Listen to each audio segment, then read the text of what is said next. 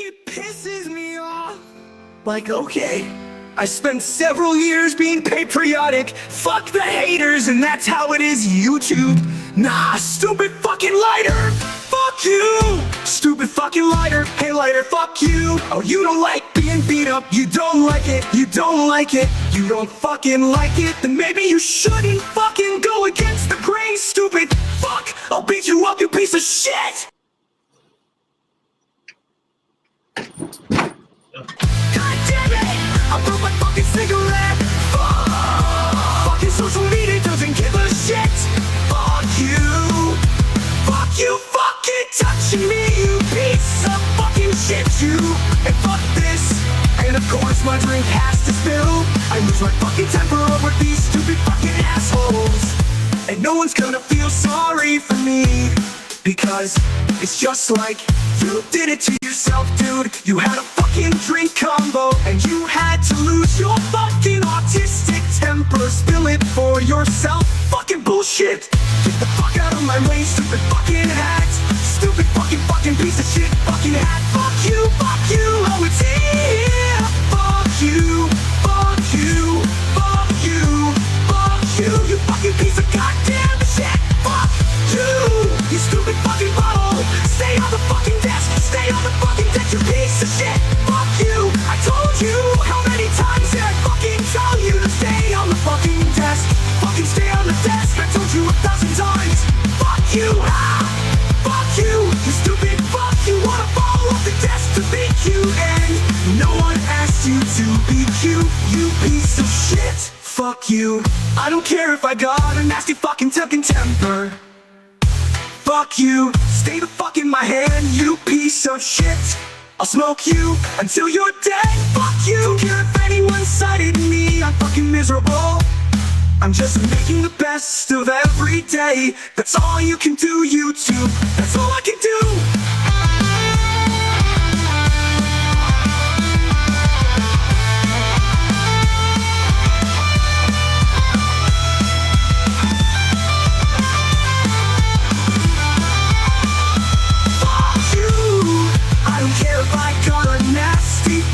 Temper, fuck you. Stay the fuck in my hand, you piece of shit.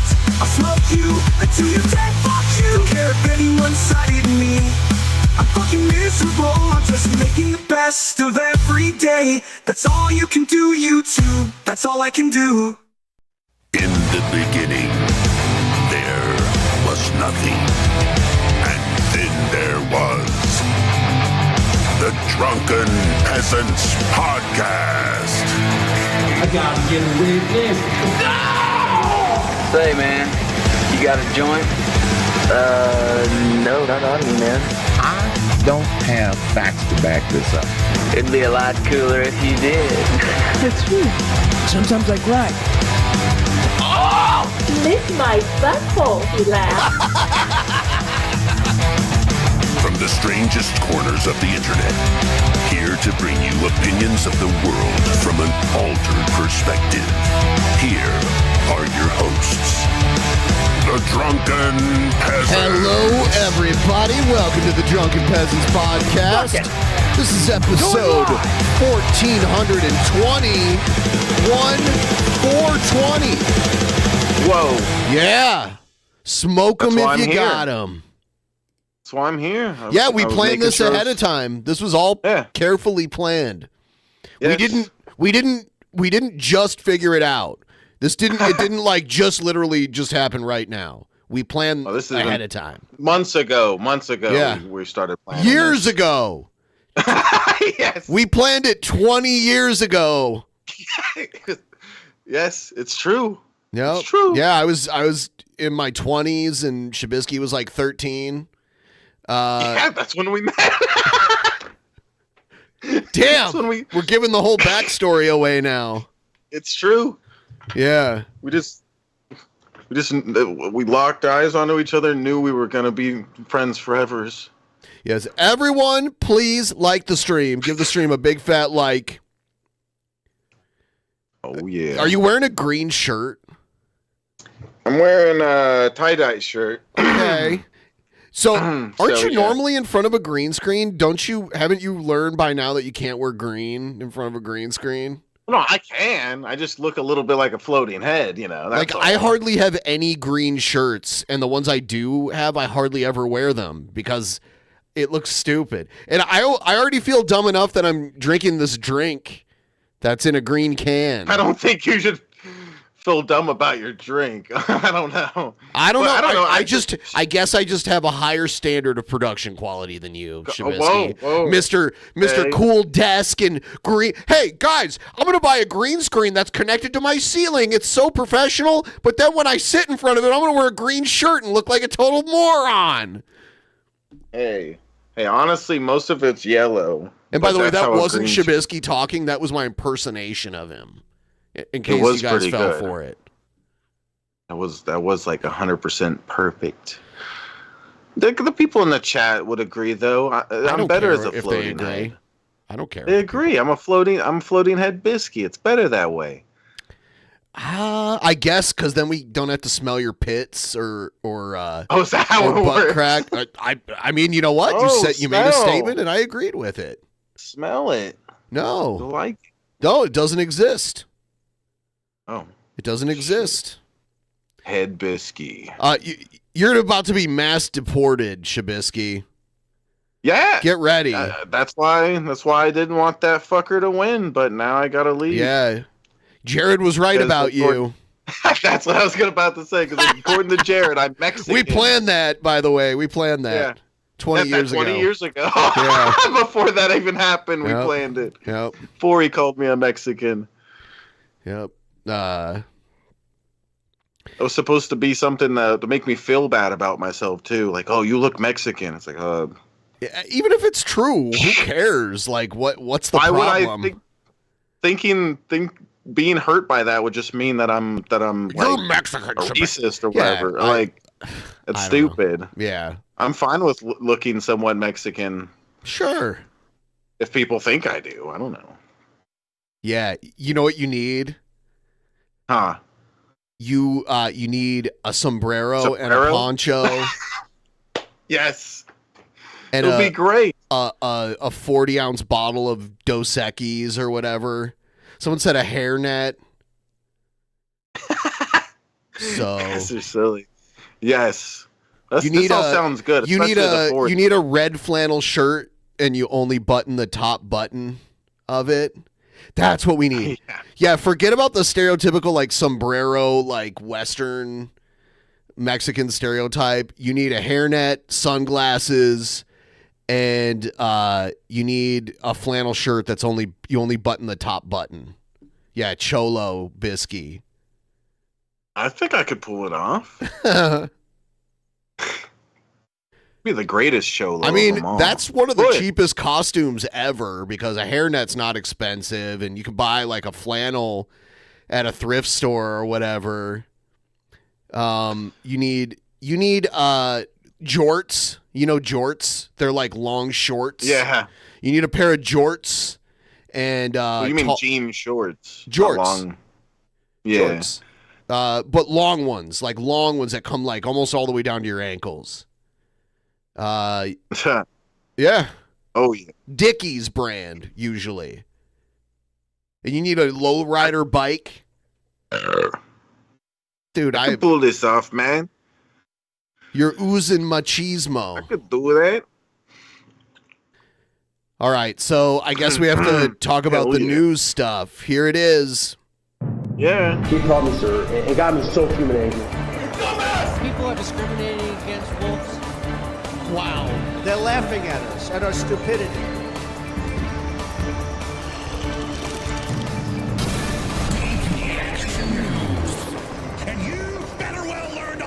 I have a few pairs of Dickie shorts and they come down like really low, like halfway down my shins. Oh yeah, there we go. Yeah. Economic uncertainty lies ahead. Apologies in advance if I'm tighter with my finances in the coming years. Stay safe and plan ahead if you're part of a marginalized group. Much love to all the DP fam. Sure. And yes, being cautious is a very good idea. I think that I'm hoping that we don't see outright fascism and it's just like conservative bullshit that we'll have to put up with and not like deportation and, you know, concentration camps and that kind of shit. Not really wanting that to happen. Hasn't happened yet, but once I see the gears turning to make that happen, I'm definitely not going to keep my mouth shut about it. But yeah, here's some people reacting to Trump's win. We're going to go through that first, and then we'll go to the concession speeches and all that. We will persist. This time that means he needs 23 more. This was a movement like nobody's ever seen before. I just hope Trump doesn't try to do anything to get a third term, because that would be weird. Hopefully he just, you know, he'll name a successor and just leave office. Trump, baby, all day we won. Hollywood stars sharing Yeah, the MAGA rapper guy. their reactions after election night 2024. Oh, God, I hate this song. You can see super tall Barron Trump standing there. He's like way taller than everybody else around him. Yeah. Either they're really short or he's really tall. Trump is like 6'3". Barron Trump is like 6'9". Trump returning to the White House after. Wait, did you say Trump is 6'3"? Yeah, Donald Trump is about 6'3", and Barron, his son, is 6'9". His decisive victory over Vice President Melania or whatever. Well, I mean, she was a model. Melania. Well, I mean, where do you think Barron gets most of his height from? I mean, like she's from a part of Europe where a lot of the men are like super tall. So, yeah, that's crazy. She's tall as hell. I didn't realize that before. Kamala Harris. Frankly, this was, I believe, the greatest political movement of all time. Among the disappointed crowd, Christina Applegate getting right to the point on X, writing, "Please unfollow me if you voted against." Says Melania Trump is 5'11". She was probably wearing heels there, which probably made her like 6'1", 6'2", something like that. Yeah. Yeah. Okay. I was wondering whether she was wearing some really tall She's fucking tall heels for a woman, though. 5'11's tall for a woman. I mean, she was a model, and a lot of models are above average height. And disability rights. What you did is unreal. And on Instagram, Oscar winner and mother to a trans daughter, Jamie Lee Curtis. We're all real people, and we live in a world that is at war. She says Trump's win means a sure return to a more restrictive, some fear draconian time. Yeah, I want to see how Trump stops these wars that he told us he could just stop if he became president. Now's your chance, Trump. End both of the big wars going on right now. Let's see it happen. Gay and trans people will be more afraid. He said he'd just do it. He didn't really give a plan. Just like they're afraid of Trump, so they'll stop fighting their wars. It's like, well, what does that look like exactly? Adding, for all those people, there will be those who will help you, me included. We're going to help our country heal. We have a country that needs help, and it needs help very badly. In reference to Trump's sexual assault allegations, Aubrey O'Day figuring, quote, "The only thing that America hates more than a sexist, racist rapist." I don't even know who this is. Me neither. I do not recognize Willie Reinhart her. saying, I don't know who this is either. I am not, like, if you're a randomly new celebrity, I have no idea who you are. Trump's alleged victims. I don't My heart her either. absolutely breaks for these women. I believe you, and I am so sorry. These are our friends. We have thousands of friends on this incredible movement. We've got thousands of friends. Meanwhile, Trump supporters Amber Rose and Everyone's my Savannah friend. Chrisley posting the victory vibes from their overnight watch parties. I'm not even sure who this is. It happened by Team Wood. It happened. I'm wearing 2 Krauses. I double love Jesus. I wish most of these people would just like fuck off about politics and being like that, and just go back to football. Can you just get back to repping your football team? Football is very political too. Yeah, but it's not as cringy. You know, like if she was all like, "Yeah, my team won here," I wouldn't really think nothing of it. But she's like, "Oh, my Trump team won that I know very little about, and very little about politics." I'm not on either team. There was one person I thought was worse than the other, and I voted for the less worse person, in my opinion. But I expected that he could win. I didn't know for sure because the polling was so even. But I'm not surprised. I wasn't freaked out. I was surprised the first time Trump won, but I wasn't Should be a lot scared. less surprising the second time because he already showed that he can win. You know, the first time. I kind of feel weird with him winning, but I feel like I would have felt weird with Kamala winning too. I didn't really want either one of them to win. You know. I don't want either one of them to be our president. Trump, baby, all day we won. That's it. It's All over day. We love our I'm gonna write another rap song about it. Yes, we do. Look what happened. Is this crazy? When it comes to next steps, Jonathan Van Ness, Andy Cohen, plus Real Housewives alum Bethany Frankel offering their I had some idiot in the chat like spamming stuff, but then they were like, "Oh, they fixed it where they can't run 3 terms." I'm like, "No shit." I was saying, would Trump try to find a way to like overturn that shit if he could? I know it's a constitutional amendment that was passed that limited it to 2 terms. I know this, so I don't understand why writing that in all caps a bunch of times and then like putting like just like dash marks makes any sense. But yeah, I'm just like, hey, what if he tries to find a loophole to it? I know there's a law about it.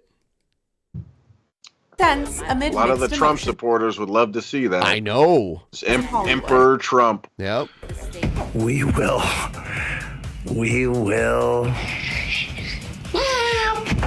persist. We will. You can't. Okay, so under the current rules, Trump couldn't run as VP because you have to be eligible to be president to be VP. And under the current rules, Trump, after the next 4 years, wouldn't be eligible to be president. So I don't believe that would happen. He would have to change the rule somehow that you can get more than 2 terms.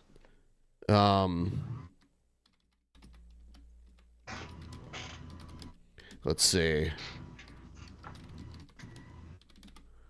So it's called the 22nd Amendment to the Constitution. Where is it? Yeah, the 22nd Amendment was an amendment that they passed, making it so that you only get 2 terms. Because before that, FDR, Franklin Delano Roosevelt, had, I think, he had 3 whole terms and then a partial 4th term, I believe. So he was president for a really long time. Did you know that, Shabisky? No. Yeah, before they passed this law, they had FDR, who's the president. Let's see. He was president from 1933 to 1945. So, like 12 years. So 1945 is when they made this amendment? No, 1945 is when he died in office, and then they made the amendment, I think, in the 50s. Oh, okay. Yeah, he would have been president longer, but he died while he was president. My allegiance is to the republic, to democracy, not to one person. Also, isn't there something in the Bible against having idols and treating them like gods or messiahs? Yes. I'm pretty sure that's the first commandment. Well, the new wave of Christians, they just say they're Christian and judge other people, but they find loopholes to the parts of Christianity that they don't like, and they just ignore those. So move forward. That's how it works. Gotta dance at the one who brung you. It's like Jared. Like Jared's like a perfect example of like the extreme of someone who says that they're so devoutly Christian, but like they're like a fucking reprehensible human being. The decision has been made. The die has been cast, and people have to move forward, unite, and the divisiveness has not worked. Everyone has to agree. Seems like on every that. celebrity they show, I don't know who they are. Yeah, I don't know who a lot of these people are. We're going to be okay. How much longer is this? All right, I'm going to skip to this next one. Here's more reactions. I believe this is from MSNBC, which is a very left-wing news outlet for like a mainstream news, cable news outlet. If you are an There's Rachel Maddow, American citizen who basically MSNBC is like the flip side of Fox News. Is the easiest way to describe it. does not want to ashcan the American system of government, who doesn't want a strongman authoritarian system where the whole government is one guy and everything else just exists to serve him. If that is what it's going to be. And now, see, he has both. He has the House and the Senate. His family controls the Republican Party completely at this point. And he has the court, the majority of the court on his side too. So he has his own party, the entire federal government kind of having his back now. It's pretty crazy. I guess we'll see how he holds up or what he decides to do. You know what? Yeah. What was a really weird thing that I heard about with this is that Dana White shouted out 3 people. I can't remember the names, but one of them was Aiden Ross at the acceptance speech. Yeah, Aiden Ross had Trump on his stream a while back. It's a very cringy and silly idea. Like during the acceptance speech, we're shouting out like kick streamers. That's like, what? That's our reality now. Yeah, yeah. It's like, what? that is not the kind of country that you want, then yesterday's election means you have more to do for your country than you have ever done before. Because now is when the rubber really hits the road, right? We don't just flip a switch and the American system of government when the rubber hits your is chode. gone. Democracy is gone. It doesn't work like that. I mean, not to be boring here for a second, but just getting very real. We now are just another one in the list of countries that has decided to, hey, what the heck? Let's try the strongman thing. Let's let democracy go. Let's put in an all-powerful guy instead, see how it goes. There are many more countries in the world governed by that kind of a system than there are governed by ours. We are the only 248-year-old multiracial, pluralistic democracy in the world. And shall we keep it? A lot of our fellow Americans say we shouldn't.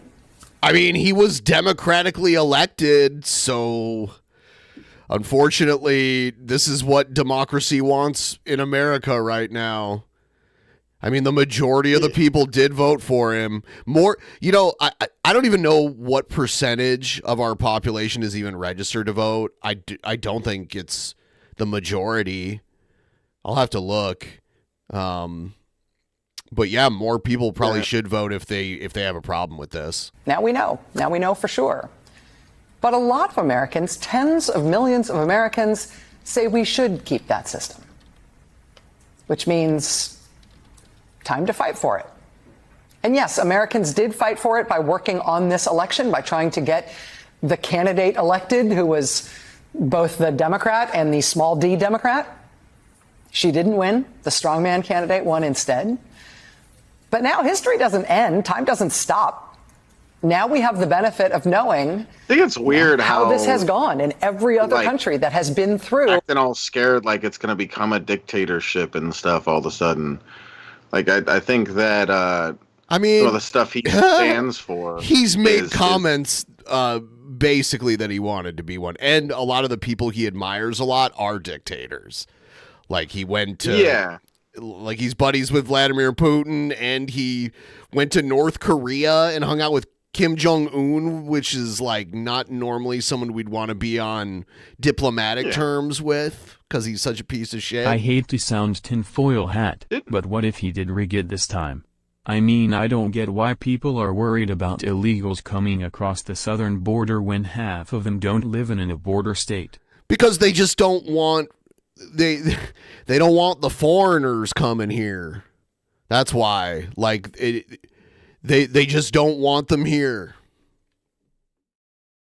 A democracy to authoritarian. George Bush did kind of the same stuff. Like he went and hung out with Kim Jong Un or something. No, he didn't. Something like that. No.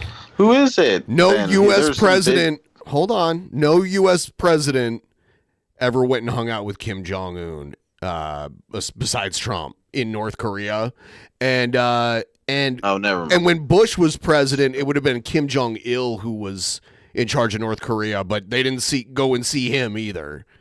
They were not going to North Korea. North Korea is a really messed up country. They like are starving. Like most of the people there are starving. They're under like severe government control there. And sadly, there are a lot. I misthought there, but still, regardless, like it's like them putting up pictures of dictators and stuff. It's kind of like this doesn't seem kind of silly and like George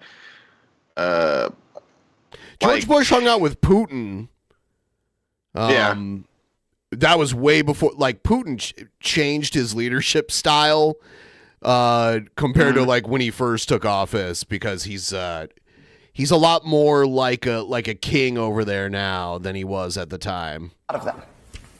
We have the benefit of seeing what's happened in those other countries, though. And what we know is that the more ground the authoritarian takes, the harder it is to ever get that ground back. And so the first order of business is to stop them from taking any uncontested ground right from the outset when it comes to what our system of government is and what our democracy is. Right? We know from other countries' experiences that quickly, I mean now, in the next few weeks, if not the next few days, they are going to start pushing to see how far the country is going to let them go without pushback, without protest. And part of this is because it's just psychologically advantageous for them to do this now, right? They're counting on the half the country that voted against them, the half the country that doesn't want to give up our system of government. They're counting on all those tens of millions of Americans to be despondent, to feel powerless, They're all to check crying. out. Yeah, I mean, like they want. I mean, it did not go the way they had planned. I don't want to hear Rachel Maddow anymore. Are there more? Okay, yeah, there's more. We get another beer. Where's the? Because it's more Morning Joe people. Where are they? And Nevada are still too close to call.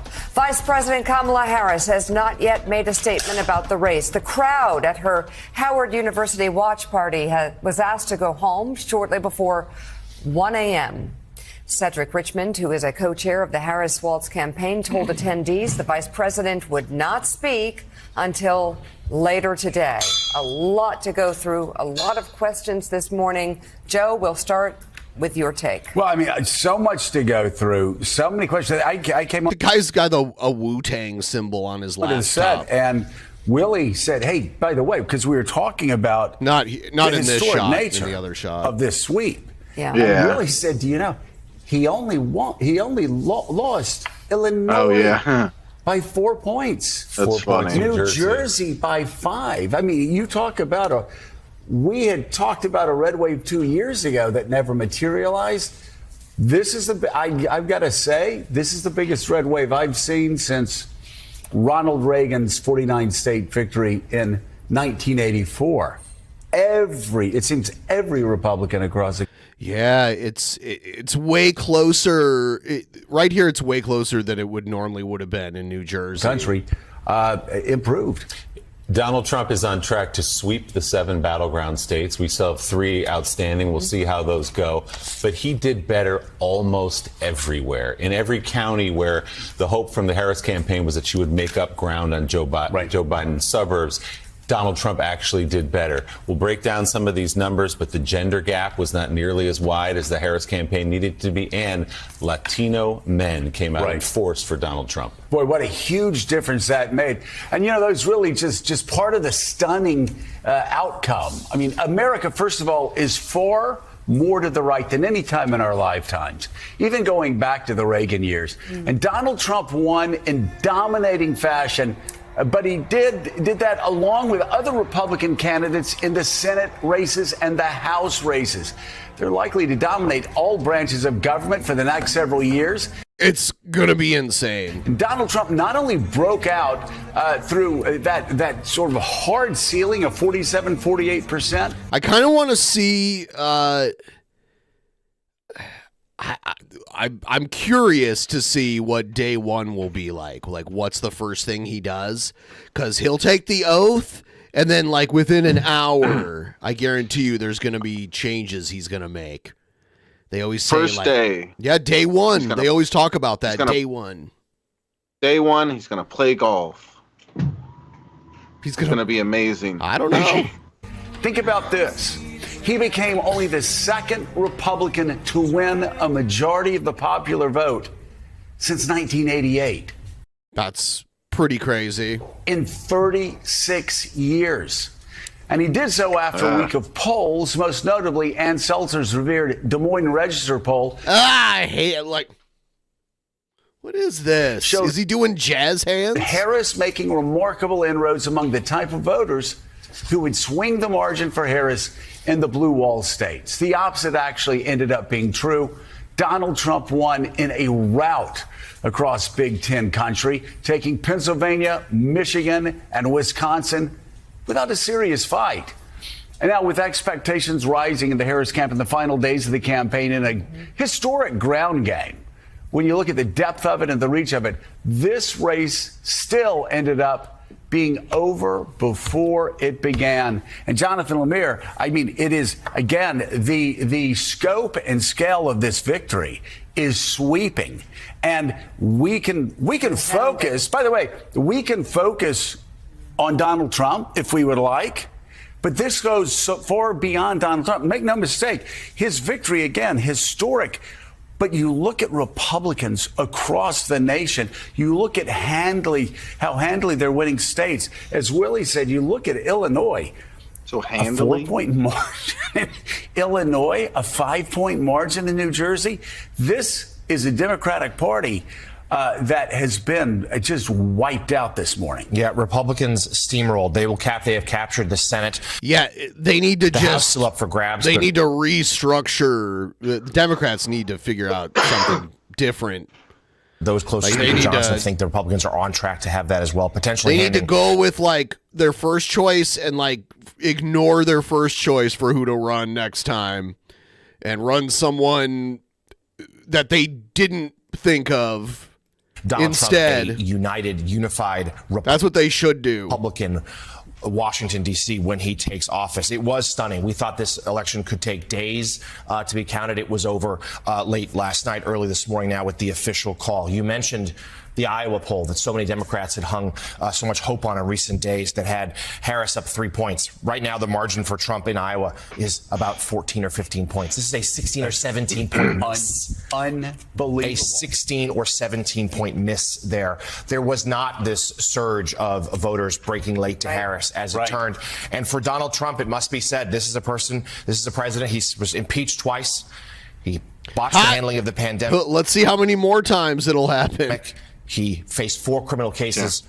He inspired January 6th, and he won anyway.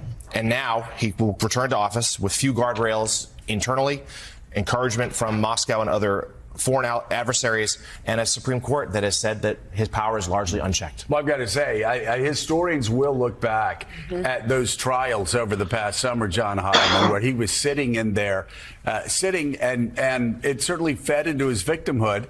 And that will be seen. Those trials where he's sitting in court all day will be. So now he has a good shot at like basically nothing happening to him for all of the criminal convictions.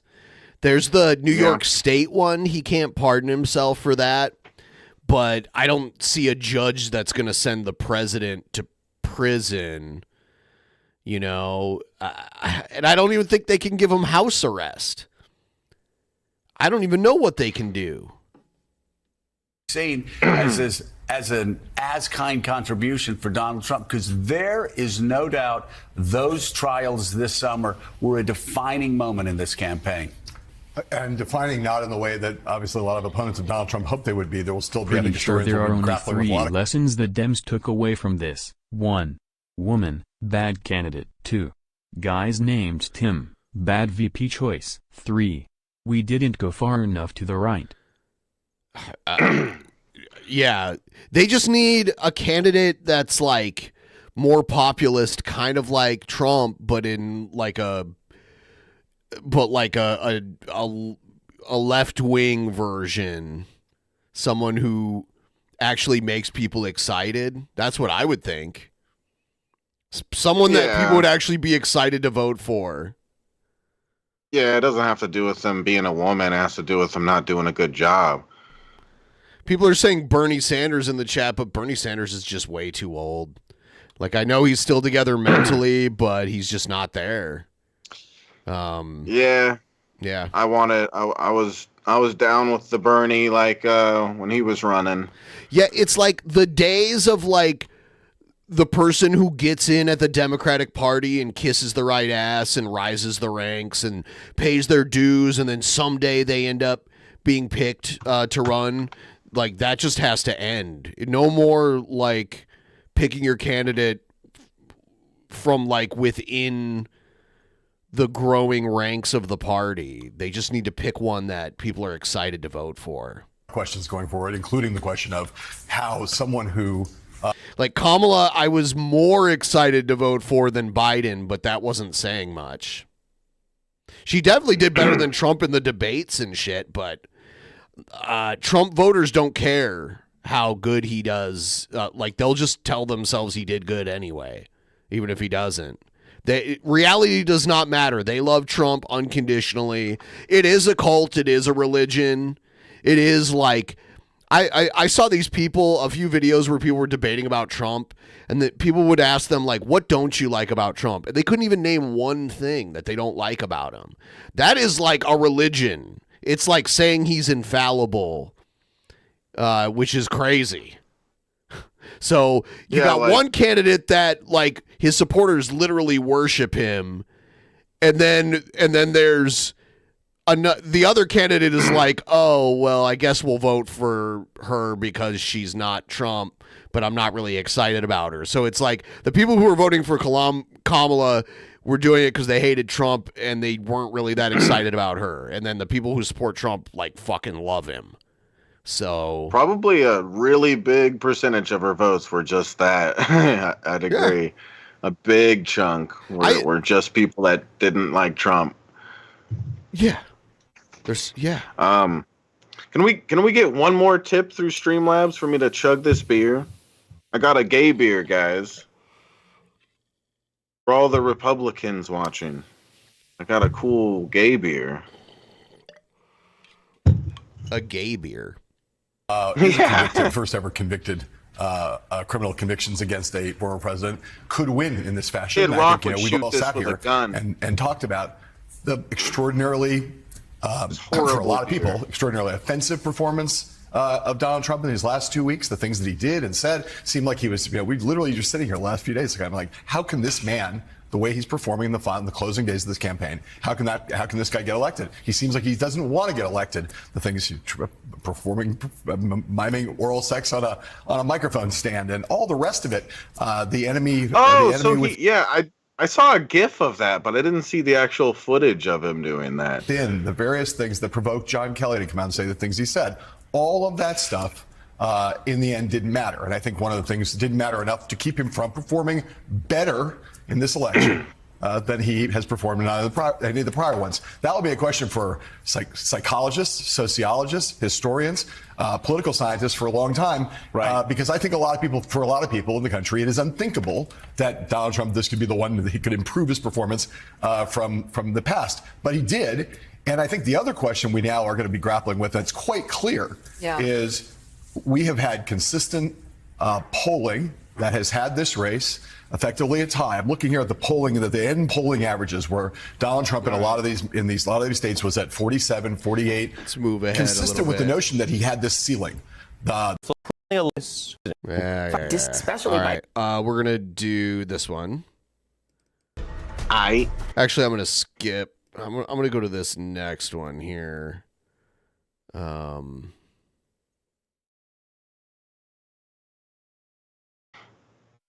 Я, пользуясь случаем, хочу поздравить его с избранием на пост президента Соединенных So, Штатов. yeah, Putin's already like, yeah, I want to congratulate Trump. Америки. Я уже говорил, что мы будем работать с любым главой государства, которому окажет доверие. I'm like, how's Trump going to end this Ukraine war? Is he going to help Putin end the war? Like, what's he doing Американский here? народ. Так будет действительно и на практике. Вы знаете, можно тоже как угодно к нему относиться, ведь все изначально в первой его итерации президентской говорили, что он бизнесмен в основном, и он мало чего в этом понимает в политике, ошибок может наделать. Yeah. Ну, во-первых, я вам могу сказать, его поведение в момент покушения на его жизнь, я не знаю, но на меня произвело это впечатление. Он мужественный человек оказался. И дело не только вот в поднятой руке и в Oh, he's talking about how the assassination attempt impressed, the way he behaved during the assassination attempt impressed him, is what he's saying. That's lame. Yeah. Бороться за их общие идеалы. Дело не только в этом. Хотя это, конечно, знаете, The way he put everybody's life in danger. Yeah, that was so impressive. Yeah, what a surprise Putin finds that impressive. Человек проявляет себя в условиях... Like there's an active shooter, and instead of getting out of the way, so it lowers the amount of chance of actual more shots being fired. He stands up and goes like this while his security surrounds him, putting all of their lives at risk. He's such a hero. What a great guy. He's putting everybody's life at risk for a cool photo op. What a great guy. He's now up 4 points. This is crazy because this is the guy that had predicted a lot of elections, but he predicted Kamala would win. And this is the point where he kind of realizes. I don't get it. That he's why wrong. Why they think Trump's going to win Pennsylvania. I'm not worried about Pennsylvania. I think Pennsylvania's looking good for Harris. I do too. It wasn't looking good. But I'm saying the New York Times gives a slight edge to Trump, and I don't understand that. Yeah, I wouldn't read into that too much. Yeah. The Fox News decision desk can now officially project that Donald Trump will become the 47th president of the United States. Voters express deep frustration with the Biden administration, and former President Trump and the future President Trump overperformed in urban areas, particularly with men, proving that the strategy that they doubled and tripled down on over the course of the last few months absolutely succeeded and brought him back to the White House. Donald Trump has won the state of Wisconsin, which means he is the winner of this race and will return to the White House as this country's 47th president. And for so many of you watching right now, that news is, to say the least, a lot to digest. I understand that personally. It is now official. CNN projects that Donald Trump has been elected president, defeating Vice President Kamala Harris and making a political comeback unlike any. History this morning, 5:30 a.m. on Wednesday, that Donald Trump has won the presidency for a second time, this time after having served for 4 years, then disputing the 2020 election, and then, of course, rallying a mob to the Capitol to try to interrupt the peaceful transfer of power. The people that support him liked that. There, Americans deciding to send him back to the White House for a second term. And CBS News now projects that Donald Trump is the winner in Wisconsin. Wow. Him winning now is, with the fact that he threw a fit when he lost, isn't it kind of ironic, right? Isn't it like how could he have won if it's so rigged and of the election gets stole? Oh no, it's only it's only rigged when he loses. That's how it works. That gives him the number of electoral If he had lost, votes he would have said it was needs rigged. To become the 47th president stupid. of the United States.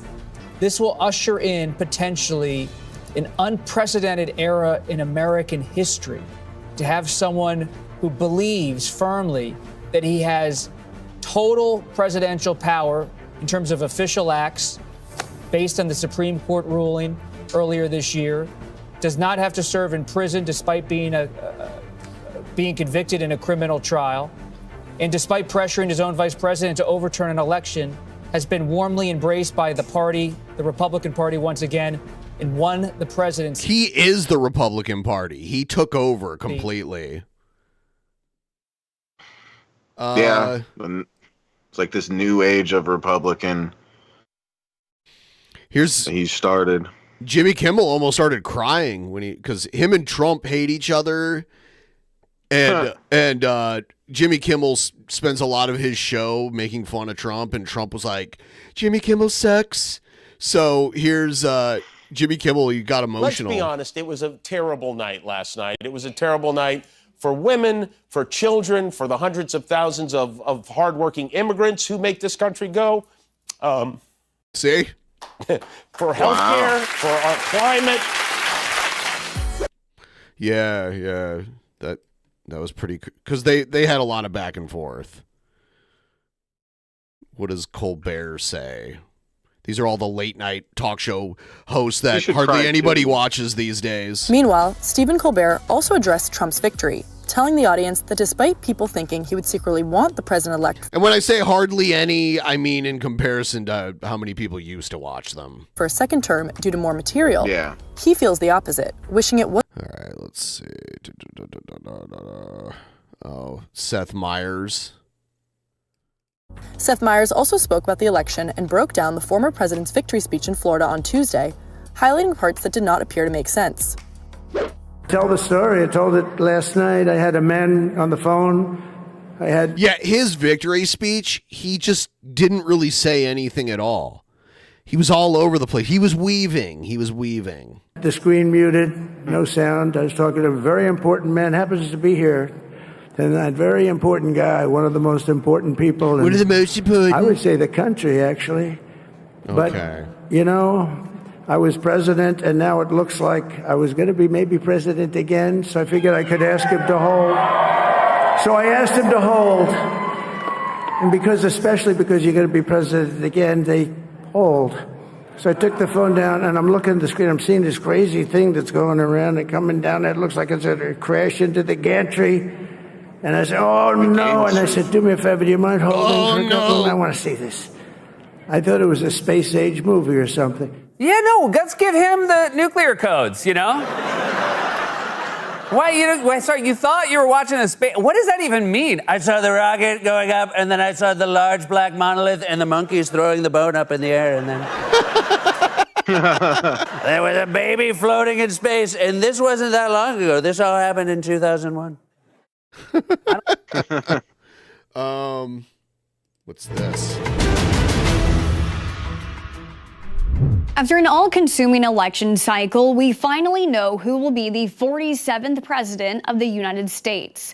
From polling models to expert predictions, the race between Vice President Kamala Harris and former President Donald Trump was considered a toss-up right to the end. But as votes began to be counted, some well-renowned pollsters took a U-turn on their predictions. Nate Silver is one of the most well-known names in election forecasting. He had a lot riding on his 538 polling model, which showed Harris with the advantage through most of the election night.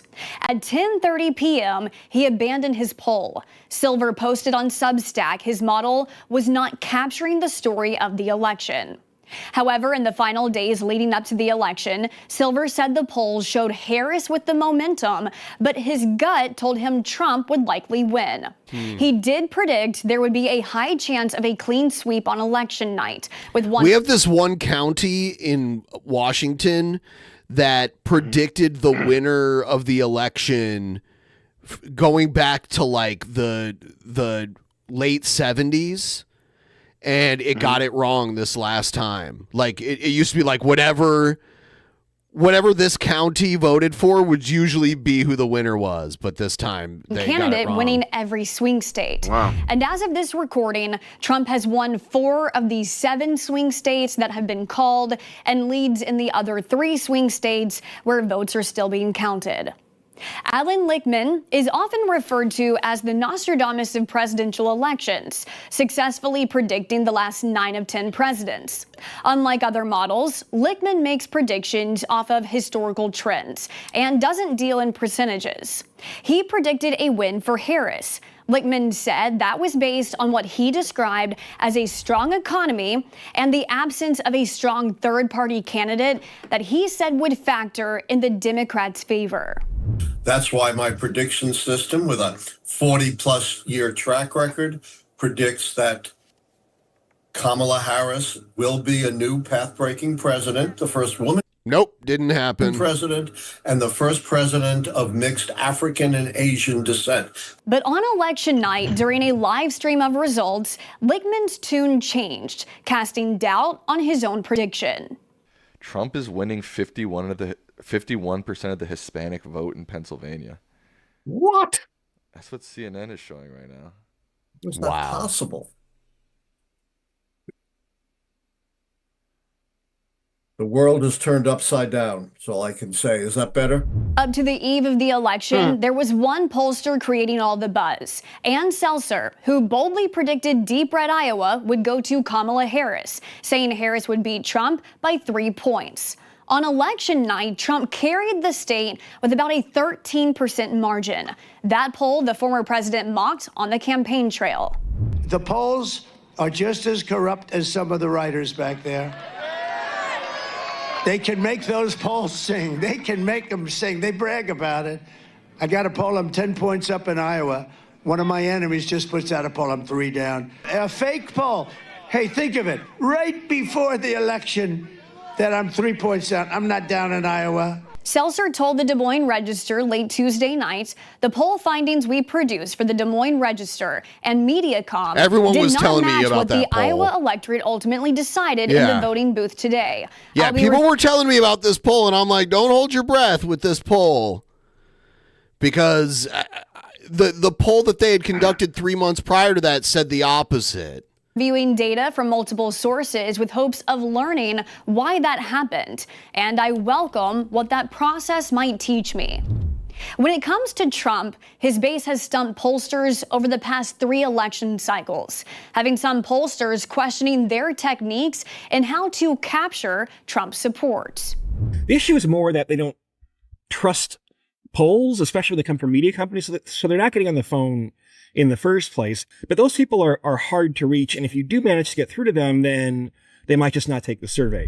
While polling models can offer a snapshot of voter sentiment, this election cycle proves yet again predicting election outcomes is still an inexact science.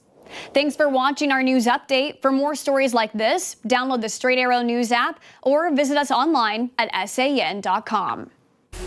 Damn. What about this?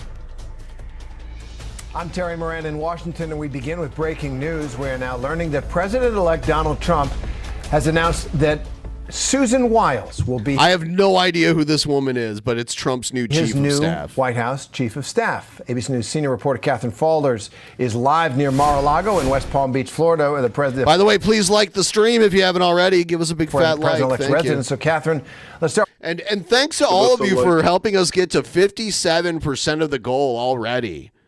Thank you so much, and please, if you want to help us get a little closer, it'd be cool if we could end this stream at like 75% or something. Thank you. With this appointment, who is Susan Wiles? What is significant about her becoming chief of staff at the White House?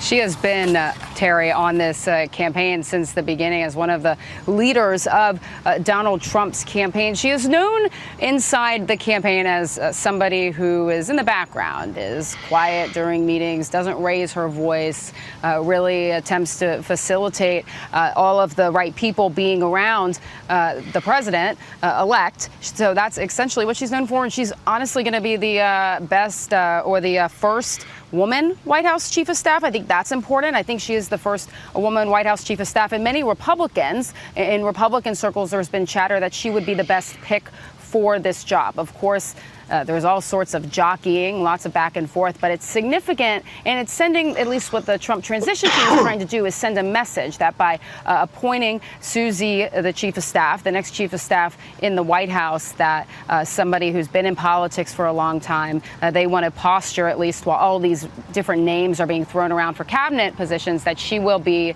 the gatekeeper, somebody who will attempt to keep the right people around President Trump when he goes to the White House. So clearly this is a decision that many Republicans behind the scenes, Republicans on Capitol Hill, felt like was the best decision, and it's symbolic because it is the first staffing announcement that President-elect Trump has made.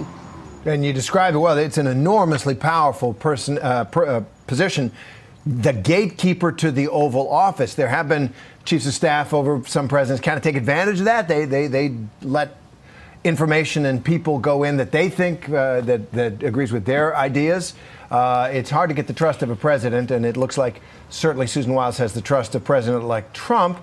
And I'm kind of wondering just the mood there, if you could talk a little bit about it. Look, this is a smashing big day for Donald Trump and his team and the Republican Party. With that Supreme Court ruling, theoretically Biden could send Trump to that great casino in the sky, and as long as it is official act as president, it's legal. That is on an endorsement, merely an interpretation. It is true. No, I said the same thing. Because Trump's like, oh, the president gets immunity. And I'm like, okay.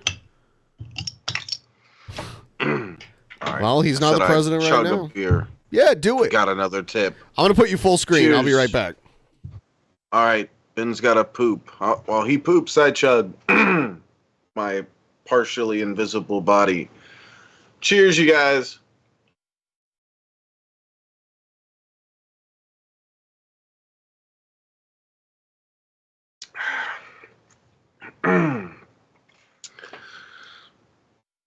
Oh, damn.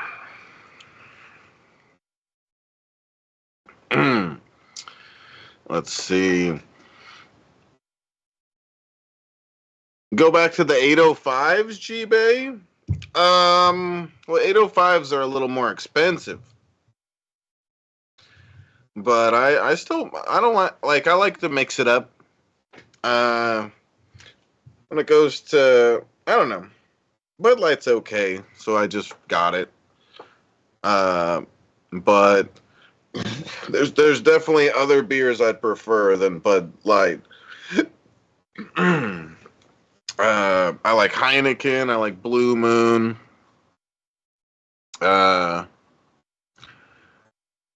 You're lying. Beer isn't bad for you. Where did you hear those lies? It's just what those liberal scientists want you to think. It's all a lie.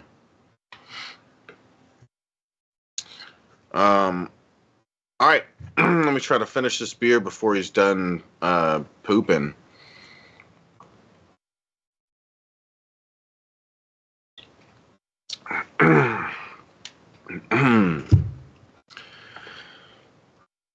Science.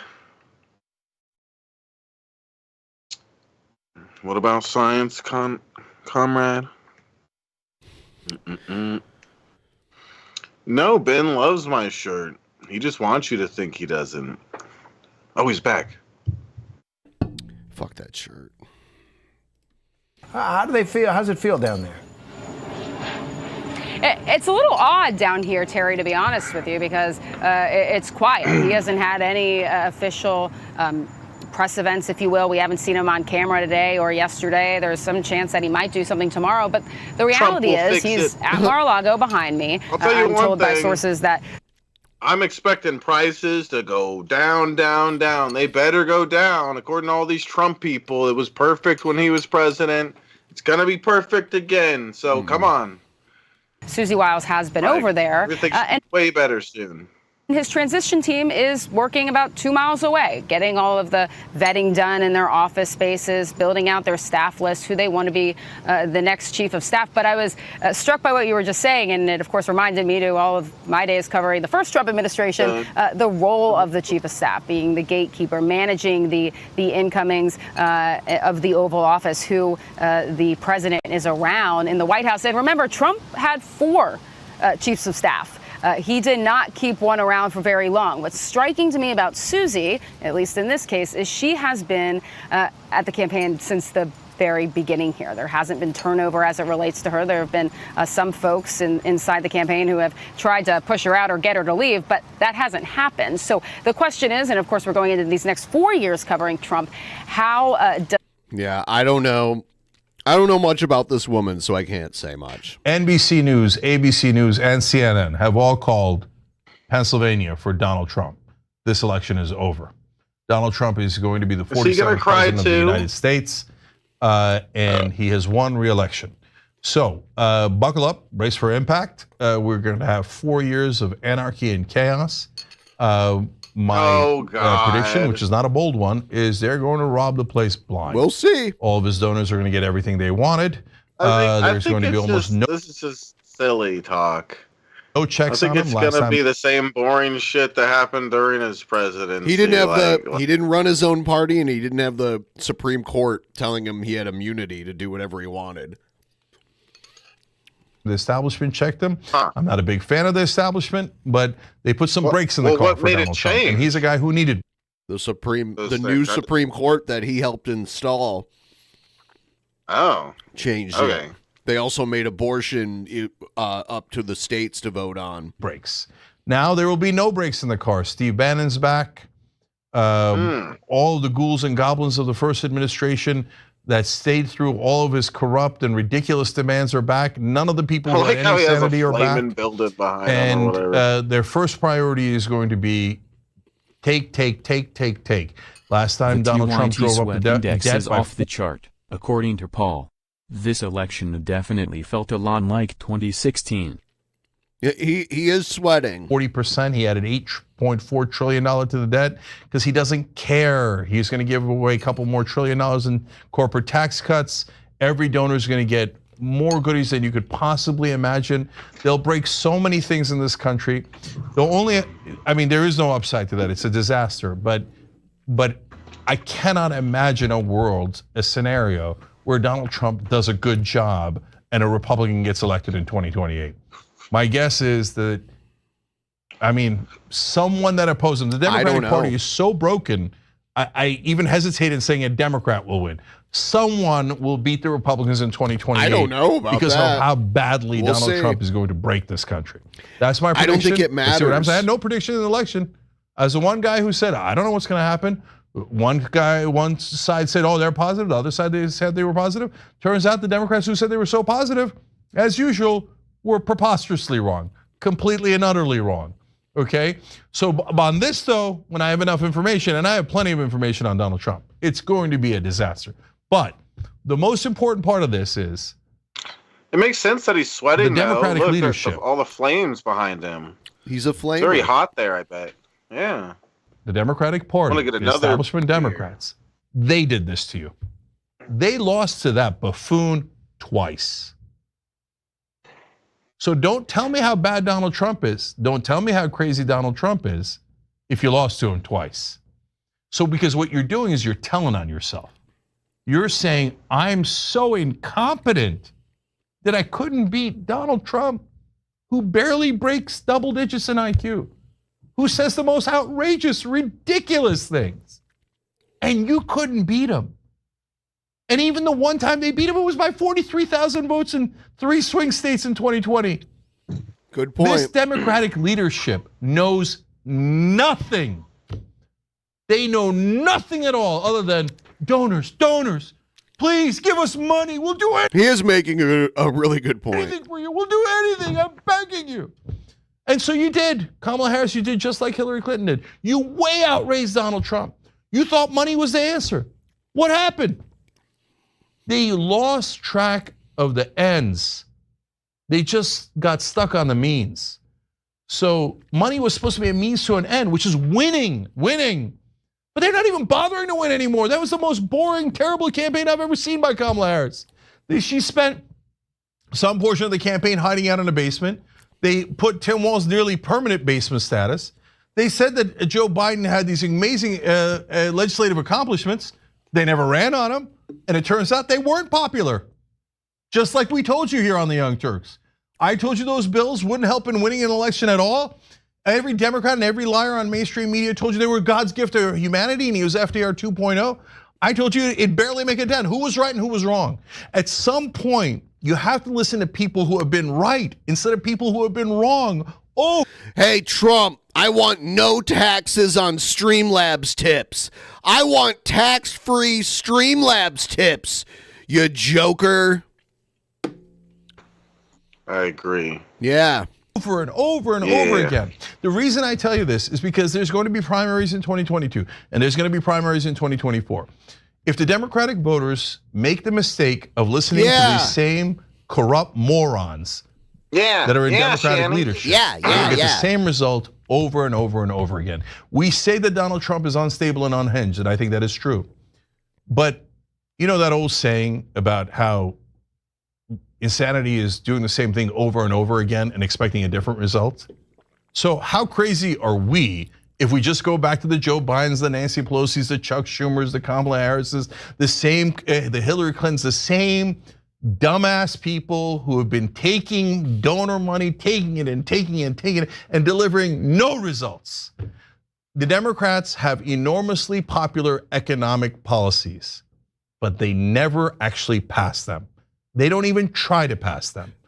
And so then when they don't deliver for the voters, they go, him, it was their fault, it was their fault. And I guarantee you after this election, do you think that Kamala Harris and the rest are going to learn their lesson?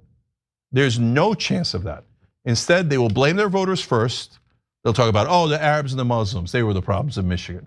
They'll talk about young black men didn't turn out. Oh, women should have turned out more. Oh, we Latinos, how dare they go with a racist Donald Trump? And then they'll say, oh, the country's too racist, the country's too sexist. 100%. In fact, we had a Democratic congressman on today who said those very same things. It's just, I'm so sick of the refusal to do any self-reflection at all and to lash out as if the electorate, like the onus is on the electorate to get them elected. Like they're entitled to the voters working for them. And it's like, no. You're running to be a public servant. They have forgotten that, Cenk. No, absolutely. And so they're just totally disconnected. They're disconnected from average, everyday Americans. And that's why I think the Democratic Party has been bleeding support from, marginalized communities that the Democrats purport to be the representatives of. But are you really representing them? What have you done to make their lives better? Running on a voting rights bill and encouraging like an incredible on-the-ground effort in Georgia to ensure 2 Democratic senators got elected in that runoff race, in those runoff races, I should say. Like when you don't deliver after they've put in the work, the chickens are eventually gonna come home to roost. Yeah. And so look, I get that tonight is depressing for a lot of people, but at the same time. She didn't say for her though. I've seen that Anna Kasparian is kind of like moving right a little bit. Like she's on the right side. I'm not shedding a tear for the Democrats, okay? They deserve this. The electorate doesn't deserve it, but Democrats deserve it. Yeah, Democratic politicians. Yeah, let me be specific. And so those politicians, what's coming next is they will lie to you. But here's the reality. And look, tune in any Monday through Friday, 6 to 8 p.m. Eastern. That's what we do, Young Turks on YouTube or TYT.com or all the different places we're on, right? We told you something that you probably never heard in mainstream media. So they said, oh, filibuster, we can't pass anything. First of all, Joe Biden didn't even propose the public option. He said he was going to, and he didn't. And then they do that every time because they realize the health insurance companies don't want them to do that. They like the federal mandate to, well, it's not a mandate, but federally subsidized private insurance because they get paid either way. That's what that is all about. Higher minimum wage, that's the first thing Joe Biden pulled out of the bill. So there's a reality, there's a truth. Did he pull it out of the bill or didn't he? Did he propose it or didn't he? And then they said, well, voting rights. I mean, we won Georgia, we won those 2 Senate seats, and then one of the main things they promised was voting rights, right? And they said that was their first priority. It was called HR 1, right? And that bill had a provision to get money out of politics. Not perfect, but it was a good start. I told you guys on the show immediately, there's no chance they're gonna pass that bill because it has a provision to get money out of politics. There's no way they'll do that, right? And what happened? They say, oh, filibuster, parliamentarian. But the part you didn't hear on MSNBC is, but wait a minute, when it came to the debt ceiling, all of a sudden, the parliamentarian and the filibuster were nowhere to be found. They made an exemption for the filibuster that they said over and over and over that they could never make, and it wasn't possible. But as soon as it was for the debt ceiling, because it was going to affect the stock market, their beloved stock market, where all of their money is and all of their donors' money is, all of a sudden the filibuster and the parliamentarian were nowhere to be found. And they lifted it and they made sure that the debt ceiling should be raised. I think the debt ceiling should be raised. I'm glad they did that. But why didn't you do it for voting rights? Why didn't you do it for higher minimum wage? Why didn't you do it for paid family leave or any of these incredibly popular policies? Because they didn't want to pass them. Because their donors don't want those bills. I mean, look, I've said this a million times, but I'm going to say it one more time here because it's important that you know this. If paid family leave's at 84%, if any bill's at 84%, and you can't pass it, that means you are a miserable failure of a politician. Guys, it's not that they're miserable failures of politicians, it's that they don't want to pass them. That's why they don't propose them, that's why they don't fight for them, and that's why when you're not looking, they take them out of the bills. They're crooks, they're corrupt. The number one issue is establishment versus populist.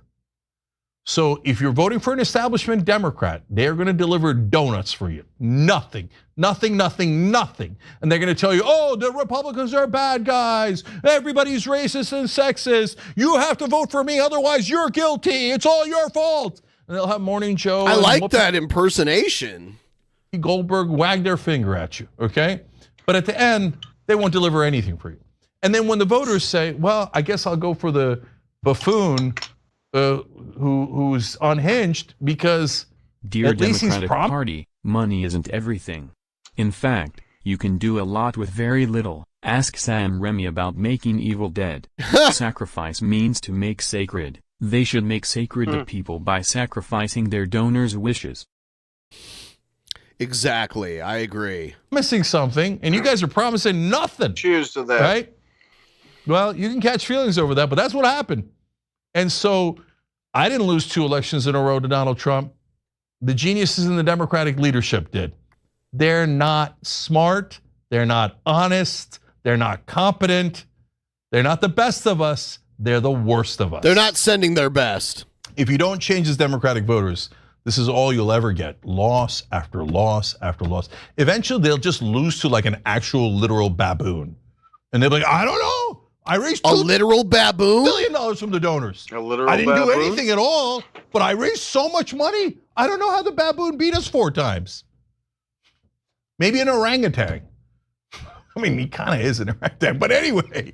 So don't tell me they're successful. Anyone who says that Democratic leadership should be listened to, I'm going to immediately dismiss from now on. No, that means you don't know anything and you're a fool. So there's no point in having a discussion with a fool. So go ahead, Democratic establishment guys, go cry. Well, it's because of you we lost this election. It's because of you we lost to the election in 2016. So we did it your way. It's not like you didn't get your way. You got your beloved Hillary Clinton. You got your beloved Joe Biden. You got your beloved Kamala Harris. You have your beloved Nancy Pelosi and Chuck Schumer. Wall-to-wall losses.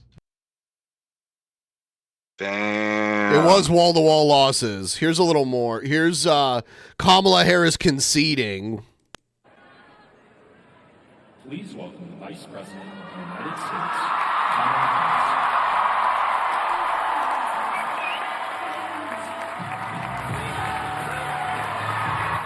All right, blah, blah, blah. Play her entrance music. Yeah!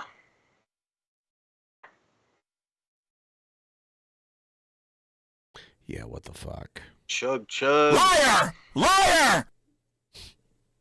What the fuck? Do what Skylar does with the Amorites and the kids and whatnot and everything and whatnot. Gosh, Yes, I did! You don't got no proof!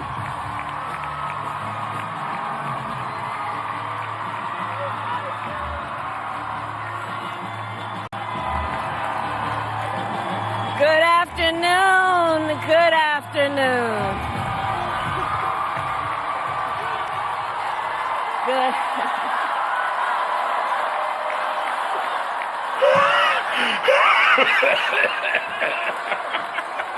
Good afternoon, everyone. Good afternoon. Good afternoon.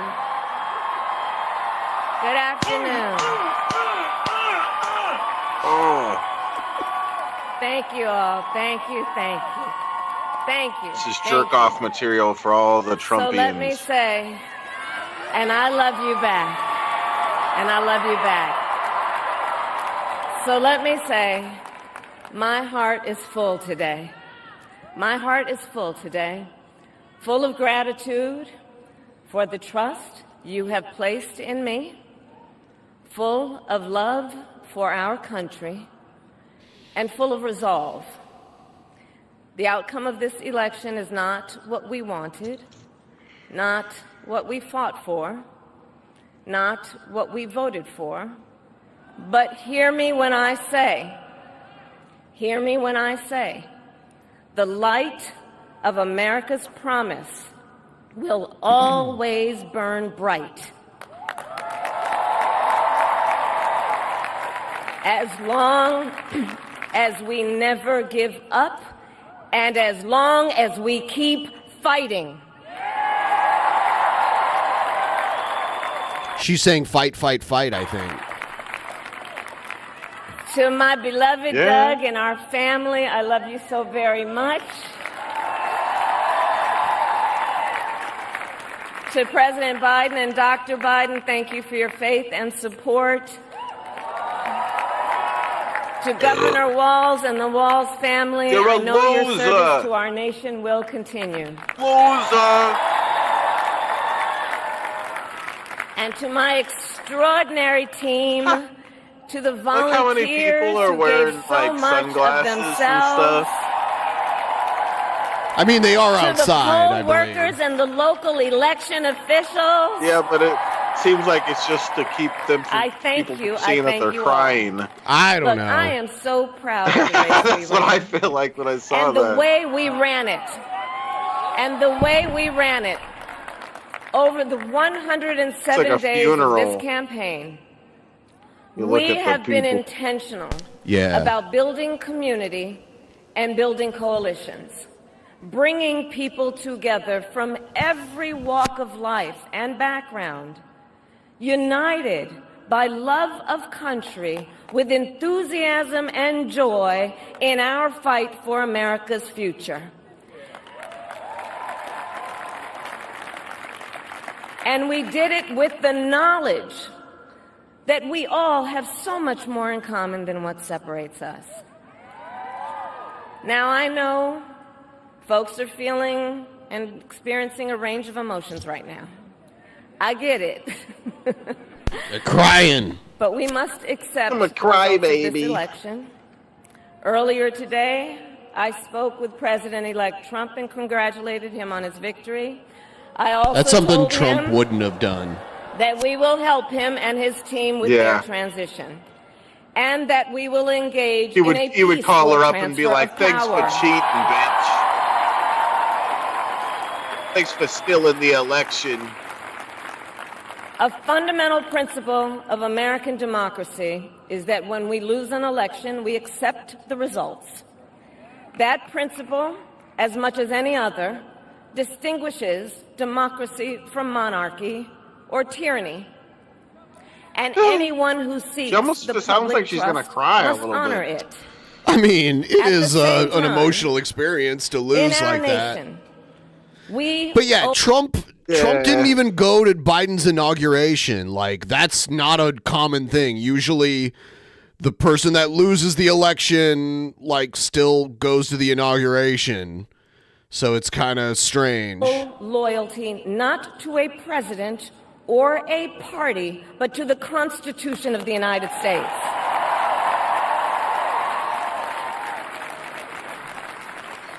And loyalty to our conscience and to our God. My allegiance to all three is why I am here to say, while I concede this election, I do not concede the fight that fueled this campaign. Yeah. The fight. It's funny because The Cenk fight Uygur for just told us it freedom. was a bad campaign. For opportunity. Yeah. For fairness and the dignity of all people. A fight for the ideals at the heart of our nation. The ideals that reflect America at our best. That is a fight I will never give up. Oh, yeah. Blonde woman right there. Yeah, these two up front definitely crying. And then the woman on the left is wearing... the woman on the left is wearing Michigan bullshit. So she sucks, too. Yeah, literally, those two in the front look like they're at a funeral right now. It's the funeral of Kamala Harris's campaign. I will never give up Yes. the fight for a future where Americans can pursue Oh, their no, dreams, Kamala Harris isn't gonna ambitions, gain a bunch of power and and stuff. aspirations. Where the women of America have the freedom to make decisions about their own body and not have their Nope, it's not happening, which is sad. government telling but them what to do. We will never give up the fight to protect our schools and our streets from gun violence. And America, we will never give up the fight for our democracy, for the rule of law, for equal justice, and for the sacred idea. So when is J.D. Vance coming out of the closet and being the first gay vice president? That every one of us, no matter who we are or where we start out, Will be the has greatest. certain fundamental rights. The greatest and first gay freedoms vice that president. must be respected Yay. and upheld. Yay. And we will continue to wage this fight in the voting booth, in the courts, and in the public square. And we will also wage it in quieter ways, in how we live our lives, by treating one another with kindness and respect, by looking Yeah, you in gotta the kill him face with of a kindness. stranger and seeing a neighbor, Yeah. by always using our strength to lift people up, to fight for the dignity that all people deserve. The fight for our freedom will take hard work, but like I always say, we like hard work. Hard work is good work. Hard work can be joyful work. And the fight for our country is always worth it. It is always worth it.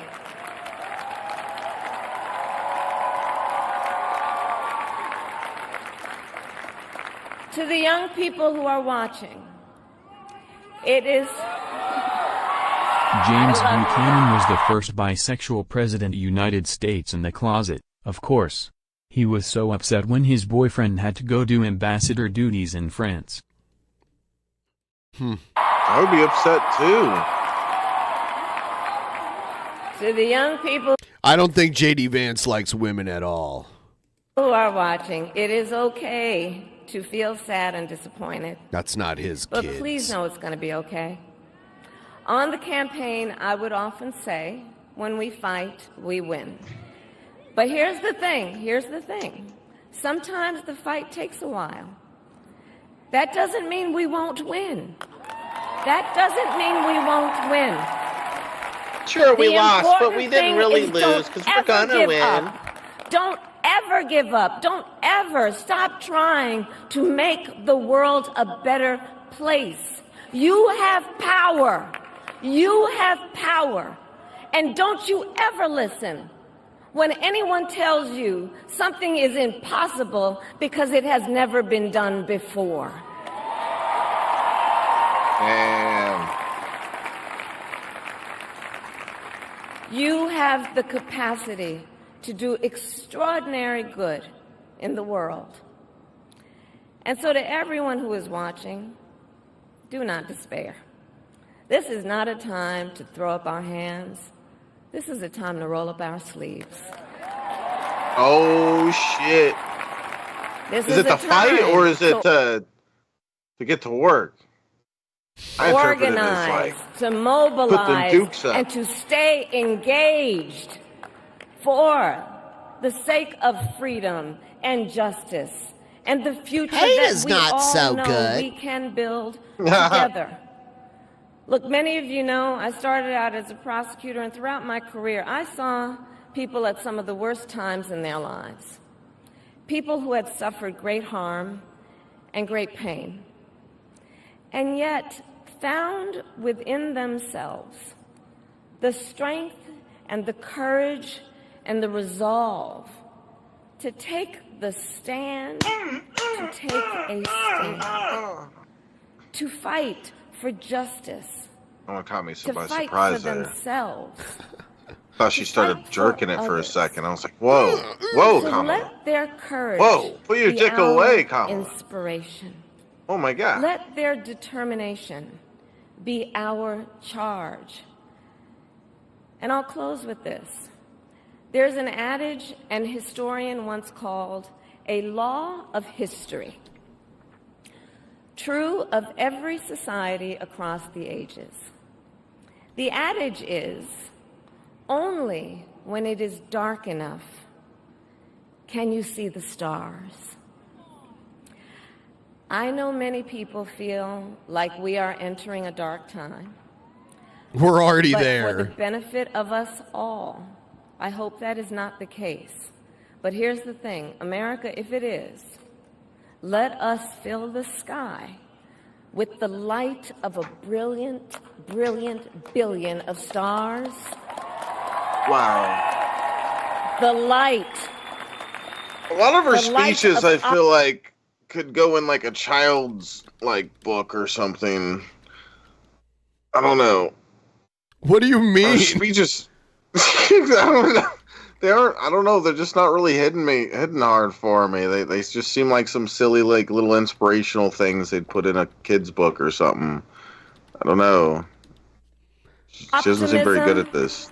Of faith, of truth, and service.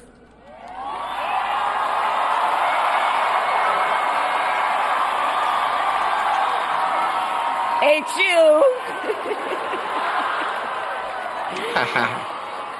And may that work guide us, even in the face of setbacks, toward the extraordinary promise of the United States of America. I thank you all. May God bless you, and may God bless the United States of America. I thank you all.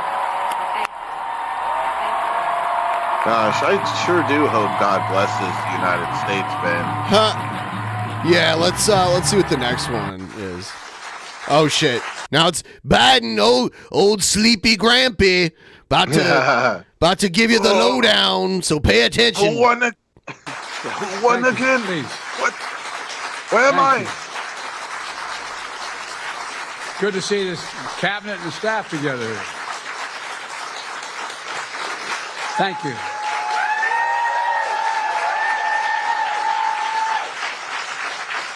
Thank you, thank you, thank you. Please. Please, shut the fuck up. Thank you, thank you, thank you. It's good to see you all. Particularly good to see my granddaughter sitting in the front row here. Hi, Finn. How are you, honey?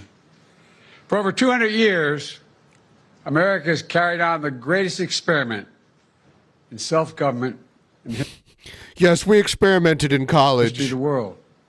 And that's not hyperbole. That's a fact. We're the people. The people fact, vote Jack. and choose their own leaders, and they do it peacefully. It's a And we're in a fact, Jack. democracy. The will of the people malarkey. always prevails. Yesterday, I spoke with President-elect Trump to congratulate him on his victory. And I assured him that I'd direct my entire If administration. Trump finds a way to repeal the 22nd Amendment, I was just talking about that. Obama's going to run again just to clown on Trump. I think he'd win too. That would be hilarious. I didn't even think about that. I don't think Trump can't repeal it. it's like they'd have to pass a new constitutional amendment. Or the courts, I guess, could be like, oh, that amendment is actually on. Can the courts overturn an amendment? I don't think so. I think literally a new amendment is the only thing that could overturn an amendment. Yeah. So they would have to amend the amendment. That's very difficult to do. Don't you need 2/3 majority in the House and the Senate?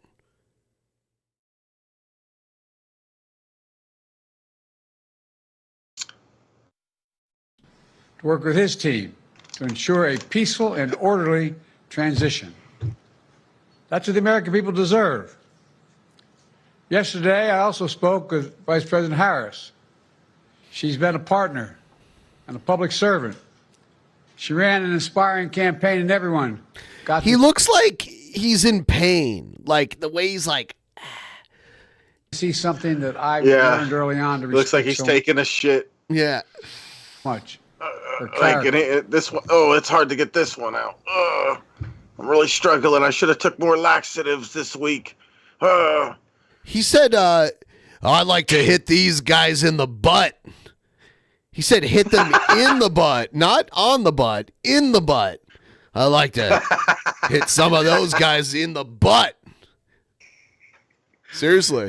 See, he's the confirmed first gay president. Backbone like a ramrod. She has great character. Like a ramrod. Ooh.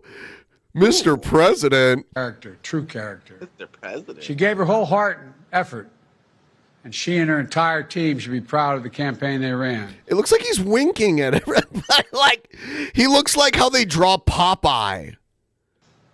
You know, It looks like me when I smoke way too much weed. Ramrod Joe. Whole America, since our very founding, has always been an ongoing debate and still vital today.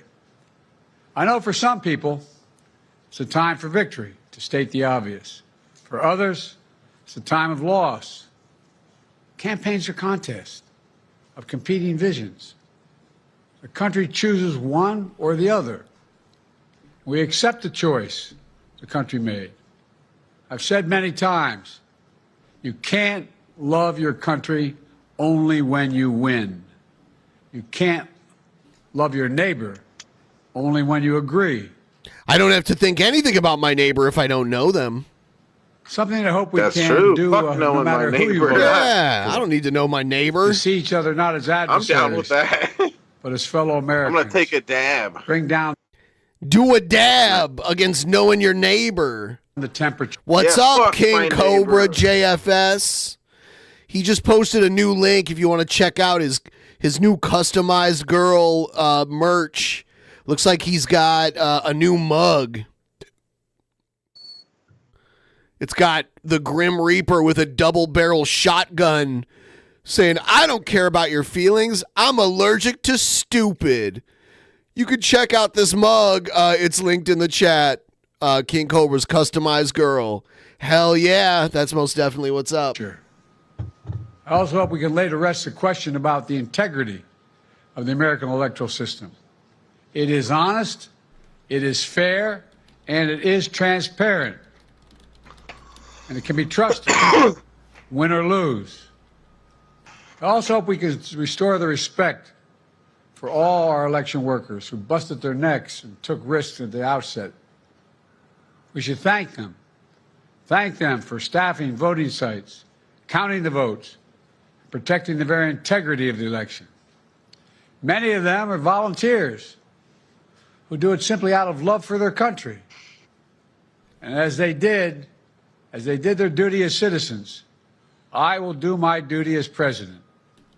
I'll fulfill my oath, and I will honor the Constitution.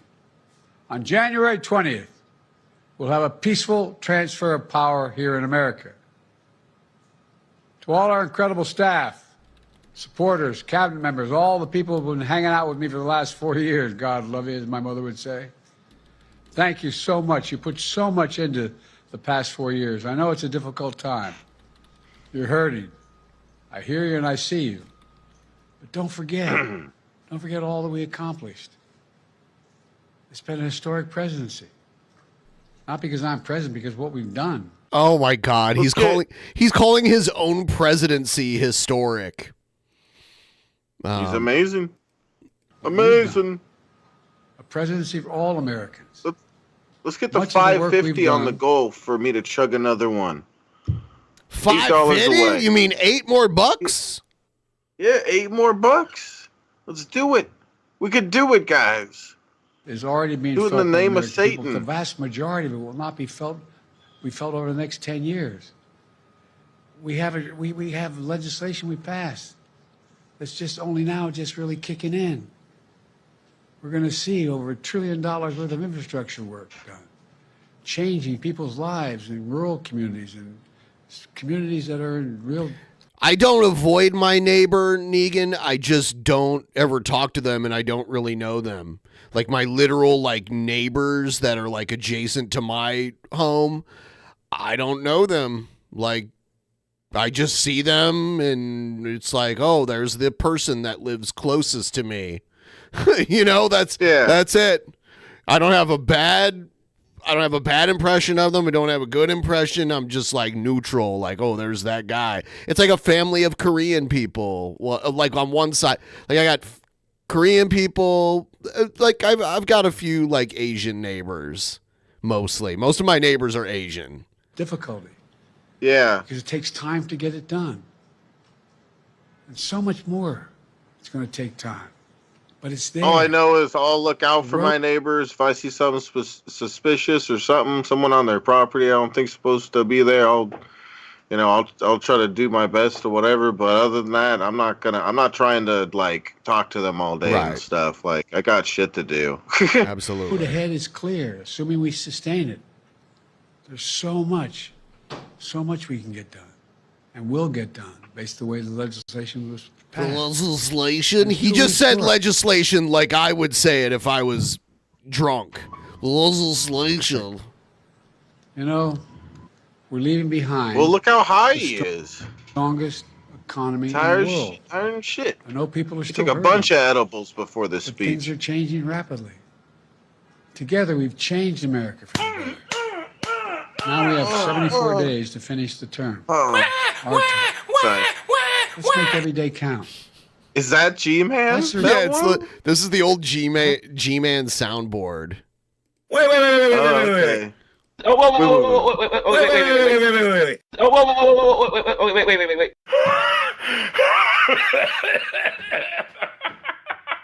Yeah.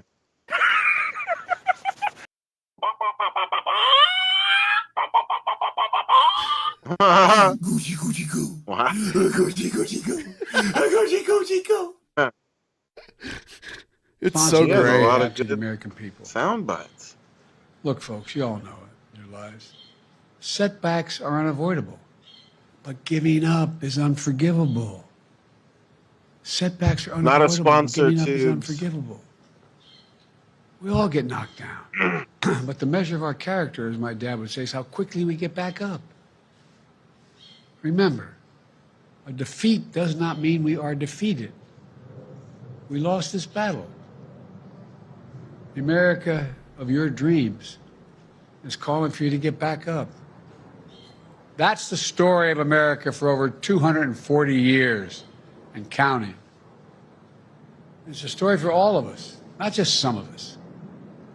The American experiment endures.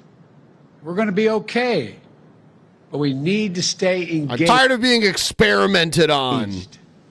We need to keep going. Don't lie. And above all, we need to keep the faith. We need $8 so Shabisky can fuel his alcoholism. So proud to work with all of you. Make me chug. I sincerely mean it. God bless you all. God bless America.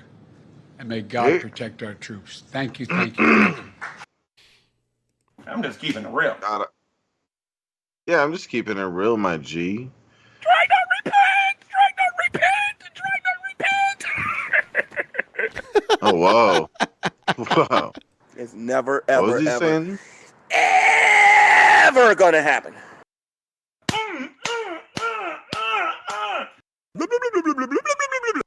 Oh,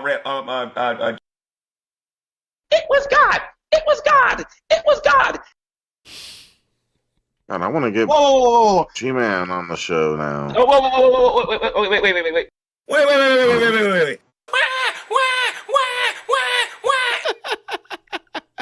All right, here's RFK Jr. With the White House secured, President-elect Trump is ready to enact his Make America Healthy Again agenda. Are you going to chug it nonstop? Oh, is that what people are talking about? That's what in the Negan's chat? talking Oh, about. Negan. Why is it taking you so long to I decide? guess. RFK It's just hard Jr. to chug it all in one chug. says it's time to clear out entire departments in the FDA. But what exactly does that look like? Here with reaction, Fox News senior medical analyst, Dr. Mark Siegel. Dr. Siegel, thanks for being with us. What would that look like? What does he want to clean out? Well, it sounds like he's focusing mainly, at least to begin with, on the food part of FDA. Remember, FDA is Good. Food Yes. Drug Administration. Right. Now, with food, it's a mess. I mean, we're talking about 75% of the stuff in He's not qualified to take this position. Supermarkets is ultra-processed foods. You know what an ultra-processed food is? Yes. It can't remember what soil it came from. It can't remember what farm it was grown on. It's been so chemicalized that it Chemicalized. Is that an official term? doesn't have any It's been chemicalized. connection to the original food it was. And it's why we have an obesity epidemic in this country. 40% of Yeah, Americans he are literally, obese. like him saying that, he literally does sound like you're like grandma or something talking about this stuff. This stuff is so like chemicalized. Yeah, so you don't want to eat it. They're talking about Robert F. Kennedy Jr., who Trump is going to put in charge of all these health-related organizations. Better chug that nonstop. That bottle better not leave your lips until it's gone. Chug, you alcoholic, chug. That sounded like a dominatrix telling their little That's what I bitch felt like. what to do. Negan's so bossy. But yeah, Robert F. I Kennedy hate Jr., this. terrible person to put in charge of this kind of stuff. He's a conspiracy theorist. He has no idea, anyway, go ahead, do your thing. All right. I hate that in one chug. Okay, cheers. It's like Robert F. Kennedy Jr. has the name, and that's it. That's the only thing he has. Like, his uncle was a president, and his father ran for president and was shot and killed. And that's it. He's got the family legacy. He has a very different legacy than his father's generation. Leads to all kinds of diseases that I treat. Heart disease, high blood pressure, stroke, heart attacks, and yes, even cancer, multiple cancer. So that's a good place to start because we're spending $4 trillion on our healthcare in this country. It's a sick care system, not a healthcare system. And the FDA, and one more point about this, they're also in charge of outbreaks, Ainsley. We have over 1,700 multi-state outbreaks of foodborne illness. 48 million Americans. Yeah, thank you. Americans are getting sick from the food they eat every year, and that's also under FDA's umbrella. And they're very, very limp in that area. When we were interviewing RFK Jr., he said some things that were pretty shocking, like French fries at McDonald's, maybe made with 3 ingredients in Europe, but here made with, I don't remember the number, but 10, 20 ingredients. Ingredients that aren't healthy for you. Fruit Loops, different dyes, he said, are in our cereal, but the same cereal made in Europe. Yeah, and all that sounds sensible, but then he also wants to he wants to outlaw certain vaccines. He wants to take fluoride out of the water. There's definitely some stuff that is not quite as reasonable and well-informed. Is not allowed to use those products. So why, this is America, why are we allowed to put these products that are illegal in Europe, and you go to Europe and you eat clean and you feel great after you eat pasta and pizza, you don't gain any weight, but here, why are we allowed to put those terrible chemicals in our food that our children are eating? It's simple. We shouldn't be. And I just told you, I just returned from Europe. I could actually literally eat pasta and dessert again, and I didn't gain a pound there because it doesn't have those ingredients you're talking about. Canada also doesn't have it. Fruit Loops here in the United States, multiple chemicals, and as RFK Jr. says, in Canada, 2 or 3 ingredients. We don't police the amount of chemicals in our foods. They also interfere with fertility. That's one I didn't mention. Right. And when you become obese, you get diabetes a lot of the time. Then you have other multiple problems. Yeah. Now, he has a history as a social reformer, environmental activist. That's his background. So I'm very interested in his approach towards the food we eat. Yeah. All right. You also have a great op-ed in the Wall Street Journal, and it talks about marijuana. It's not your parents' Woodstock weed. Oh, my recreational God. See, can be misleading. This guy's one of these kind of people. Yeah, yes. So everyone, go and watch that. Thank you so much. Go and read that. I talked about this before, but like they say, oh, it's not as, it's super strong nowadays. It's not the same as your grandma's weed and stuff. And it's like, is that a bad thing? People who don't have a high tolerance, it's a bad thing. You could just smoke less of it and so forth. Some people, any bit is gonna like fuck them. Like the weed in the 70s that like my parents smoked is like nowhere near as strong as the weed. You could always find some way to slowly work your way up if you're that worried about it. Like you could work your way up with that. Right, edibles. but the people who are like assuming that weed is the same, I understand what they're saying. Because, like, some people might just be like, oh, yeah, I smoked weed before. It didn't fuck me up that bad. And it was, like, 45 years ago when they smoked it. So... Because it's the THC. That's a very I thought kind of... Canada was a socialist hellhole. My point... Canada's the greatest. But what was it? But the thing is if it's stronger, you do have to smoke less. If you smoke... And that means that doesn't dirty your lungs as much if you don't have to smoke as much to get the same effect. It's the chemicals in our pot, 30 to 60%.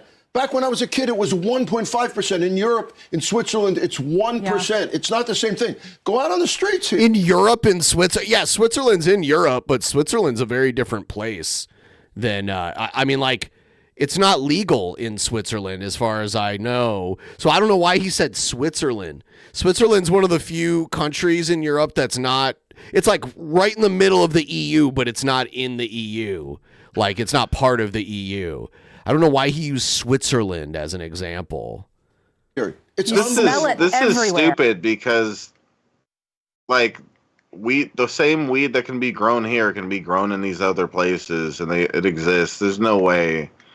Like, oh, the weed here in these other, like, it's not like it's genetically modified over here or something. It's just a bunch of people growing and forgot the term when you like when you pick the better plants out and breed them and so forth. It's called cultivation.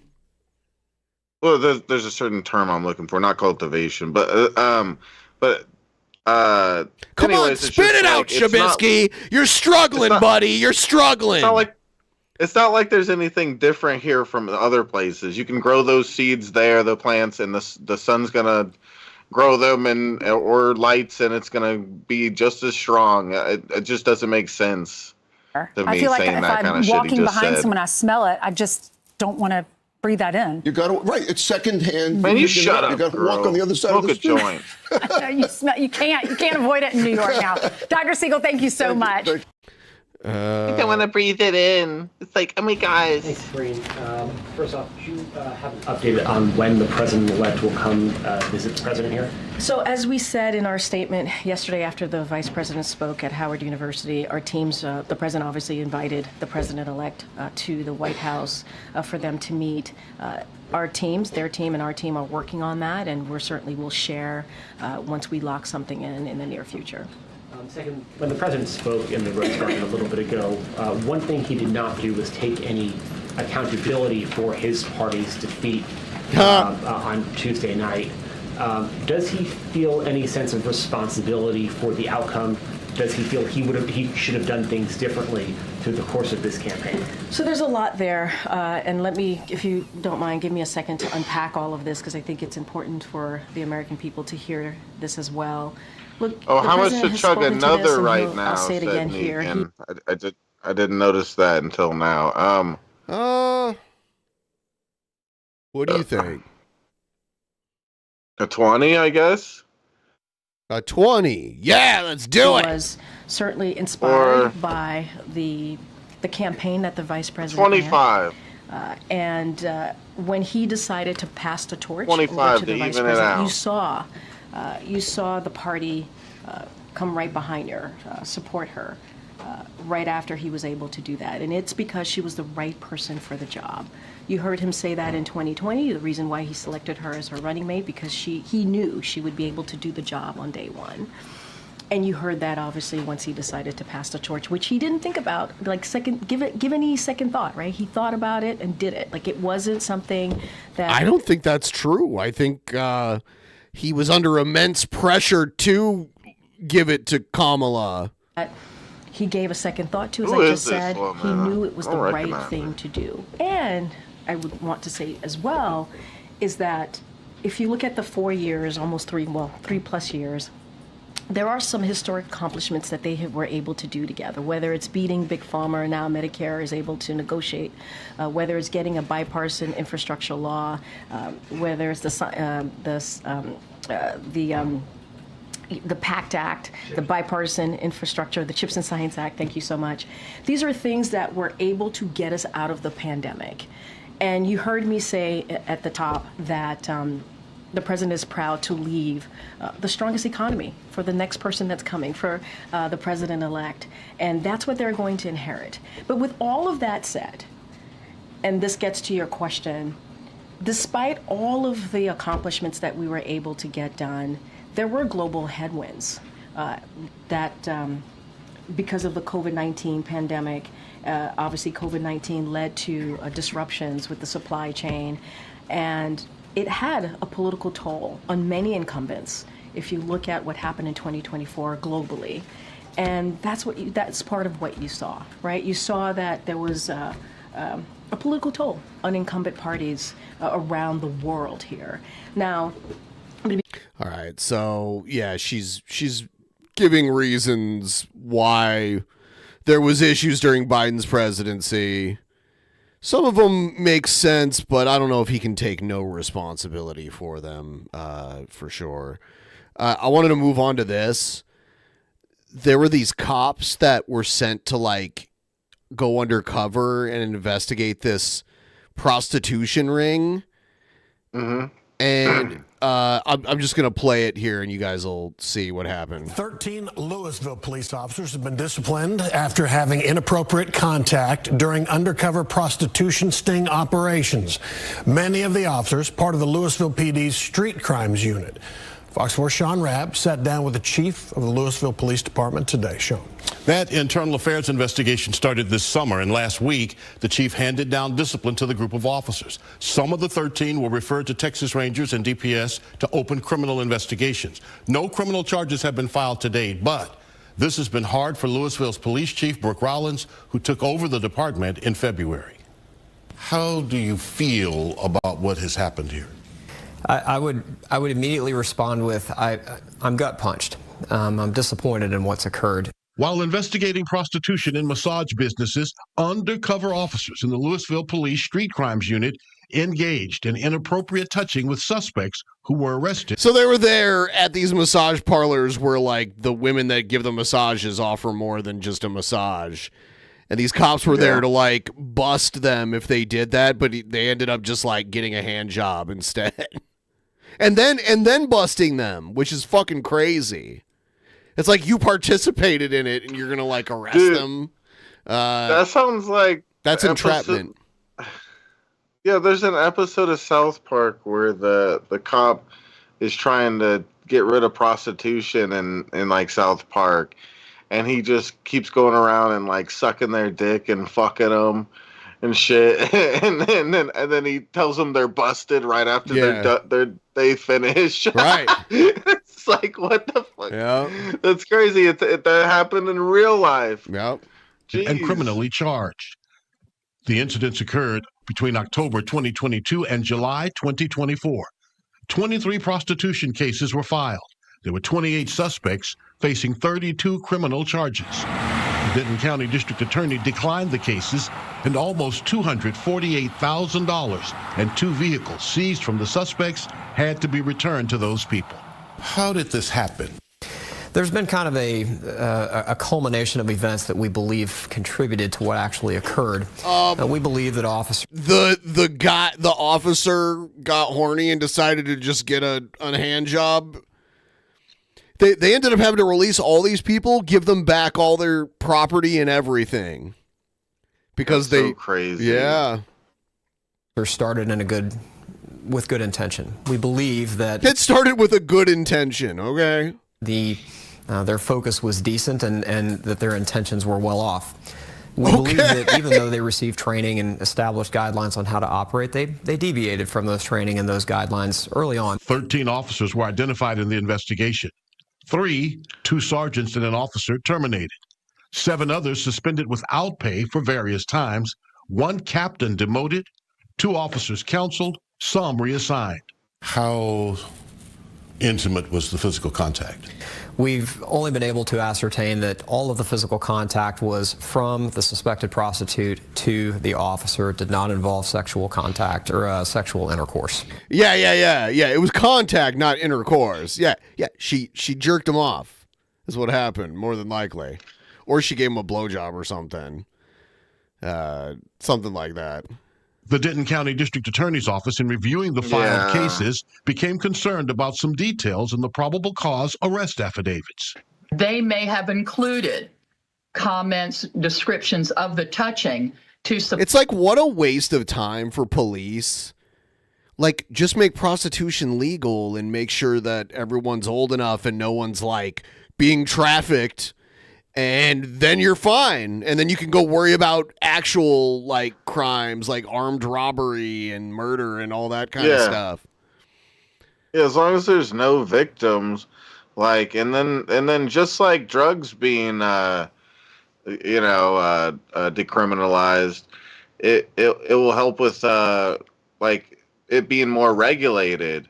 It'll be more safe, I'm sure, than prostitution that's illegal. Yeah, I mean, like in the Netherlands, they legalized weed way earlier than most places, and they legalized prostitution, and it's like they're both like industries there, and it's way safer than it is in places where it's illegal, for sure.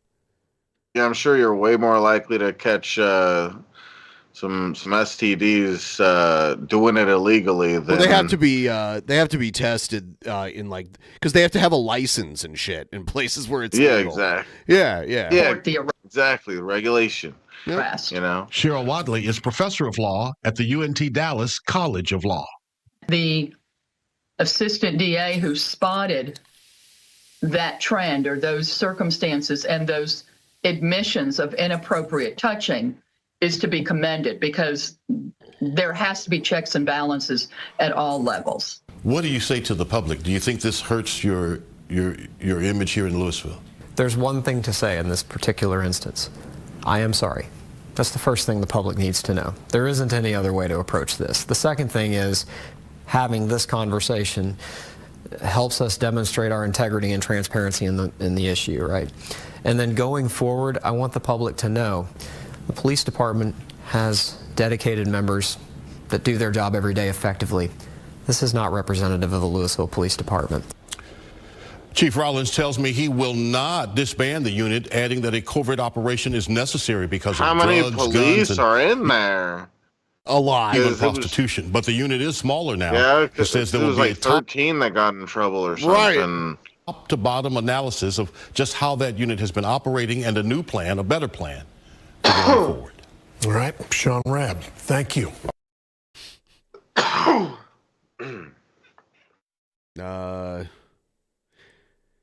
Check this out. This is crazy. In Tennessee, over the last 5 to 10 years, they've given 600 sober people DUIs.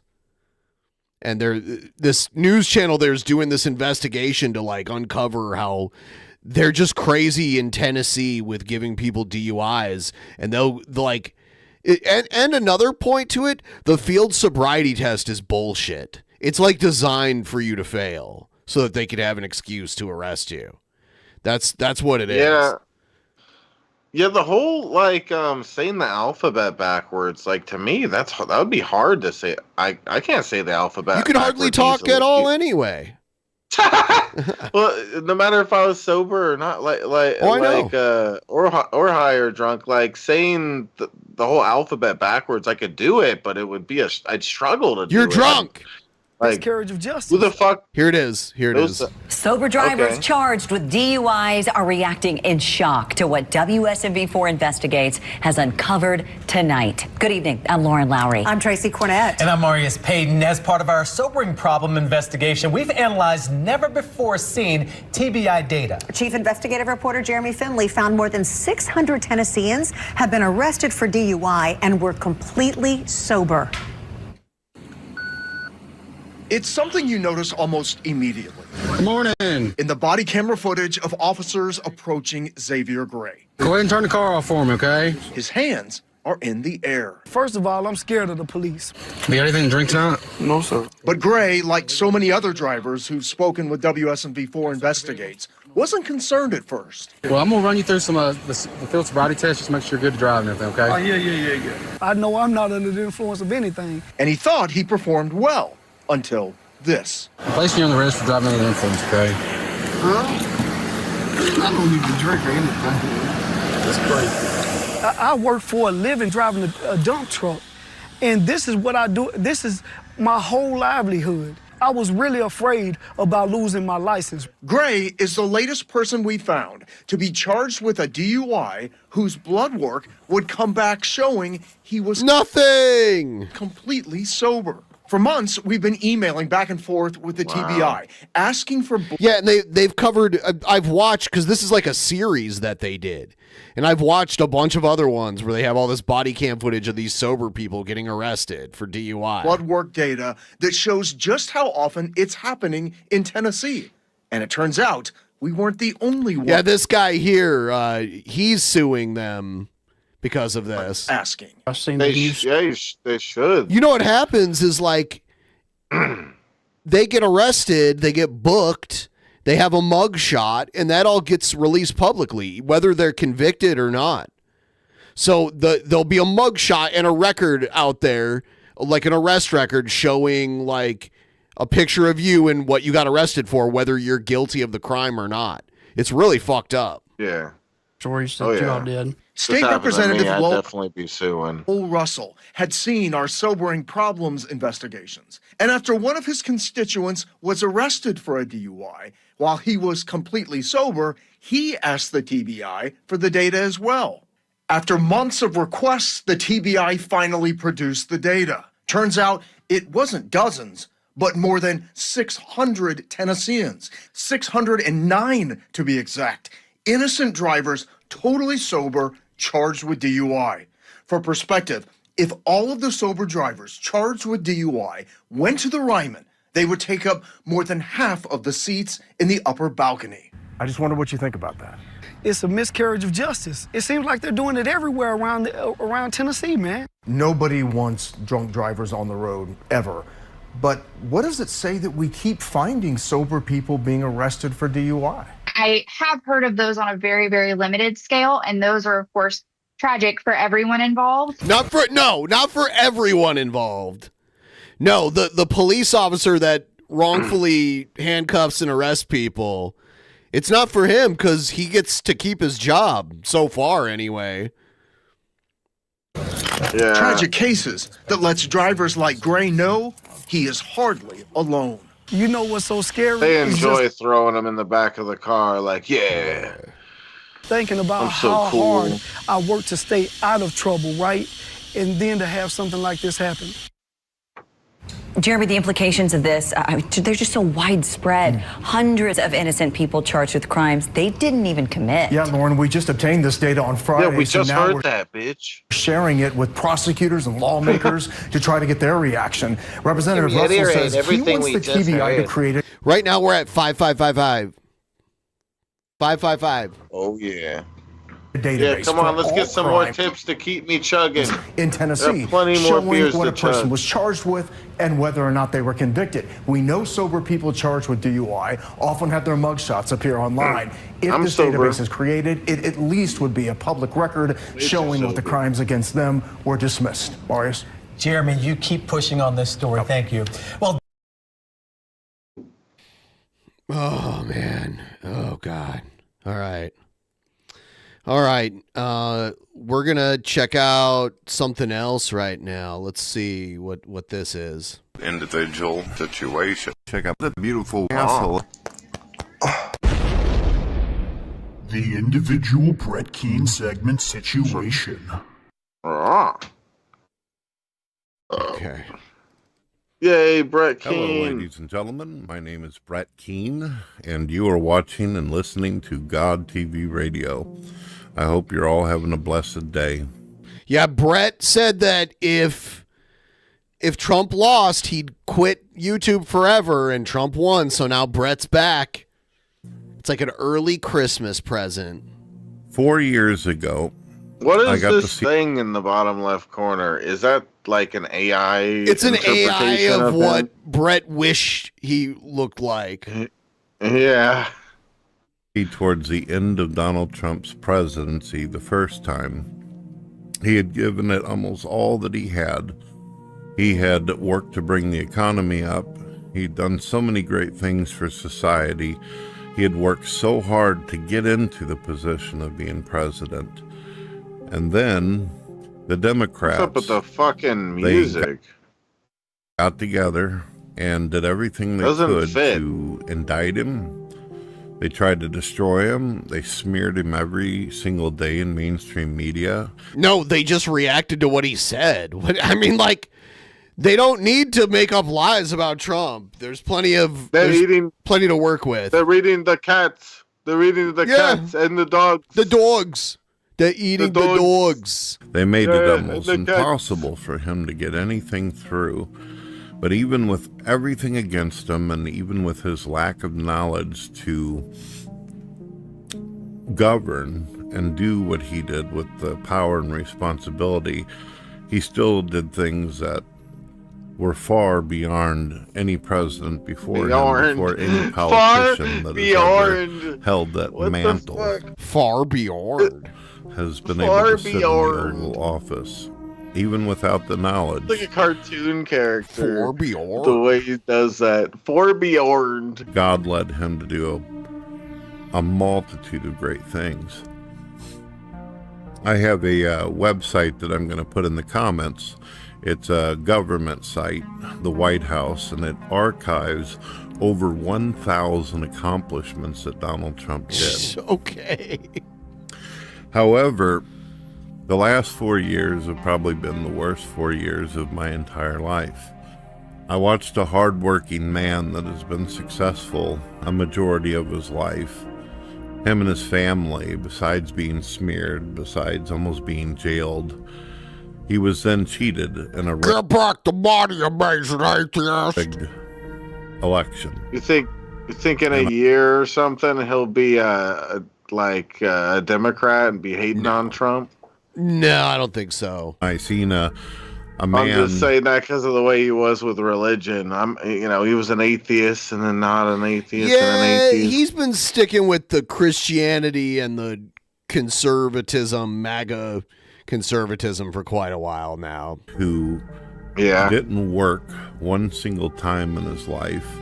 A man who was fully corrupt, a complete puppet of the deep state, get into Shut office. up, Brett. Oh and my then God. following him, this woman named Kamala Harris, who almost ruined the life of such famous people as Michael Jackson, Mike Tyson, and many, many other people.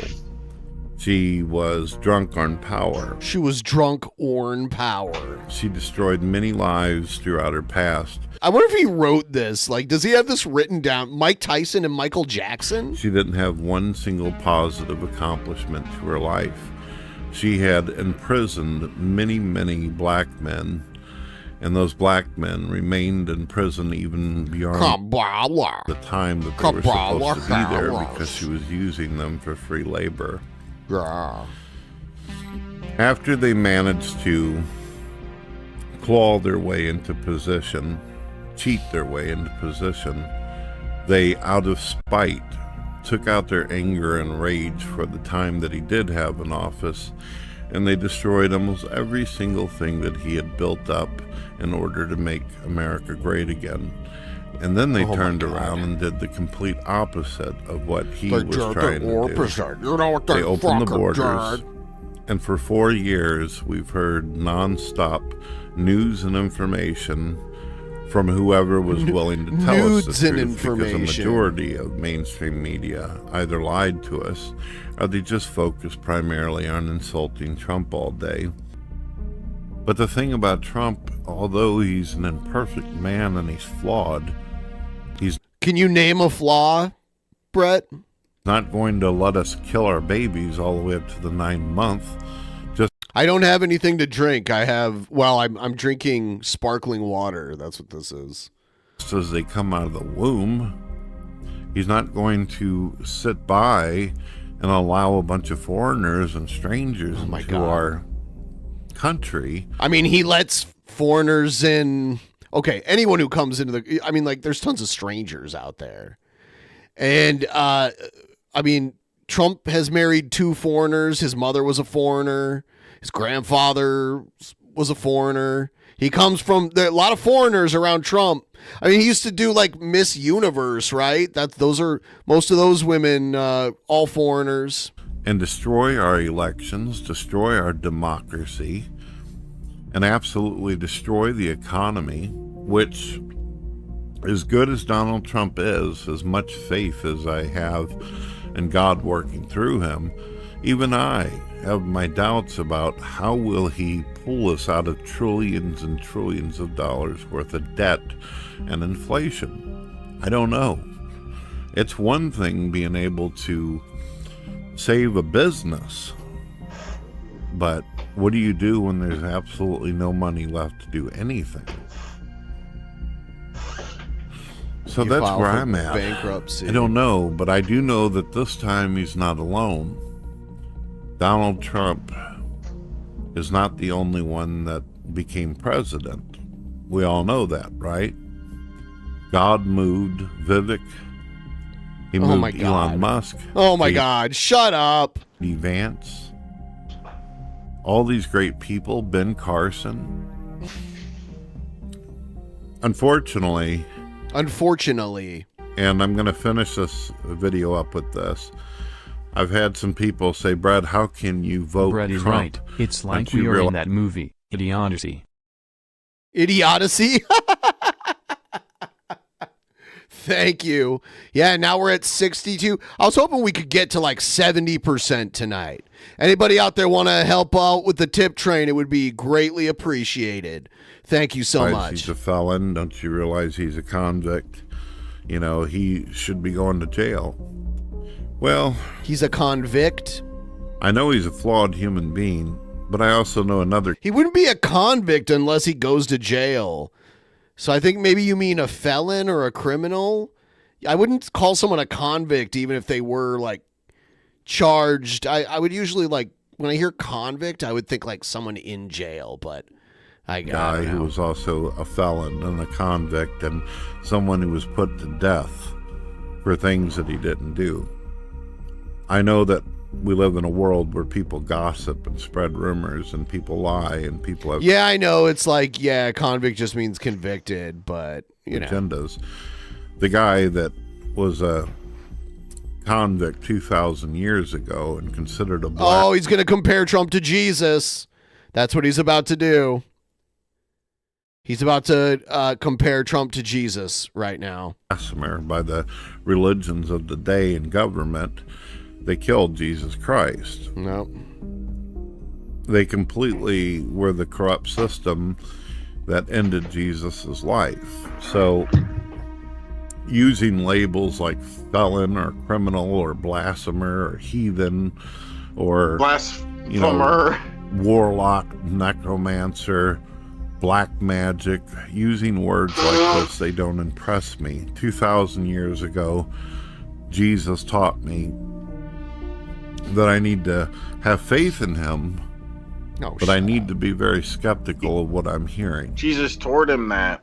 I was basically told by Jesus Christ that I need to be as skeptical. Jesus told him. As your most rational atheist when it comes to the flesh of humanity, its greed and its desires. But when it comes to God, I need to be completely open-hearted and thoughtful. Okay. Try to be as compassionate as possible. No, you're and not. Be open-minded. You make videos. We've seen them. I'm a hybrid of both. A hybrid? I'm the ultimate You're a skeptic, hybrid of but I'm also douchebag the and ultimate God believer. praiser. Well, ladies Lord and gentlemen, praiser. I hope you enjoyed the video. Lord. I am going to attempt to make more, make my YouTube channel great again. That's not happening. I don't care if there's just 5 of you listening or thousands. Was it ever great to begin with? I mean, in the early days of Brett Keane, yeah, he was pretty big, like in 2009 or whatever. As long as you're listening, I will be here as long as I'm alive. I made a deal. I said that if Trump won, I'd stay. Just, I want things to be better. So, that's that. I want you all to keep in mind before I hit stop on the recording, although Trump has won, although he's accomplished this, remember, we're just getting started. This is just the beginning of the fight. All the fun rallies and everybody throwing their hats up in the air and having a good old time, Trump going all over the country. That was just... That's been going on for 8 years, by the way. Like, Trump did that the whole time he was president, and then, like, he did it before he got elected, he did it during his presidency, and then he did it during Biden's presidency the whole time. Trump never stopped having rallies. The icing. Now the cake is getting ready to come out of the oven. Now things are going to really, really get hot. Oh, get hot. I have to ask myself, come on, that sounds cool. Is God going to be able to give me the strength and the wisdom to be able to get through these next 4 years? No. On Christmas, I'm going to be 49 years old. He's not even 50. Oh my God. I'm pretty much halfway through my life, depending on if you count my health. Yeah, I don't think so. I'm surprised I'm even still here. I don't think he's very good at math, Ben. Maybe, folks, we need to do a lot more praying, and we need to stand together for what's right in this world. All right. Oh, damn. All right, I'll be right back. He's gonna be right back, guys. Okay. While he's being right back, can we get a little bit farther on the goal for me to drink this cool gay beer? Yum, yum, yum. I believe in everybody here. I believe we can do this, guys. We're at 62% in on the goal here. Do a weed in the name of Satan. I could do that for us to make more progress on the goal. I could take a dab too. I ain't scared of no dab. Psh.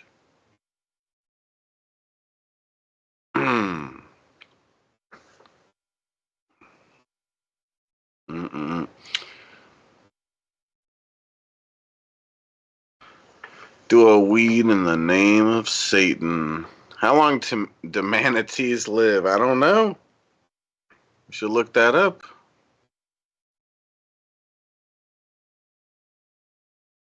Mm-mm-mm-mm.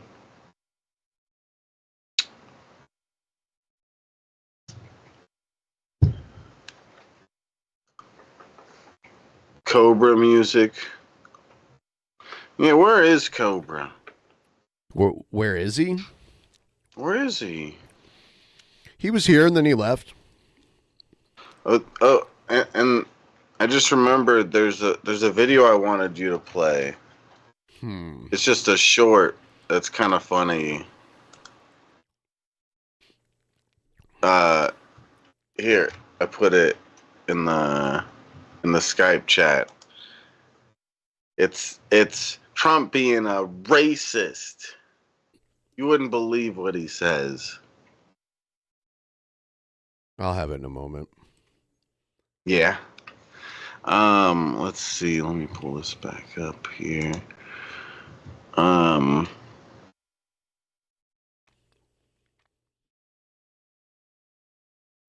Big Tito, yes. If I did that, that's when the big tips would start coming through. Holy shit. What's that? I lifted up my shirt and showed my nips. She's a total train wreck. And by the way, I looked at her this morning. She had a little news conference, lasted for like 2 minutes. She's exhausted. You know? She's exhausted. She's a train wreck who is totally unqualified to be the president of the United States of America. There are some people who thrive under pressure, and there are some people who crack under pressure. She's a cracker. And the more pressure Kamala, the more pressure Kamala has, the more you see it happening. I don't think he did. I'm sorry. I'm going to Snopes this. It is a fact. I don't know. I don't know if he realized what he was saying. Oh no, I doubt he did. Called her a cracker. I can't believe it. The racial slurs. I don't endorse it. But it is true that Kamala Harris is white. She is indeed white. Obviously, I'm being tongue in cheek. Obviously, it wasn't being racist, but it was very funny given the series that we have been doing. It was only the beginning of the video that mattered, not her stupid ass fucking opinion. Yeah. Fuck you. She's not white. She's not black or whatever. Like, shut the fuck up. That shit gets so old so quick. It's true. Like, like honestly, you're gonna look at Kamala and argue that she's not like mixed. I don't know how you could do that. She's mixed, but she's not white. She's Indian and African, like Jamaican. Yeah. So she's black and Indian. Yeah, she's like mixed. not Native American, like Indian.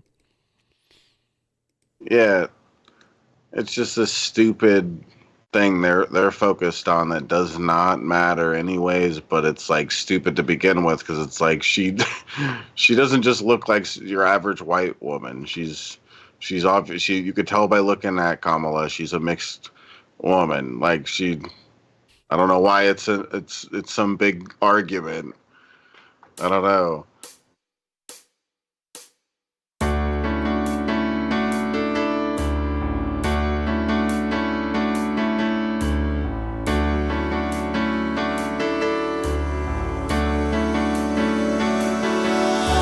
Somewhere in the world today, men have got to stand up strong, face the truth about themselves, to understand what went wrong.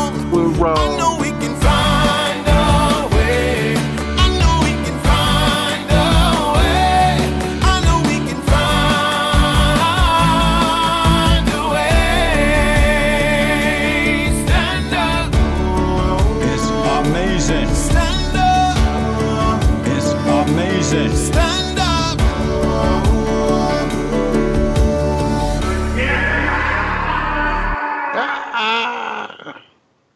Fellow YouTubers, back from the depths of rock and roll itself I appreciate the fans sending me the cigar. cigars. Thought that was food at I first. have one left in the pack, and I was saving it for a victory cigar for whoever won the presidential debate. Yeah, I like that, Trump Cobra. Did win Debate, yeah. presidential I debate. like that about Cobra. No matter who's winning, he's gonna celebrate with a fucking cigar. Cause I thought this was a new video. Right. Or does he mean no? Yeah, he means he just misspoke. Okay. He's talking about who won. I'd like to fucking honestly This is after the election. be real with you, women's lib. And I'm sorry that Kamala Harris didn't get the nomination. And there's going to be a lot of people who are going to scream sexism and racism. And it's like the fact that it took a man to step down before Kamala could run as the second half of it. And the fact of the matter is, we haven't had a black president since Obama. That's just something to think about. The only I'm one. not trying to be a dick. Here's the cigar of the evening, Free Will. Look at that fucking sick logo. That is. Not all cigars are rolled circular, of course. Oh, yes. I was saving this for whoever won. I didn't care who won. I wanted to vote, and the line was so goddamn long, I was like, fuck this shit. I went to the liquor store. Then I came home with my drink combo that I did yesterday, the Cobra's Viking Blood, which is Big Lost Cherry Mead mixed with Jack Daniel's Peach Country Time cocktails. Exquisite, by the way. I like cherry, I like peach. I'm a Viking descendant, so I'm like, it's an awesome little drink combo. Stop it! But check out, I like this label. I've had this cigar before because I smoked through the pack the fans sent me, and these are fucking exquisite. Oh shit, I'm sorry. I like the skull looks America and metal as fuck. The thing that really upsets me about the whole thing, let me grab my cigar cutter and quit yapping here. Yeah, cut that bitch. You know, if you don't like Trump, if you're not his biggest fan, that's cool. That's your choice. Like, but the fact that the hatred that Trump gets, how it divides our country is so beyond bloody disgusting, YouTube. It really is, because America should be united we stand.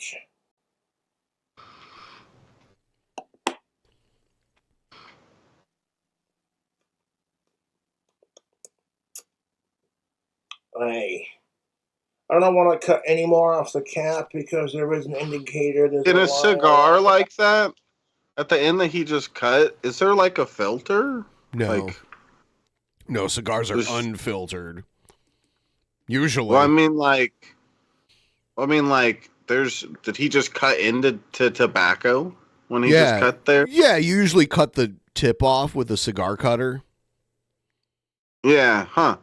I would just feel like, just the same way as like if I make a cone with weed, like it has a little filter, not this the same doesn't kind of have filter. Cigars don't normally have that unless it's like a cigarello or something. A cigar is rolled and there's like the flat side, the side that you light, and then there's the other side that you hit off of it, and usually you either like use a cigar cutter to like snip that part off, or there's also like a poker tool. You can like stab it and just like make a hole in it. There's no filter. Yeah. That just seems odd because you'll like, I'd imagine get tobacco in your mouth a bit. Perfect. But as long as you don't cut below the cap line, you're good.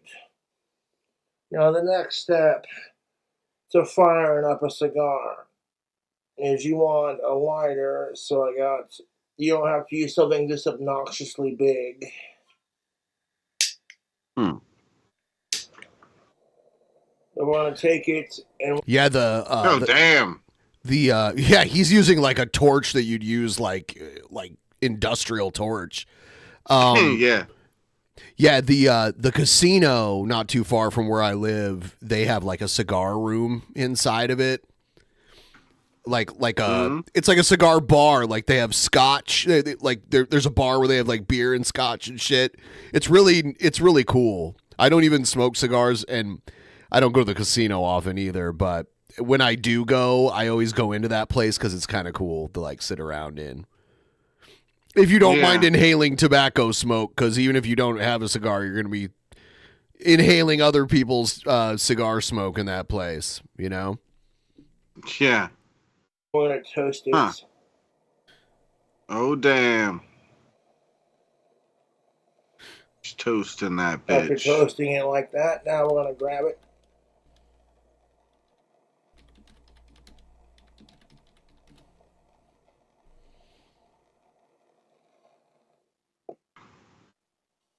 Oh, he turned it off. Okay. Oh, damn. They make it look all classy right here. Like, I've been in this bar. Yeah. No one looking this fancy. There wasn't like a fancy like model like hanging out, like lounging over.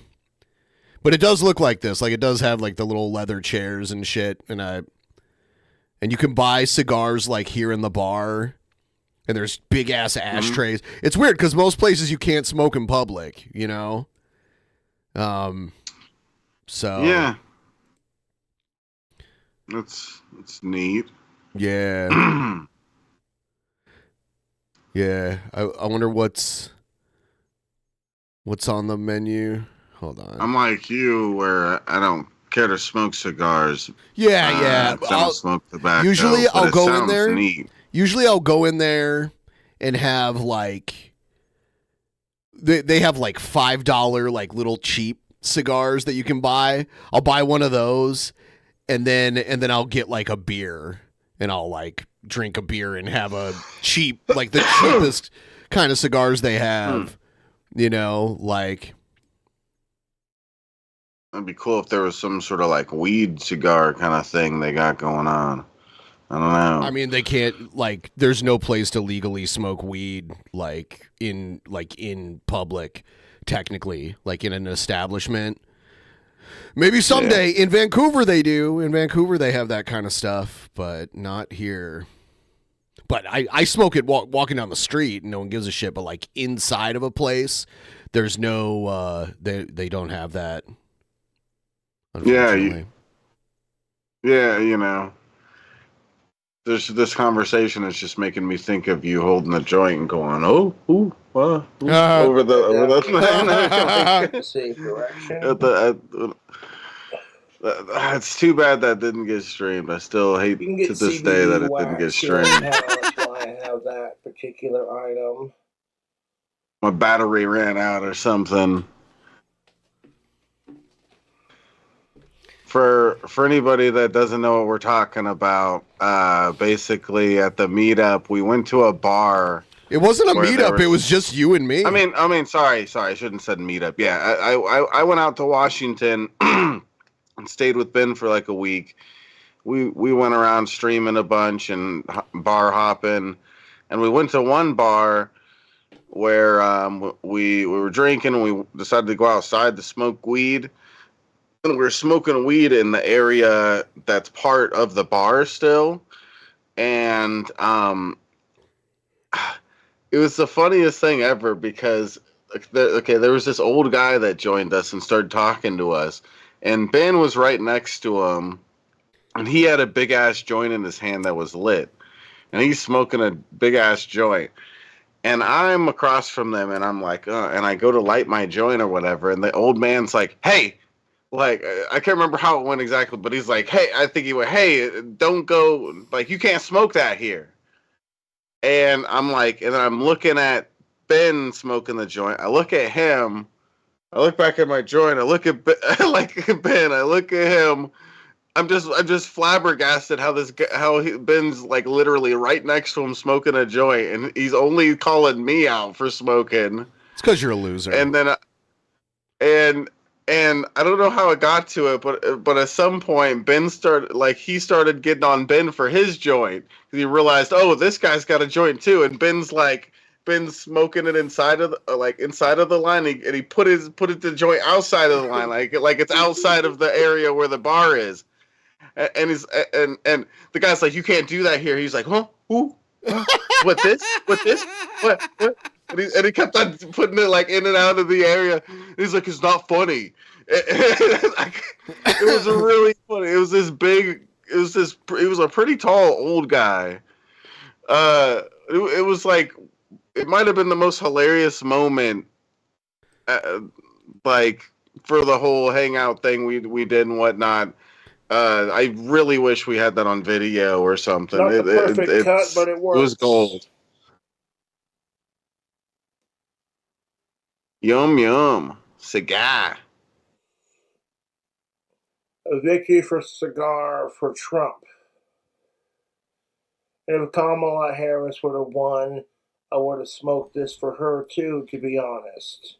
Yeah, see, that's what I'm saying. That's cool. Not every no matter what he celebrated and chilling, sexist asshole.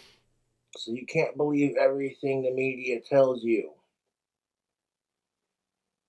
What about a drink combo, smart ass? And I'm like, well, I got you. 1 second.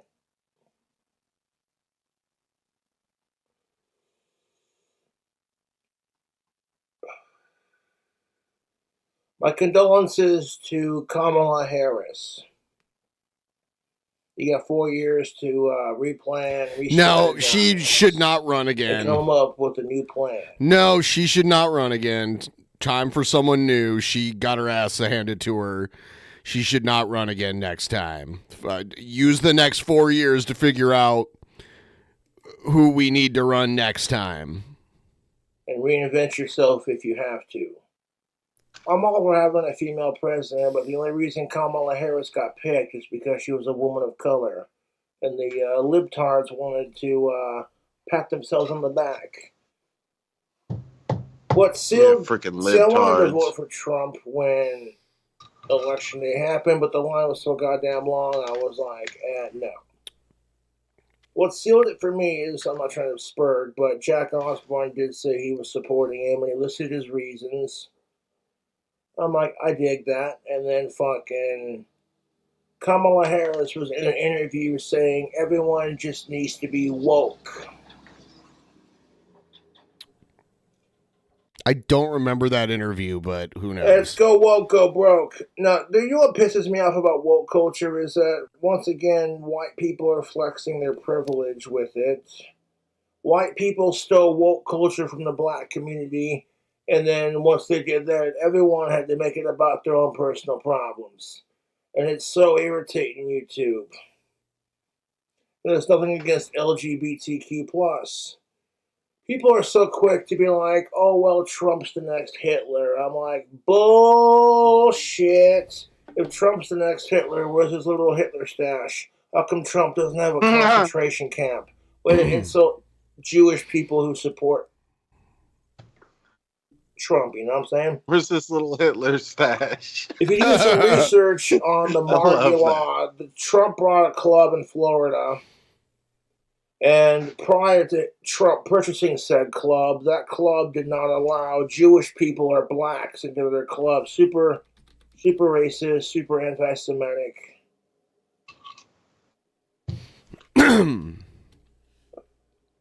Trump bought the club, erased the rule for that club that said they couldn't come in, and then sued the fuck out of Florida and the former club owners.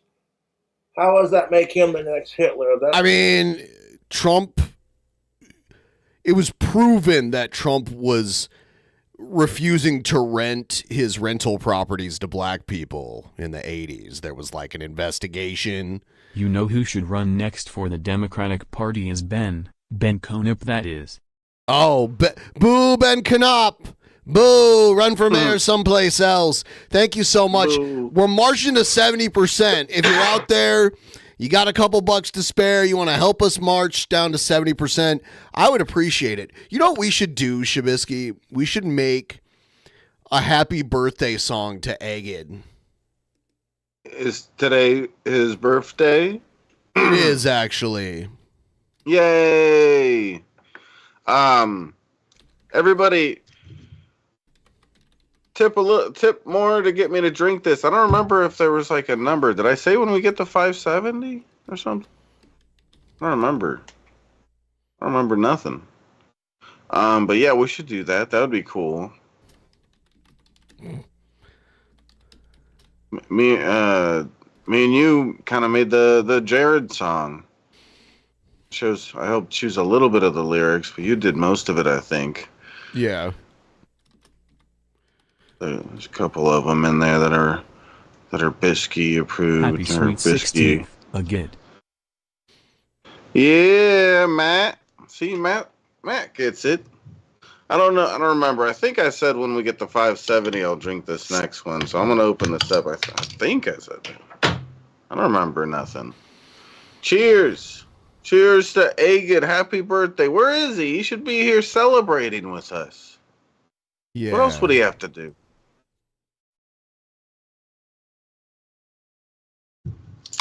What a dork. Yeah. He should zap his balls on his birthday for us. Celebrate his birthday. Sunrise on Egghead's birthday. Hold on.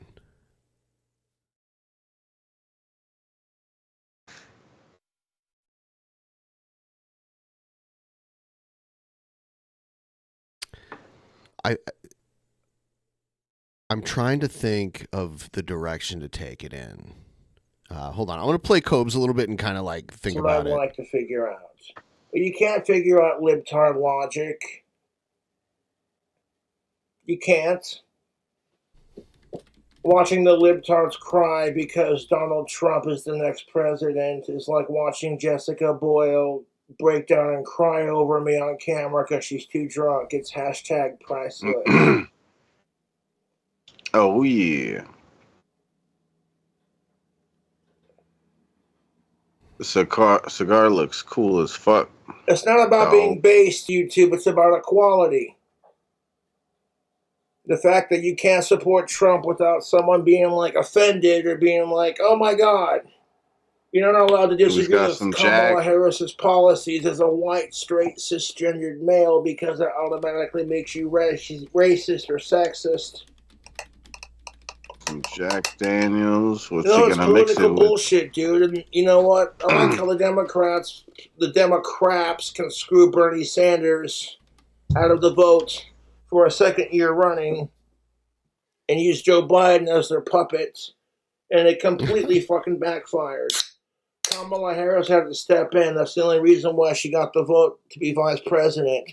It's so like, here we go. We got some Jack Daniels, some Dr. Pepper strawberries and cream. Let's pour it. Oh, strawberries and cream. I was planning a drink combo for I don't like whoever Dr. took Pepper, the but win. the strawberries and cream part part sounds good.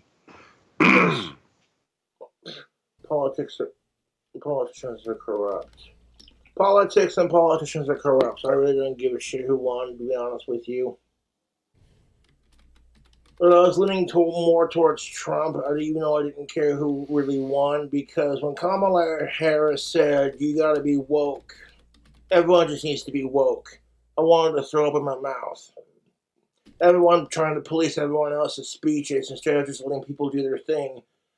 Being woke is not a bad thing, but being informed on the issues is what it should be about, not about your political agenda. There's a difference. And I'm trying to be a dick. I'm not. Because I know a lot of people are going to be really upset that Trump got the final spot. Hey, you know. And it's like, well, I have here's acceptance. the thing of it. I'm not trying to be based, but I have acceptance. I just I hope it doesn't get as bad as I had thought. But like, if a woman hates Trump and only wants to vote for Kamala Harris because she's a female and she says, fuck the patriarchy, that's a shitty reason to do it. Like, you don't even agree with her policies, you just hate men, so that's your go-to. And, like, it's not going to work.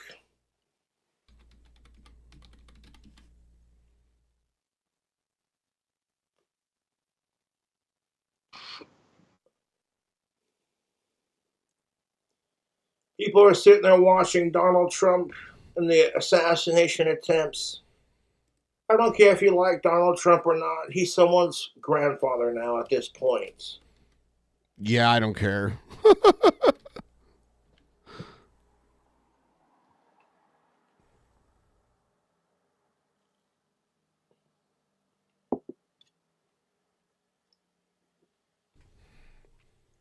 Oh, shit.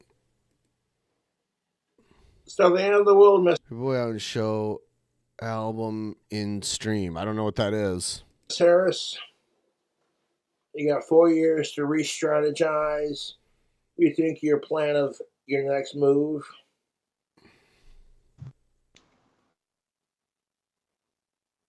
All right. I did a thing where I had the AI write the lyrics too. We'll see how this sounds. Hold on.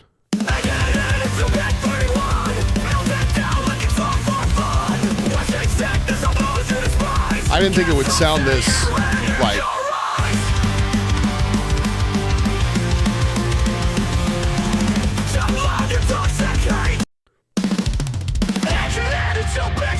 Yeah, it's too like, hold on.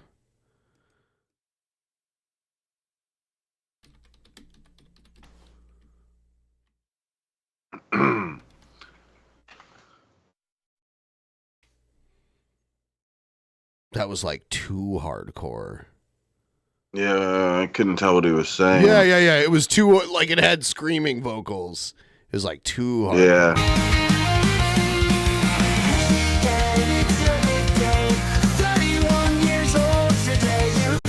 Share of crazy freakouts, screaming loud and throwing shouts. Wishing COVID on your phones, causing chaos everyone knows. Meltdowns in your nightly rants, explain all your torn up pants. Happy birthday to you, Egghead Man. 31 ain't part of the plan. Through the highs and wildest scenes, here's to love from the Globetrotters team.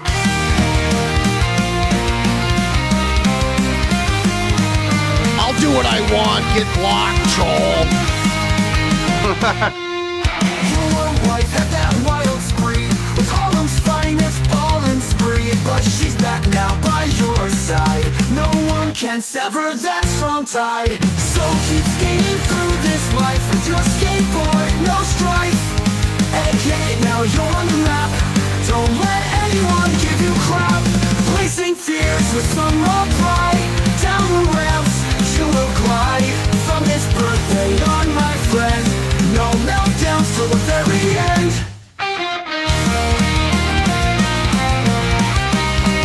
Okay, yeah, it didn't go exactly how I would planned it. I actually like to make something like really good.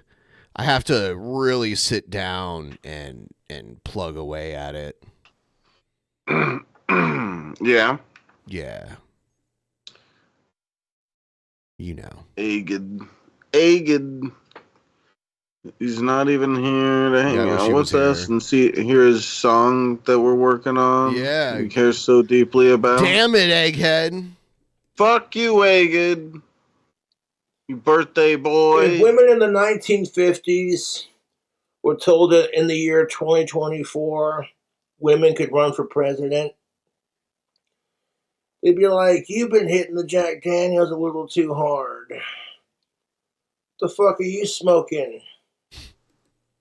So, what's really sexist about the whole thing, in my personal opinion, you can disagree with me, it's the internet, who gives a shit, is that the Democrats and Republicans could not elect a female to the final spot, let alone a woman of color. It took Joe Biden's white sicko ass to step down for her to get the spot. I'm just like... And you want to scream at me about white privilege because people voted for Trump. Okay, there's no need to be a sore winner or sore loser. I don't care who it happens to. That's just my personal take on it. Let me give that a swish and a flick in the old ashtray there. We're golden.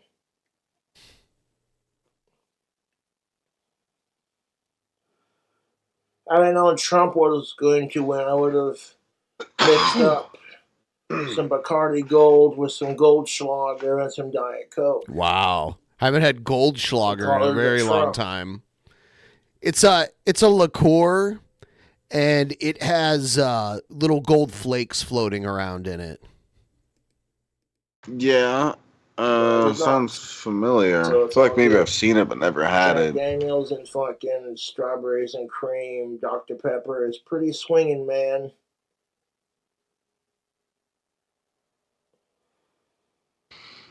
I got a fan suggested drink combo coming up when I can.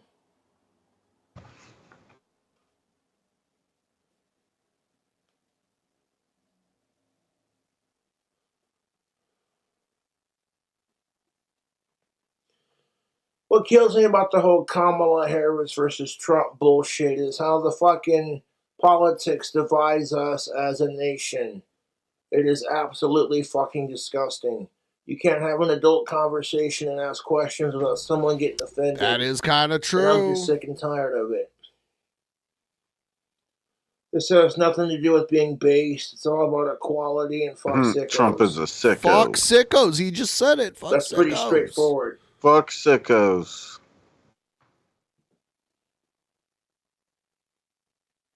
The fuck? Fuck sickos. But I digress. Yeah. I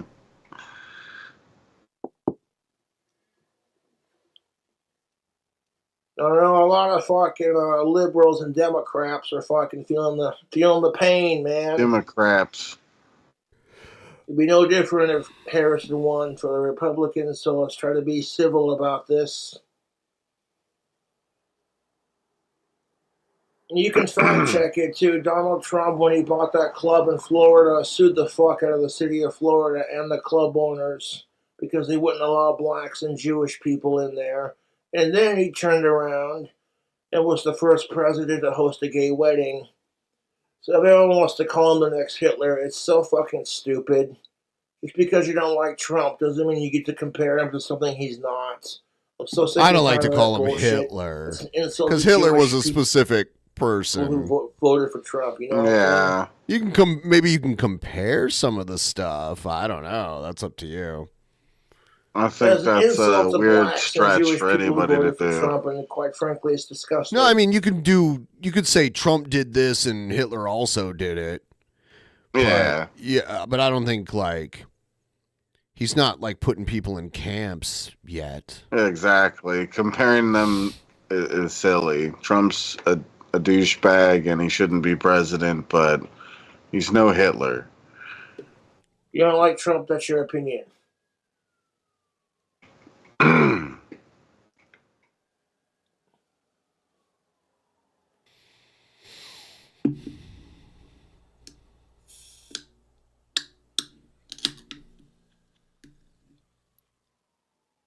No, circle of protection around Trump and Kamala Harris. What are you drinking there?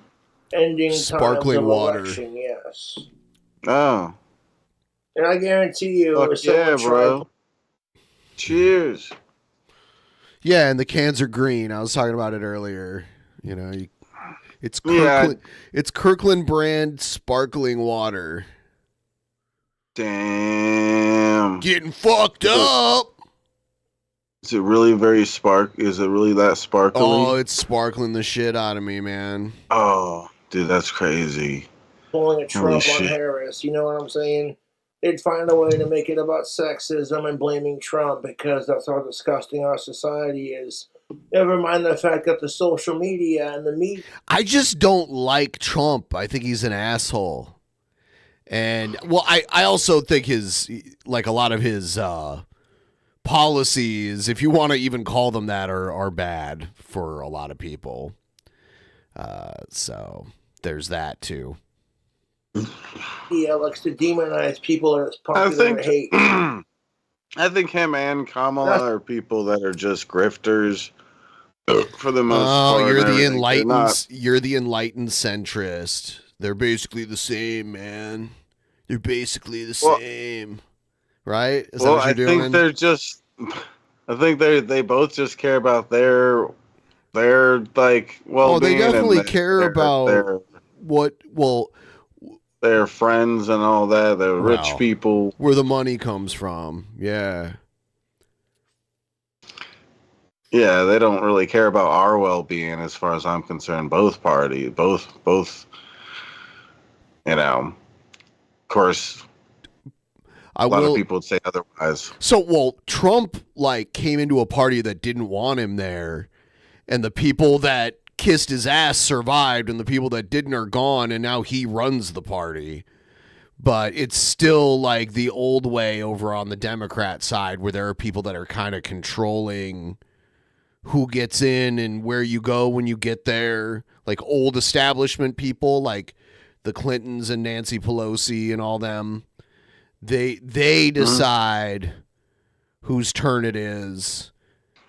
Like Joe Biden was vice president for 8 years, and then they were like, no, Joe, you don't get to run yet. Hillary, it's her turn to run now before you. That's what happened. You're lying. Oh, dude. That's just my opinion. It's been the last 8 years comparing Trump to Hitler. What do you think's going to happen? It's disgusting. What strain is that, Benjamin? Is it cheetah piss? It's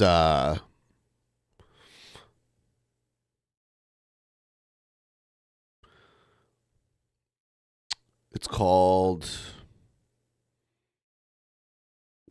White Rainbow, and it has white. It's an infused. It has live resin in it and HTE diamonds in it, whatever that means. Oh, yeah. So yeah, diamonds. So it's just when they make concentrates, there's a lot of different ways they make it, and there's one that makes kind of diamonds where it's like yeah, I could see them little speckled rocks in the paper here. Yeah, that's cool.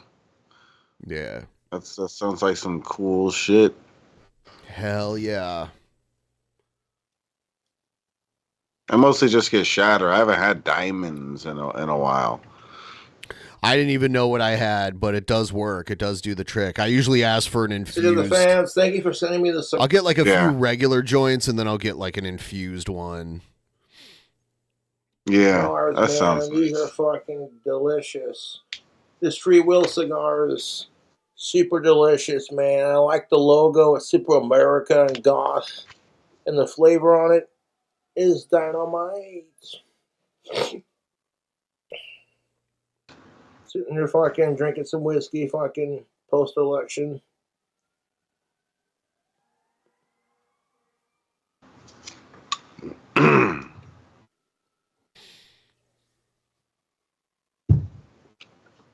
People are gonna lose their shit because Trump won, and it's like there's just no need for it. Be a good sport about it. I don't care if you're a winner or a loser. And just because Kamala Harris didn't win the election doesn't make you a loser. Well, it makes you a loser in the election, but that's fine. 4 years of Trump, so once Trump is out of office, fucking. If you lose the election, you're a loser at the election. It's the most positive way to look at it, man. I don't want any drama or race baiting or sexism baiting, where it's like, well, you didn't vote for Kamala, so you're a racist and a sexist. Really? Really? Really? Really? So, no, I don't want to have that argument because I don't got to fucking say shit about it.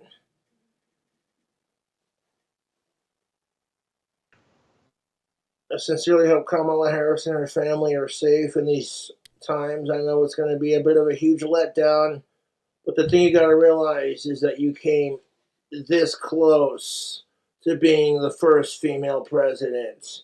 That would have made history. I think Hillary came closer, I think. Who did better against Trump, Hillary or Kamala? Someone out there. Who got more electoral votes, Kamala or Hillary?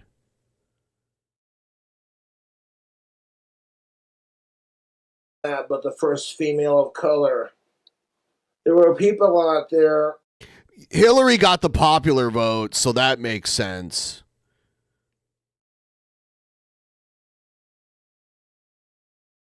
Yeah, but Hillary did at least get the popular vote, so she got more overall votes. So I would say that's better than Kamala, who couldn't even win the popular vote. They were screaming about how racist our society is. Fuck Camel Toe, well, or there whatever was her name is. this one time Damn it. when like slavery was a thing. I know Kanye West wants to deny it, but Kanye West is stupid. No offense. He is. He is quite stupid. So compared to them slave days to now, it's like, whoa, holy shit. You know what I'm saying? I think that's going to be progress. coming in the future. He's going to become president. America comes first. Kanye. Kanye? A proud American. Kanye for I don't want president. any drama with any other countries. I think he changed his name to just Yee. I think it's Yee now. I hear about the world's It's problems. Yee. It's Yee. a bit of a What's letdown, up, to be Yee? honest. It's kind of sad, to be honest. I almost want to, like, if I ever, by some random chance, run into him, I'm going to call him Yee. Dude, what's up, Yee? Dude, Yeah, I'm a big you're fan, my favorite. Yee. Yeah, I love you. You're my favorite rapper, Yee. I think you forgot to take the cotton balls out of your mouth that the dentist put there. Yee? Yeah, Yee. Like, if I was fucking president, I would try to establish world peace with all the world leaders. Dude, you know what? That's what we need is Cobra for president. There you go. He's got to wait a little while. Like, You thought world peace chill, was man. impossible There's no until war. now. Actually, I think Cobra will be old enough to run for president in the next election. So he should start his campaign right now so he can run in 4 years, because you got to be 35 to be president. You could start now too, Shabisky. Right? Yeah, because me and him are only like 4 months apart in the age or something like that. We're about the same age. Yeah, Shabisky for president. I'll be the first president to do a speech. You'll be the first ever regarded president. What? I'll be the first stoner president that takes Is that what we're calling before it? Okay, yeah. Shut the up. first stoner Shut up. president. Retarded president. Don't listen to him. Don't listen to him, guys. He's retarded. All right. So it's gonna be the greatest. I'll be the first president that ever takes a dab during a speech. People will just be mind blown. It'll be the greatest. What does this world come to? He's doing a dorb. And he's smoking a Dorby. What's a Dorby? Oh, what's a Dorby? What's a Dorby? It's all about power to the people, man. Black flame to let my green smoke. Yep. No, it went out? No. Jack Osborne was campaigning for Trump. Anyone could survive an assassination attempt and go, keep fighting. It's pretty badass in my book, he says. And I says, I agree. Then I watched an interview where fucking Kamala Harris is like, everyone just needs to be woke. And I'm like, define woke, because... Oh, no, I thought it was out. Never mind. Imagine oppressing black people for 400 plus fucking years. And black people want why did you do that, to get more equality. And then white people hijacking it. 'Cause you all are. about their pronouns and shit. You would fucking hate woke culture too. And it's nothing against people with pronouns. It's just the toxic culture we live in. People are fake. That's why I roasted it on my new album, which is available on I want to hear his new album or Bandcamp. something. If you want to check out the album or purchase it, I'll put a link for it in the comments. Hell yeah.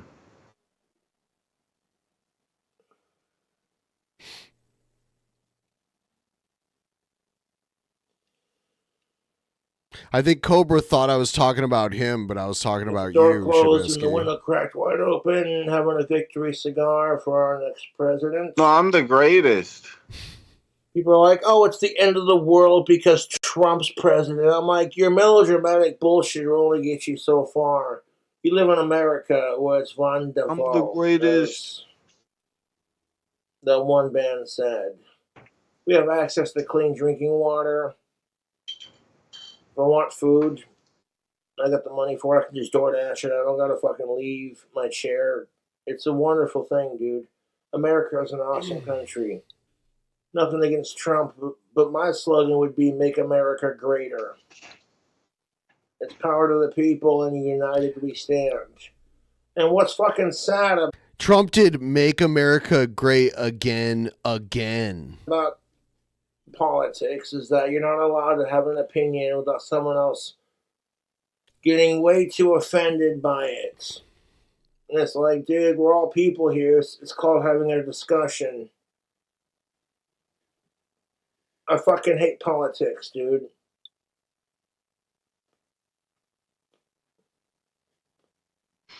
You know, it'd be really cool to show Cobra was me drinking the Cobra drink where I took Bud Light and mixed it with Mountain Dew and chugged it for it was for Actual Mania, right? I'm sure it would be hard for you to find that. You I have probably don't no even have it idea. saved. Yeah, I have no idea where that is offhand.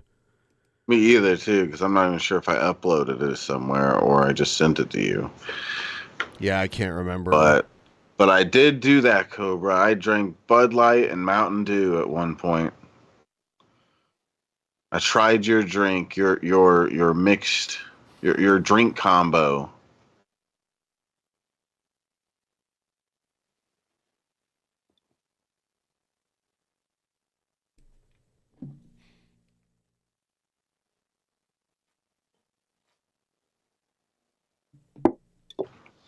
That cigar seems like it could last for a while, like probably a half an hour or something. I rarely finish a whole cigar. Yeah. Yeah. I'll get the little ones like I was talking about. Mm-hmm. Yeah. Yeah, a big one like this is going to last for a while. Makes sense.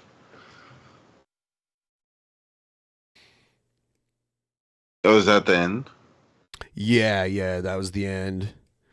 Hey, Cobra, how long does a cigar last you? Like a cigar like this, how long are you puffing on this? Probably for a couple days, right? Or maybe he did seem to go. He did seem to go through those pretty quickly. They pack them very dense, so they burn really slowly. You know? Yeah. Yeah. Yeah, it looks good. Makes me want to start smoking tobacco. Don't do it. I mean, you could try cigars. You don't normally inhale them, but truth be told, every now and then, I'll take a little inhale. But you shouldn't because it's really strong. Yeah. You don't really need to inhale it because, just like having it in your mouth, you're gonna get the buzz regardless. Yeah. Gonna get in your bloodstream and all that. Oh, dang. He put a link in the chat. It's his new album. Ooh. I think it's Life Ain't Fair. Ooh. I wanted to do a countdown to it. Didn't know when it was coming out exactly. It's already out. It's right here. He just linked it. Yeah, I know. Check yeah, this. he was... Yo, it's a great day to die. Gonna give it my last try. I'm one hell of a badass guy. Yo, fuck suicide. Life's one hell of a ride. Make my last stand. And you can't stop greatness. And you hate this. Yo, gonna give it all I got. Not gonna stop till I rot. Cause it's a great day to fucking die. Yo. Bong. He likes bell towers. Hey yo, it's a great day to fucking die. Gonna give it my last try. Fuck suicide. I got my fucking pride. Life's one hell of a motherfucking ride.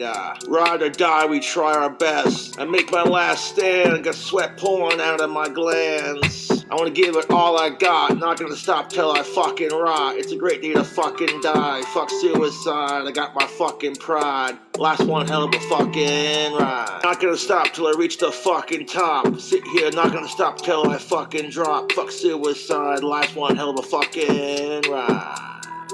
I make my final stand, got sweat pulling out of my fucking glands. Nothing but time on my side while I take this fucking ride. I said fuck suicide, life's one hell of a fucking ride. The final fucking countdown, life's gonna give us a fucking frown, but you already know how I think this is the best album cover I've seen out of any King Cobra album. I don't even know how many King Cobra albums there are now. Like 10 or something, right? I don't know. They go back like a decade. Get down, I got my fucking pride. I said fuck suicide, last one hell of a fucking ride, yo. Oh, I said it's a great day to fucking die. I'm gonna give it my fucking last try, my final stand. Sweat pouring out of my glands. I said fuck suicide, last one hell of a fucking ride.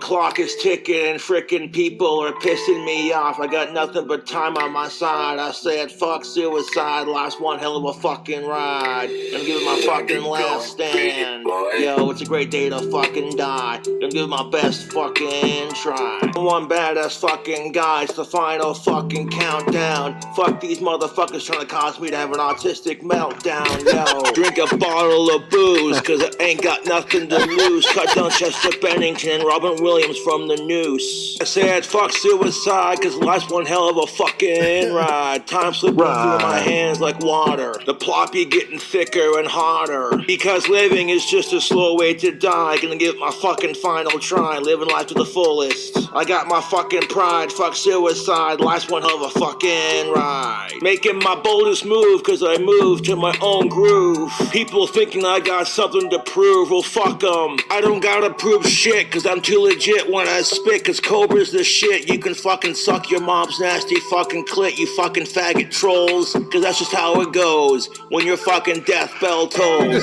It's a great day to fucking die. Gonna give it all I got. Fuck suicide, life's one hell of a fucking ride. Not gonna stop till I fucking ride. Gonna give it all I fucking got. It's a great day to fucking die. Gonna give it my final fucking try. Fuck suicide, life's one hell of a fucking ride. I got my fucking pride. Nothing but time on my hands. Sweat pouring out of my glands. Gonna give it all I got. Not gonna stop till I fucking rot. Not gonna stop till I drop. Watch this fucking rhyme pop, yo. It's a great day to fucking die. Gonna give it my final fucking try. The thing I like about the Cobra albums is that there's multiple genres that he explores throughout the entirety of the record. So he's opening it up with some rap right now. What's coming next? Was that a fart? I told him. Sounds like a fart. I told these goddamn trolls to suck my fucking ass crack. I fucking told them. Somebody made a beat out of his shitting thing. Oh my god. Ass crack, you fart sucking motherfucker. Fucking trolls. I fucking told these trolls. And I guarantee you they're hungry for some dirty fucking ass crack. I tell you what, I fucking told these goddamn trolls to suck my fucking ass crack. Open up, oh, bitch. God.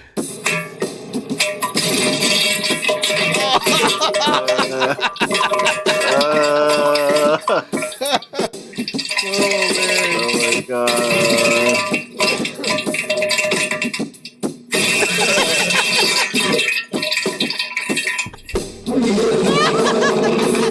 God damn it, suck my butt crack, you ass lickers. I fucking told these trolls to suck my goddamn ass crack. I fucking told them, suck my fucking ass crack, you dirty fart licker. I did, I told these fucking trolls to suck my goddamn fucking ass crack.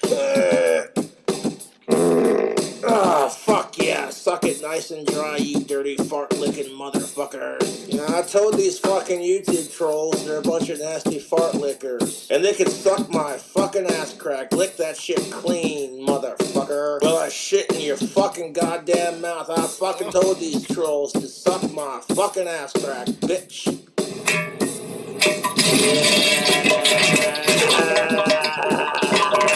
This is a good track. I like it. Is that an actual recording of Cobra blowing up a toilet? Was that like a recording of him like we watched? It sounds like he's farting on a snare drum. Like it's like a snare roll but with farts. Even his asshole is telling him it's beautiful music. Like my ass crack. Yeah, I fucking told these goddamn trolls I'm gonna fart in their fucking face and they're gonna lick my fucking ass crack clean, these dirty fart-sucking smelly cunts. Smelly fart fuckers. I told them trolls to suck my fucking ass crack. Suck that shit clean. Hey, lick my fucking ass crack, you dirty bitch troll. Lick my fucking ass crack, you dirty bitch troll.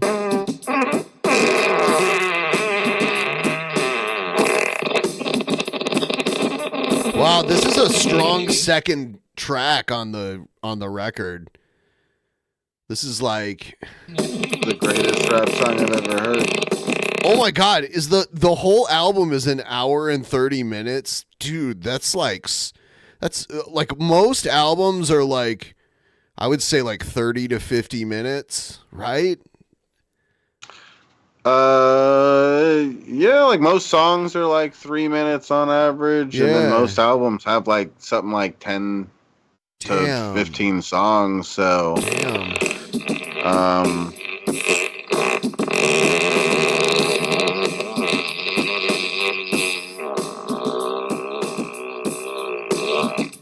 I told these goddamn trolls, I told them to fucking suck my ass crack nice and clean, you dirty fart lickers. Suck my ass crack, trolls. You trolls are a bunch of nasty, dirty flamingo fart fuckers. Flamingo fart fuckers.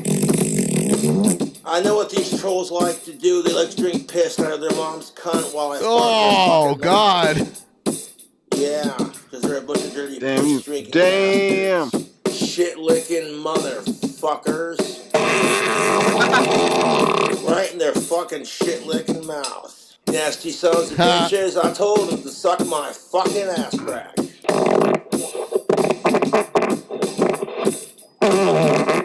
You nasty bastards. Oh my god. Yeah, suck that squeaker right out of my ass crack, you poop-licking motherfuckers. Shit-licking, horse-pucky-sniffing motherfuckers. You nasty fucking horse locks. I fucking told these goddamn trolls to fucking lick my ass crack and suck it clean, you dirty shit-licking motherfuckers. Lock and load. About to Lock and load. Whoa. God damn it. Yes. Suck it. Suck my fucking ass crack. Dirty bastard. Oh yeah, this shit in your fucking mouth. You like that, you fucking troll? You like it when your mom shits in your mouth? I like it too. Shit like your motherfucker. Like it when Cobra shits in your mouth? Yeah, you do. You dirty fucking troll. Someone needs spanking and a timeout.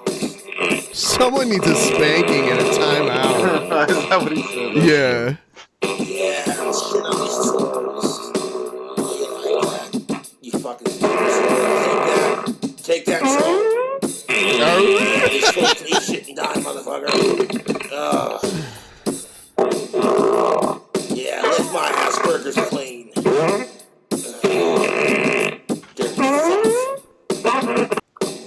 Alright, what's the next one? Right on my fucking ass. Oh, fucking wet and juicy. Oh my god. Wet and juicy.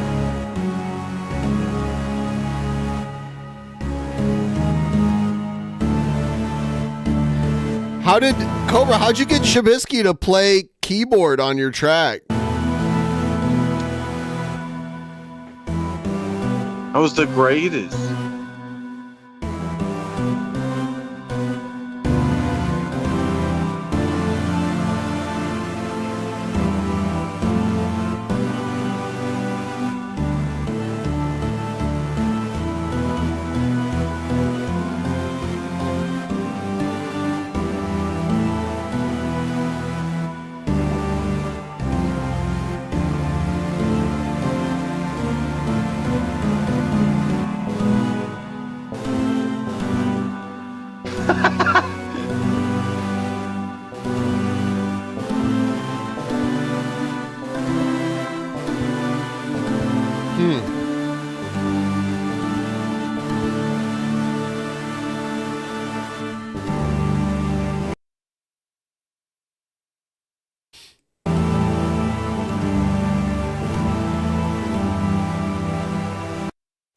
All right, so yeah, I think we got into the first few tracks of it. The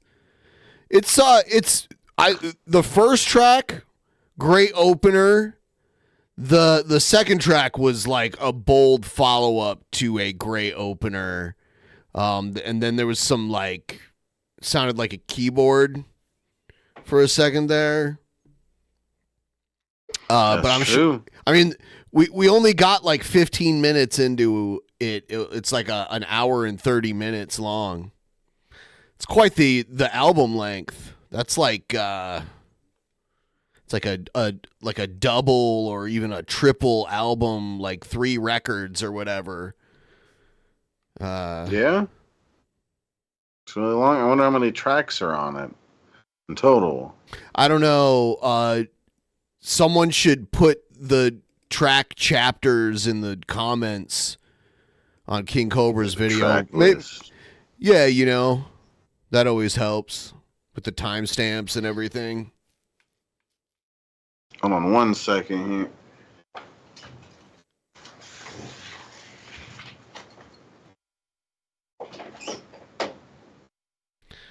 I'll play, let's see.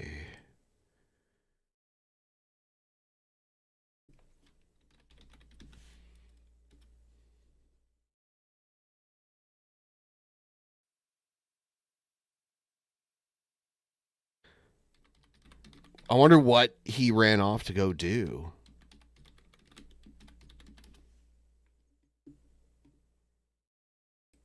I like this song from Cobra. Spit spies better recognize. Spit spies, trolls better recognize. Fucking trolls about to witness their fucking demise. Cause we got eyes on the inside. Surprise. Motherfuckers already know. Spit spies better recognize. You fucking with greatness. You fucking with Cobra and you hate this game that I'm playing. I got the fame. Motherfuckers know my name, but no one gives a fuck about yours. Spit spies. These trolls gonna face their fucking demise. Spirit spies better recognize. Fuck the trolls. Jealous I'm winning at my own game. Spirit spies better recognize. Fuck the trolls. Trolls just acting sour cause they're jealous of my demonic power. Hating cause I'm hanging out with Satan. Well, they're stuck trying to get it up, but they can't cause they want to be masturbating to their mom cause they got fucking issues. Already beat off and beat them to it cause I'm just that kind of guy. Why? Cause motherfuckers know my name. Yeah, Spirit spies, you better recognize. Got you. Spit spies, you better recognize. Damn. That was from an older Cobra album right there. Oh, okay. Yeah, we need some music videos. Fuck yeah, dude. Cobra. Yeah, that would be really cool. We'll get Cobra over to Seattle and shoot some videos. That'd be neato. We can shoot one at the at King Street Station near the like giant clock tower. Ooh. Oh, that'd be cool. I mean, I would think so. I would think so. I thought of it first. It's a giant clock tower. Oh, see, it's a giant clock tower. Ooh. Yeah, that's a pretty cool looking clock tower. Fuck yeah, dude! It's a train station. See the train platform over on the left? Mm-hmm. Oh, it's a fucking train station, dude. You're lying. Yeah. See what the inside of it looks like? It's awesome. Ooh. It's fancy. Almost looks like a church. Almost. Yeah, well, mostly just because of those seats there. I feel like they look very churchy in there with the seats. Yeah, they're like church pews. Oh wow, pews. That's what they're called. Term is for. Yeah, huh? It's a really old building though. Like here's an old postcard of it. This is probably from like the 30s or something. I wonder what year it was built. Let's see. I think it was built in like the early 1900s. It was built in... Where is it?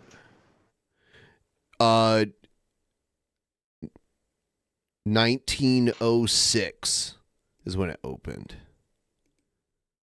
Wow. Yeah.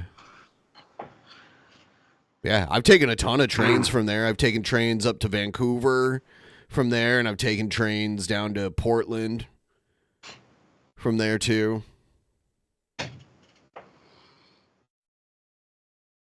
Wonder how long the building will last.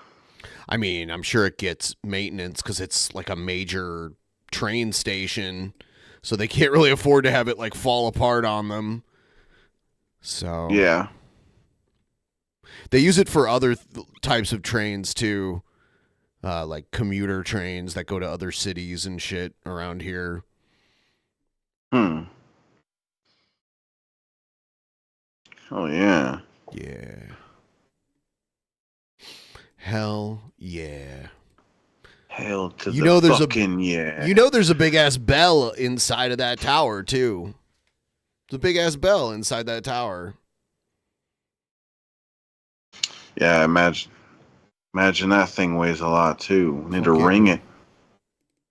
We need to ring the bitch. That was the one thing about being in Europe. Like there was a lot of big churches with giant like bell towers and shit. When I was staying in Amsterdam, they have a big ass church there, and like every half hour it would play like its like bell chime. You know what I mean? Yeah, that's interesting. Yeah. Yeah, like every half hour it would like play a chime to let you know that it was, you know, like whatever time it was. It would sound the bell to tell you like what hour it was. You know what I mean? Yeah. When I was a kid, I could have swore I lived by a church that at a certain time it would ring the bell. I feel like it was every at like noon and midnight, or maybe just noon. I don't know if I'm remembering right. Like, I remember like my grandmother had a grandfather clock, and it would do the same thing like every like 30 minutes. It would sound the hour. It would sound the hour and then the half hour all day. Yeah. I definitely grew up with my parents having one of those at one point. It's been a long time. Yeah. So I saw one of those. Yep. Yeah, the church I went to as a kid would do that too. Like they would sound their bells throughout the day. Usually not at night though, but like during the day. Yeah. It was so long ago. I'm trying to remember what time of day it would do it, but I feel like it was just early in the morning or somewhere about around afternoon or something. Yeah. But yeah, if we could get a little bit more progress on that Cool Guy Streamlabs goal, I still got a Bud Light here ready to chug. Ah, yeah. We've done pretty good today, though. I'm definitely, we've done good. It's because I kept on saying for us to do it in the name of Satan, and people here, they love Satan. Do they? He's the greatest. Yeah, of course they do. Well, Cobra is a fan of Satan. Yeah, sure. See, that's a good example. See, yep. People love Satan. He's the greatest.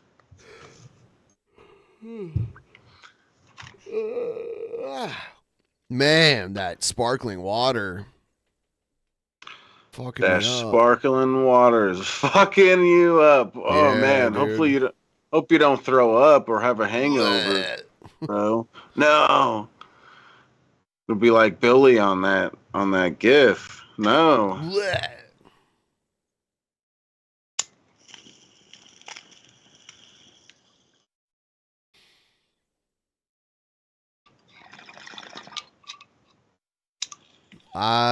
Oh God, look what else I've got.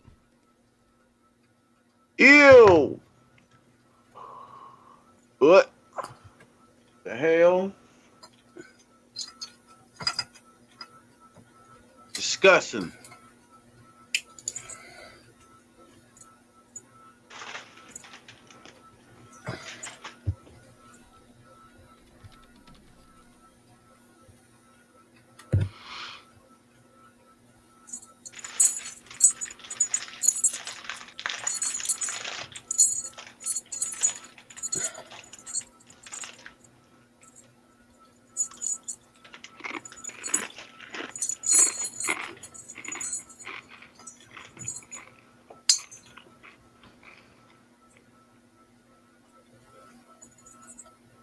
Don't ask how I'm back. I was trying to do something. I don't know how much I can handle her tonight. I'm already regretting, like, maybe I'll watch this next time. But she's back on YouTube. She's using her Queen Cobra YouTube channel again. Ew. Yeah, I do not. I'm like, I see her here and I'm like, fuck. Like, I just wanted a little break from watching Jessica. I don't know how anyone that's like Cobra and her parents and anyone else that has to be around her, I don't know how they do it. I don't know. Or in Cobra's case, did it. Well, you know what I'm saying.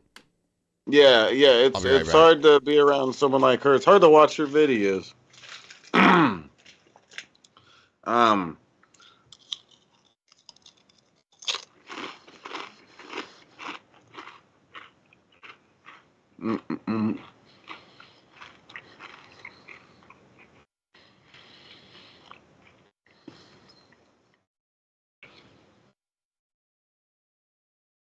Yeah, Bill Hicks. Yeah. Satan is gonna have a party, and he's gonna have a cake in the shape of a Lamborghini. It's gonna be amazing. I'm so excited.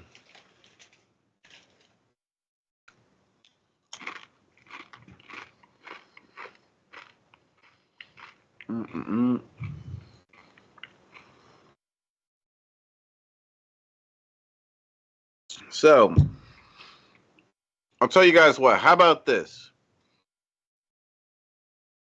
If we can get the 600 in on the goal, I'll chug 2 beers instead of 1.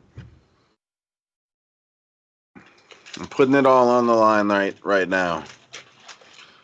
This is a deal of a lifetime. Let's do it, guys. 25 more on the goal, and I'll chug 2 beers.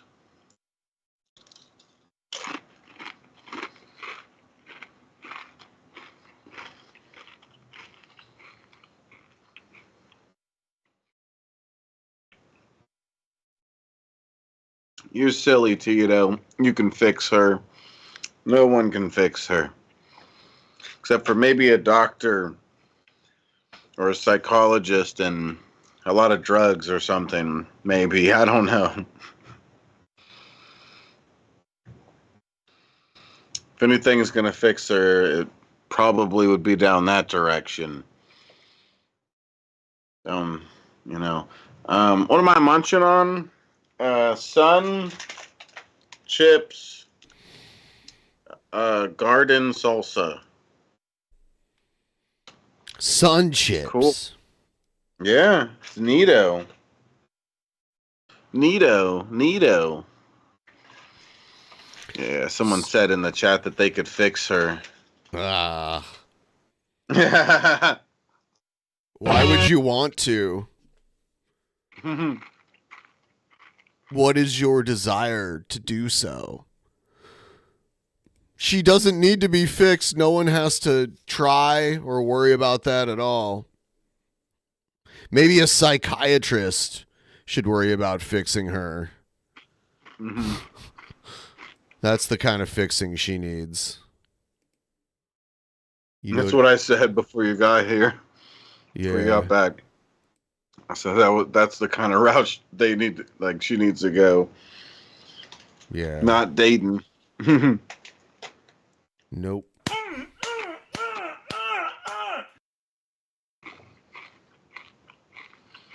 It gets me all excited.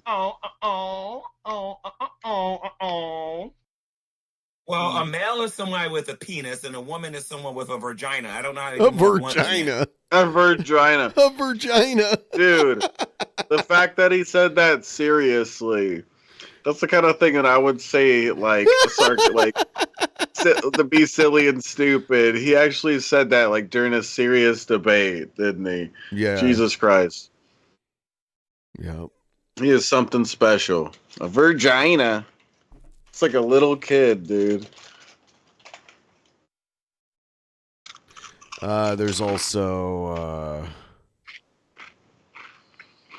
And there's nothing wrong with indentured servitude, and there's certainly nothing wrong with a person giving up their autonomy. autonomy. Autonomy. Sit there and dock my drops. Dock my drops.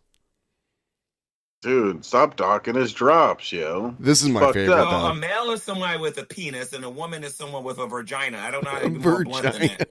A vagina. Glad he explained that to me. I didn't know that shit. A vagina. A vagina.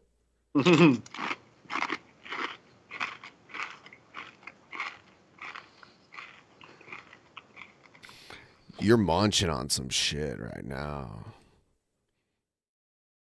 Yeah, you were making me hungry when you were eating something. Yeah. What were you eating? I didn't even ask.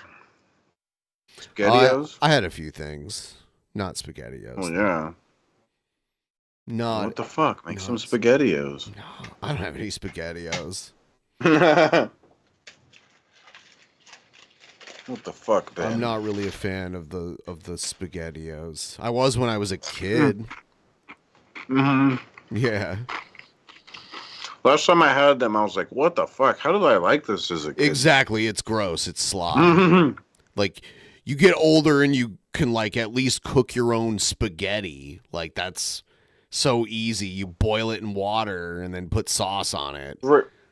Regardless, when I remember trying it, like, just the sauce didn't taste good. It was very cheap tasting and shit. It was all not. Doesn't taste good. It's like canned pasta. It was created like in a very different time. I feel like there can be good canned pasta, probably. But it's so easy. It's so easy to just buy the pasta dry. True. It's not expensive, and you just boil it, and then like put sauce on it. It's so different. Like there's no need to want canned spaghetti or canned pasta. But yeah, I liked it when I was a kid. I don't want to eat it now. That shit's just pumped full of preservatives that like are unnecessary when you could just make your own spaghetti. Or whatever.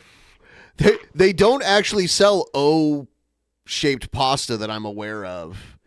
There's like some things that kind of come close, but not exactly.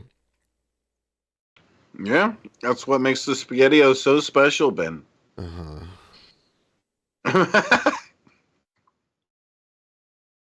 That's just part of how they're so unique. Shut Why up. Everybody should get them. No, they're great. SpaghettiOs, they're the greatest. I know SpaghettiOs. Nah. I know more about SpaghettiOs than anybody. I didn't like, you know what? I did like Chef Boyardee marginally better than SpaghettiOs when I was a kid. But still, I couldn't eat that shit either. Like, but yeah, I did like Chef Boyardee better than SpaghettiOs. It was alright. It had a different flavor, like a different type of sauce. And I liked the fucking shitty meatballs too, which is like meat that doesn't need to be refrigerated is just like packed full of shit to like keep it from spoiling.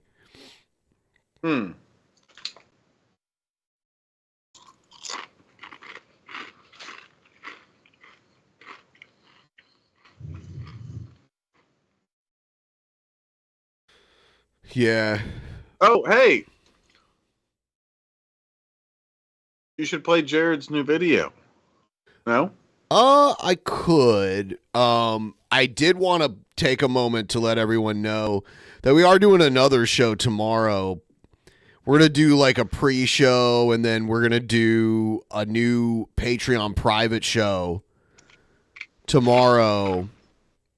And this is what we're doing. We're doing like video battles where we're going to pick 9 categories. We picked these categories this time for the test run, but we're going to start taking audience requests on different categories. So the way it's going to work is each round we're going to take ourselves off the screen and play each video. Like, and we won't let you know which one is my video and which one is Shabisky's video. We'll play both. We'll let the people vote on it, and then we'll announce, you know, after like the votes go on for maybe like 5 to 10 minutes. You're distracting me with your crunch. I'm sorry. It's okay. It's okay. But yeah, so, and we'll do that with each round until we have a winner. So the videos have to be 4 minutes or less. And you could edit one, like if you want to edit them, you can do that. Like if you want to take an edit of something and send it to me, you can do that. Yeah. But these are the categories. So we just play them, and the videos just have to include like this general thing. You know?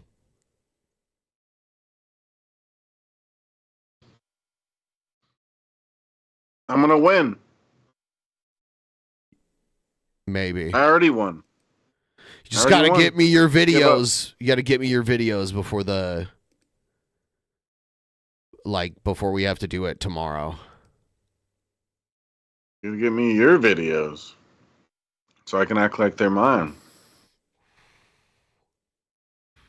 Okay. Yeah. But Jared. Okay, I'll play a Jared video. He did what though? He talked about the election. I want to see what are you talking about after Trump won. Talking about that. You know what I'm saying? What's going on, guys? It's Jared Genesis here. So, fuck yeah, dude. 1,000 subs. Holy shit. Someone bought him subs. Mm-hmm.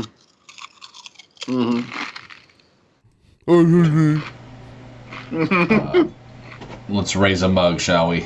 We can do better in that little coffee cup. I'm embarrassed, guys. Don't look at that. Sometimes I forget to clean the bottom of it. Yeah, because sometimes you forget to clean everything. My mug. But all the time you forget this.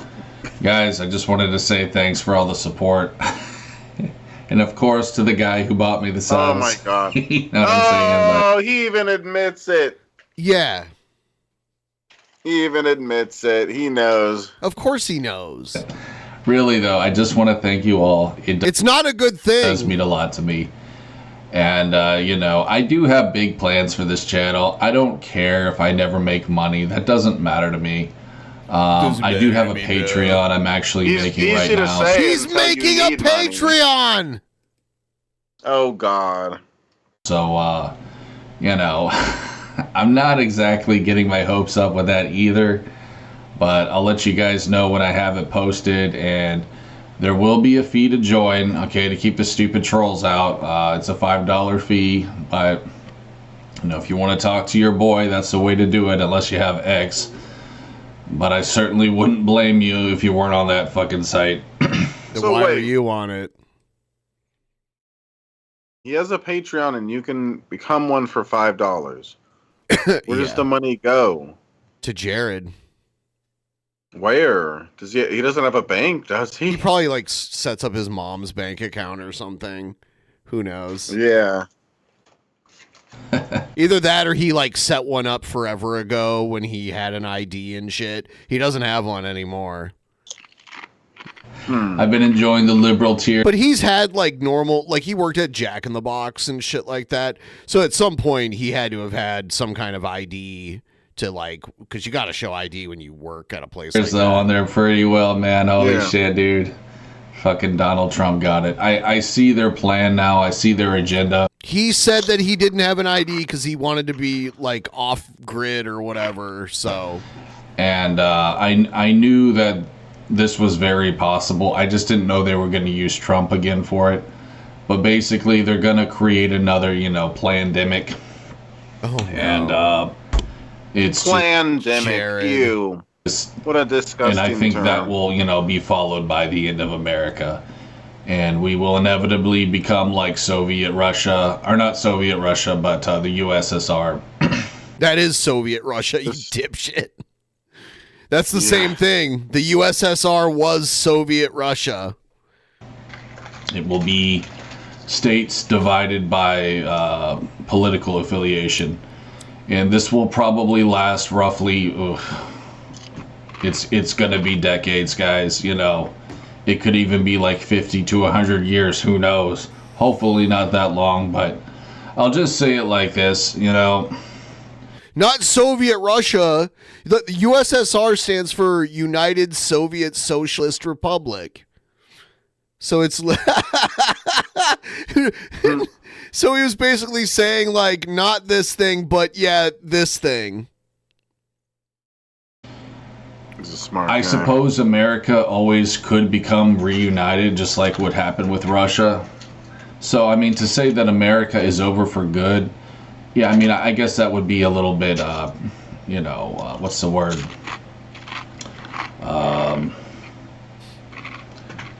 know what I'm saying? You know what I'm saying, bro?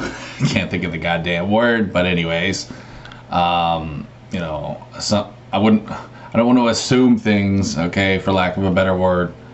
But I mean, yes, it did happen with Russia, but that's not a guarantee it's going to happen with the states. We could permanently be divided always. That could happen. So, whatever. I mean, I really don't care. At some point, everybody's going to agree and come together and be friends. Everybody across this whole country. Hands across America. Yeah, it'll be so cute when everybody holds hands. I'm a shut-in. Why does it matter to me? The plandemic doesn't mean nothing to me. And I just wanted to say, too, listen, man, to all you Trump-tards, to all you cuck-servatives and alt-right Nazis, which I don't think many of them really I'm too cool for any of it, bro. like Trump since he's pro-Israel, but to all you idiots, enjoy your next plandemic. You guys are so fucking stupid that you're putting trust in this man, the very man who made you a prisoner of your own home for roughly 3 years. What the fuck is wrong with you, bro? What? You are a special kind of stupid. You really are, bro. That you would trust someone like that again. To all you alt-right retards who have been praising this guy's name, you're truly just pathetic beyond belief. I mean, really, how desperate are you for a hero, man? The Bible makes it very clear. Do not put your trust in man. Put your trust in God. Make Jesus Christ your president. Okay? That's why I'm an anarchist. Okay? Don't get it twisted. I'm not a communist. I'm just a Christian anarchist. So is Leo Tolstoy. He was the author of War and Peace. You know, we do exist. We are out there. Jesus Christ was an anarchist. He was against the state. And if you can't see that, you're lying to yourself, to all you conservatives.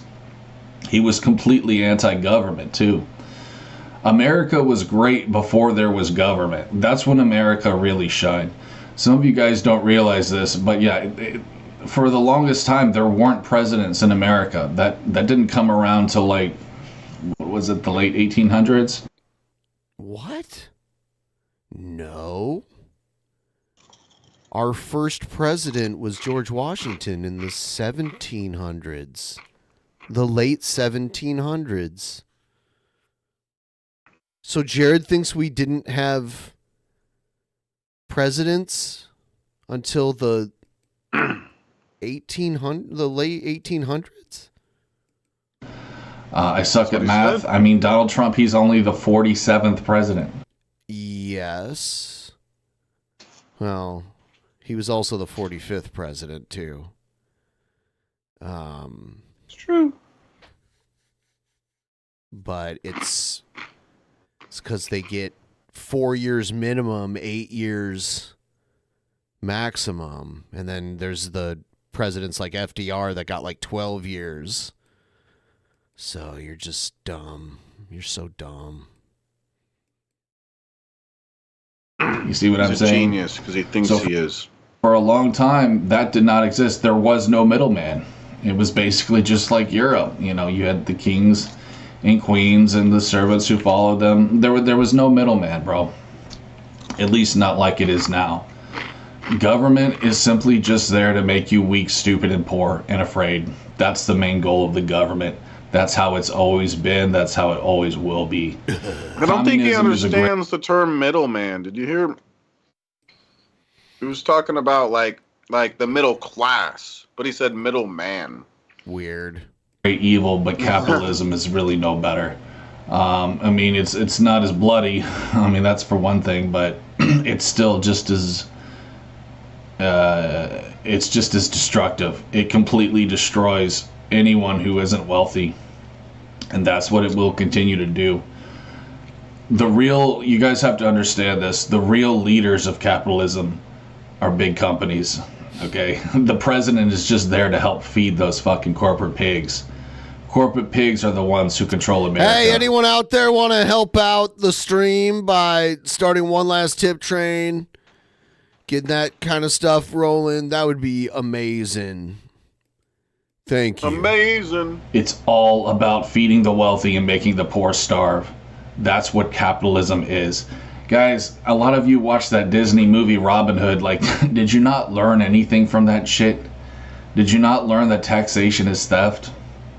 Oh my God. You shouldn't have to pay for shit that, you know, that the government, that they should pay for. You shouldn't have to pay for that shit. Taxation. When I was living in the suburbs, we literally had to pay taxes on shit we did. The police and the firemen and the streets and all sorts of other things. Like we all. It's the people that think this way, that just like taxes just should be completely done with. It's like, no, that's silly. We might be getting overtaxed, but doesn't mean taxes shouldn't exist in the first place. Didn't even use the community pool, the trails, schools. It's like, what are you guys trying to tell me? I need to go back to elementary school here? Maybe you're not entirely wrong there, but we literally had to pay for schools, bro. When I was graduated, living with my parents in the suburbs, we still had to pay taxes for that shit. It's incredible stuff, man. Yeah, tip train. Hell yeah. That's sweet. Thank you, Remy. Do your big drink. I will. Here, let me go wash off my hand. I got crumbs on my hand. I was trying to get to 70% during this stream, so if anyone wants to help get to 70%, it's right there. People are okay with that. That just shows you how pathetic the human race truly is. At least Americans, anyway. Guys, again, in case you forgot, Donald Trump made you a prisoner in your own home for 3 fucking years and made you inject something that was. By the way, you didn't have to take the vaccine unless like your job forced you to, or like you wanted to go out and do something like at the time. Like you didn't have to, like they weren't coming and like forcing you to take it at your own home. So there was like, you had the option to not get it. No one was going to jail for not getting it. Okay. So this is kind of dumb. Really, So, really yeah, not. Remy's a cool guy. Thank you, Remy. And well, I did actually say when we get to 600, I would do it. The next one. I was hoping. Oh shit! Guys, can we get $5 more in on the goal, guys, for a chug? Who's gonna be the hero? Bud Light will be the hero. Yes. Bum-ba-dum. I really don't like Bud Light. You should have gotten Bud Light with lime. I don't think I've seen that. You've never seen Bud Light with lime? At least not lately. I can't recall. I wonder if they don't make it anymore. I would know. I don't drink Bud Light. It sounds familiar. I feel like I saw that in the past, but nothing. Not recently at all. I don't think I've seen any. Oh yeah, Bud it Light. exists. I just looked it up. You can buy like giant cases of it. Yeah, maybe just in my town they don't tend. They to have it at Total Wine. Yeah, well, they have everything there. Yeah, yeah. You should still go there. You also have to get Shake Shack. I looked that up too, and that's near you also. I was actually looking on Grubhub like yesterday or something. I saw Shake Shack. Yep. So yeah, at some point I'm gonna have to try it and try a shake too. Yeah, the shakes are good. I like the burgers the best. Oh, there you go. Thank you, Remy. Remy's one of our cool Shab fams coming through, bossing it up. Thank you, Remy. All right. They have like this. They have this spicy burger at Shake Shack that I like a lot. It's not like super spicy. It's like medium. Yeah, I looked at their menu a little bit. They seem to have a bit different burgers than usual. But yeah. Like to try one or two, I'm sure. I'd imagine. I tend to favor like bacon and barbecue kind of stuff. You know, I love my barbecue sauce and stuff. But yeah, back to chugging. Again, thank you guys. 66.67% in on the goal. I'll show you the one I like. Cheers. The fuck? What the fuck? Good for you. We'll just say it like that. Okay? You're gonna get it again. This time it's gonna come twice as hard, bro. You're not gonna like what happens. Okay? You guys, you played stupid games. You're gonna win stupid prizes. The only way we can beat the elites is by not voting, not fighting their stupid wars. Okay? You know, tell me one war that ever really accomplished anything. None.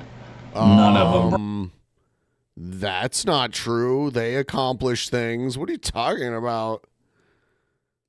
Things definitely have gotten accomplished during wars. Wars are terrible and everything, but things get accomplished. Bro, it was all simply just made to feed the elites just a big... because it's bad in the first place doesn't mean the outcome at every point was bad. I'm sure there's some sort of positive outcome from some war at some point. Companies. That's why wars are fought, guys. I mean, Iraq should have told you that with the oil. Remember Fahrenheit 9/11? Michael Moore used to be cool, if you can believe that. He used to have some... Everything used to be cool to Jared. Nothing is cool anymore. But everything used to be cool, bro. Yeah. Well, yeah, he's obsessed with that. Used to, back when I was 14. Yep. Like bangers. Move on, bro. I remember watching that when I was a senior in high school. I saw it at the theaters. I won't say it really changed my life because I pretty much already knew that what was going on, but it was still really sad to see soldiers who said that, there was this one soldier I remember, he said, like, the reason why I stopped fighting the war is because I saw that the people who I was fighting were just like me, He said that he ransacked someone's, I think it was like their car, and he saw a rosary hanging there. You know what I mean? We're all just the same, guys. It doesn't matter your race. We're all very similar in many different ways. They just want us to believe this coming from that, the dude that was trying to enemy. demean me. But the by enemy calling is me a the Mexican. state. The enemy is the government, guys. It's the elites, the 1% that controls everything. So with that said, I'm praying for our country. I'm praying for you guys. I'm very lucky that I don't have to deal with this shit. That I can just be at home. I can play my fucking video games, drink my goddamn coffee. But I know some of you guys are forced to go out there and work, and for that I'm truly sorry. You're forced to be around society, and for that I'm truly sorry. I just use my parents all day. This is what I think of society. What time? So I don't have to. Oh, he did a fart. Hold on. Let's try this side. Let's squeaker that side. He's gonna blow his ass out. That really should not have hurt so bad. But at least that tells you I'm a bleeding virgin. You know what I'm saying? Gotta take pride in that one, Jared. So anyways, guys, yeah. No hate towards homos. Not hating here, guys. Not hating. You know what I mean? I want the best for everyone in this world. I truly do. I'm sorry that my trolls don't, and I'm sorry that they're such wankers. And I'm sure a lot of them are crying right now because of Trump. And I think that's pretty goddamn hilarious. But, yeah, see, that's another thing Jared does. He, like, imagines, like, his trolls or, like, whoever he doesn't like crying and being all emotional about things. And that's the illusion in his mind is enough for him to, like, trick himself into thinking he won because of that. We got him, bros. Yep, yeah, we got him. It's like, what do you mean you got me? Yeah. I think I said that already, but I was gonna say one more thing. Basically, it's this, guys. If you can, just go off grid. It's not gonna. You're not off grid. Get any better. Yeah, he does you may not as well understand just what that means. Society behind. That's what I would be doing if I weren't here with my parents. In your bedroom, you better believe you're not it, bro. Off grid. He makes it sound like his parents need him, not the other way around. He's convinced himself that he's the one. His parents need him. They do. Without him, they're nothing. I would be just living my life in peace. I may not even I might not even have electricity or anything, but I would still be better off than I am.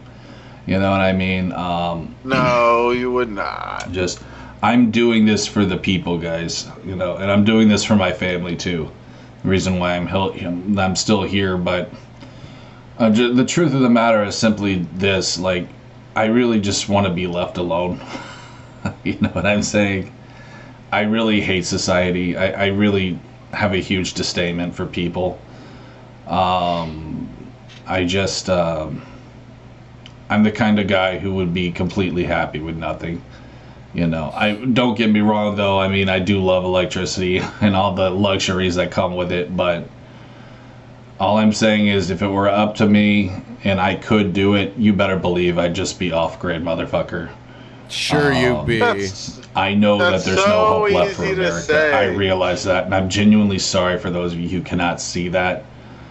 But When you have to gather your own food and make sure to have a water source and like build your own, like a warm place to go when it gets cold outside and shit. Like there's so much factors to it where it's like, you've been coddled for too long. You have no clue what it would be like surviving out there. Like I grew up being a bit of a nature boy, way more than this dude, and I would not be able to survive. Yeah, I would not survive in the wild right now. I would have to do a lot of research and stuff beforehand, because it's not as simple as just I could survive out there. Like, no, it's a lot of work, a lot of understanding. I think Jared has Peter Pan syndrome. Yeah. Was that a thingy? Peter Pan syndrome. And sounds familiar. Well, Peter Pan was the boy that never grew up. Yeah. Yeah. If you can, just go off grid. Just go. What? You've heard that? Peter Pan syndrome. I'm saying. I think. Okay. Go off grid, bro. That's my best advice to you. Grow your own food. I've heard about that Peter Pan. Eventually, they're going to tell you what you can and cannot eat. Eventually, they're going to tell you the things that you can and cannot buy. In general, like anything, electronics, whatever, clothing, you're going to be told what you can get. Remember the famous quote from Klaus Schwab? You will own nothing and be happy. That's the goal of communism. America will become a communist country. I mean, it will be divided, but you guys get what I'm saying. It's going to be much different. No. Okay. We're nowhere near communism. Like, that's not going to happen. It's corporations that control a lot of shit here. They're not going to just let us become communists. They like us in but like, if they could, we'd be even more capitalist. You know, like yeah. What's up with this like pile of pillows off to the left here? It's almost as if like he doesn't have a pillow. He has like, I don't know what. Yeah, it's almost like he uses that as the pillow because he can't, like, he doesn't want his feet to hang off the bed or something. Like I don't know, because he still is sleeping on a bed that it's like a little kid's bed. Yeah, I feel like it's just like the bed I slept in when I was in like the 7th grade or something. Like, and it was like getting too small for me.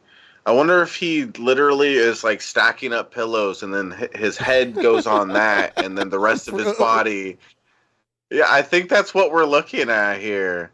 It's like, dude, everybody else is a fucking dumb loser for following with society's rules and shit, but you can't. Bed, bro. Like, yeah, look at my bed, bro. I'm really living it up, man. Don't think that just because you're part of a red state, things are going to be hunky-dory once it all goes USSR. It's not, bro. What? Okay? I'm sorry to tell you that, but it's not going to be America. It still won't be America anymore. It's going to suck. Is he saying Trump is also a communist? Because Trump's... Not sure. With that said, guys, you know, you make your own luck in this life, and make your own you luck. can still be happy no matter where you are. You just have to learn how to hack the system. So I would just say practice manifestation, stuff like that. Try to find ways to acquire wealth on your own without being a slave.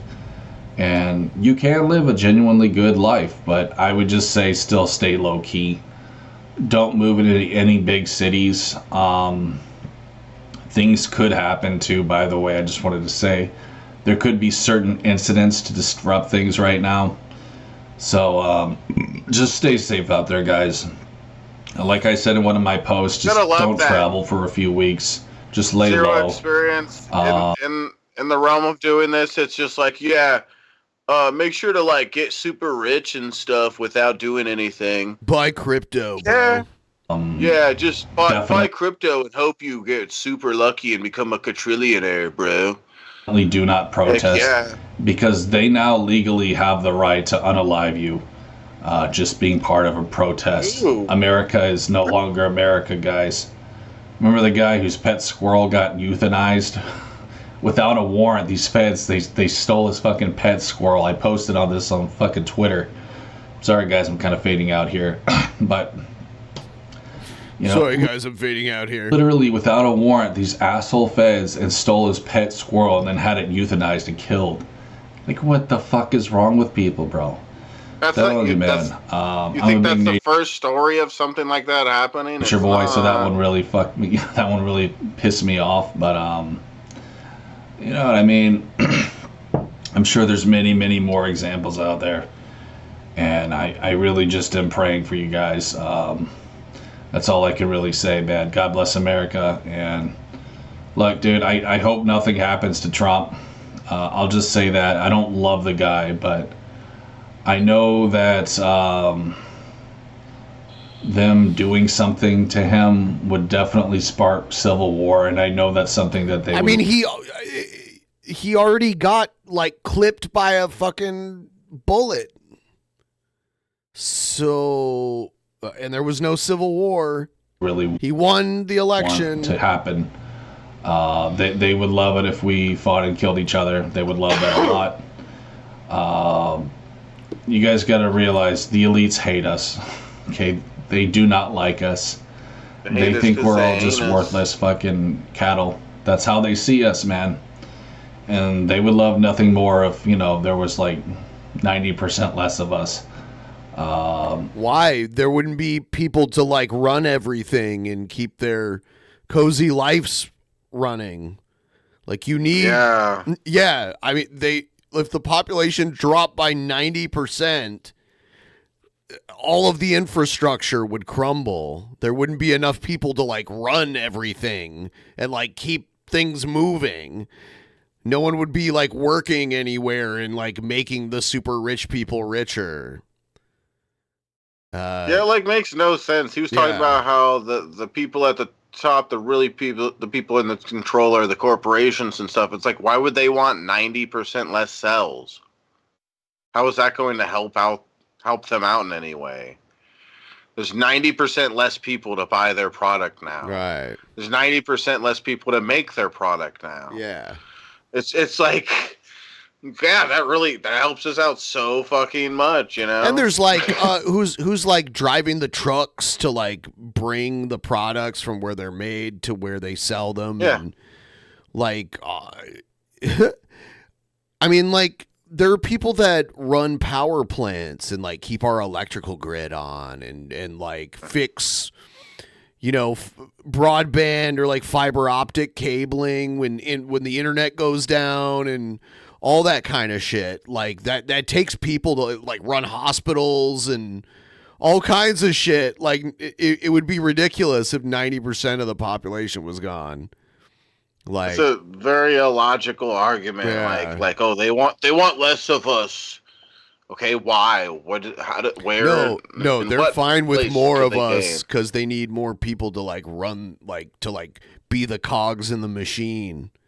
You know? Yeah, exactly. Yeah. They gain nothing from losing 90% of the people. Right. So just realize that could happen. And that's another big reason to go off grid, okay? Because you don't want to be part of that bullshit. This country, guys, is not worth fighting and dying. If you went off grid, you would die already, far before anybody else. It's done for, bro. I'm sorry. So anyways, guys, there you go. 15-minute video. Started to get kind of laggy here. Laggy? But I think I said all that I wanted to say. I'll let you guys know when I get that Patreon up. And stay safe out there, guys. Take care. Peace. Is this computer that shitty where he starts recording a video and he gets 15 minutes in and it's like, oh, it's too much for the computer. Gotta stop the video. Yep. It's lagging. What the fuck? That's so shitty. Holy Here's crap. the burger I like from Shake Shack. It's called the Smoke Shack burger. Bacon, Yeah, it has bacon. It has bacon and it has these like hot peppers. They're not super hot, but they're like a little bit of spice. And the burger patty is like smashed down the way they cook it. It's perfect because it's like crusty on the outside, but it's like soft on the inside. It's really good. Yeah, maybe I'll try this out. It's yeah, and they have a few other kinds, but this one's my favorite for sure. Yeah. Looks yummy. They just opened one in Bellevue that I've gone to a couple times. Yeah, holy shit. We got another show to do tomorrow. I think we'll like start the pre-show at like 5:30 or 5:15 or whatever tomorrow. Yeah. Yeah, so just get me your stuff. You know how to search for like videos under 4 minutes. I could do stuff, you know. I'll do a thing or two. Or 6. I just need 9 videos. Or 9. Yep. Hell yeah. All right. Sounds like a plan. Yeah. Yeah. I think I'm gonna move over to doing a stream here. Let me see. I put a link in the chat real quick, but is it a Patreon stream we're doing tomorrow? Yeah, like usually I stream for about an hour before that just to like, you know, get people to sign up and get some donos and stuff, and then go do the private show. Oh, that's the wrong account. But I just need your videos because I need to create the playlist and everything. So. Yeah. Okay, well, I actually need to get it together first. Sure. But let me see here. So, all right, there's a link in the chat if you guys want to check out my channel. I'll be going live right after this, I think. All right. So I'll see all you guys tomorrow. Have a good one.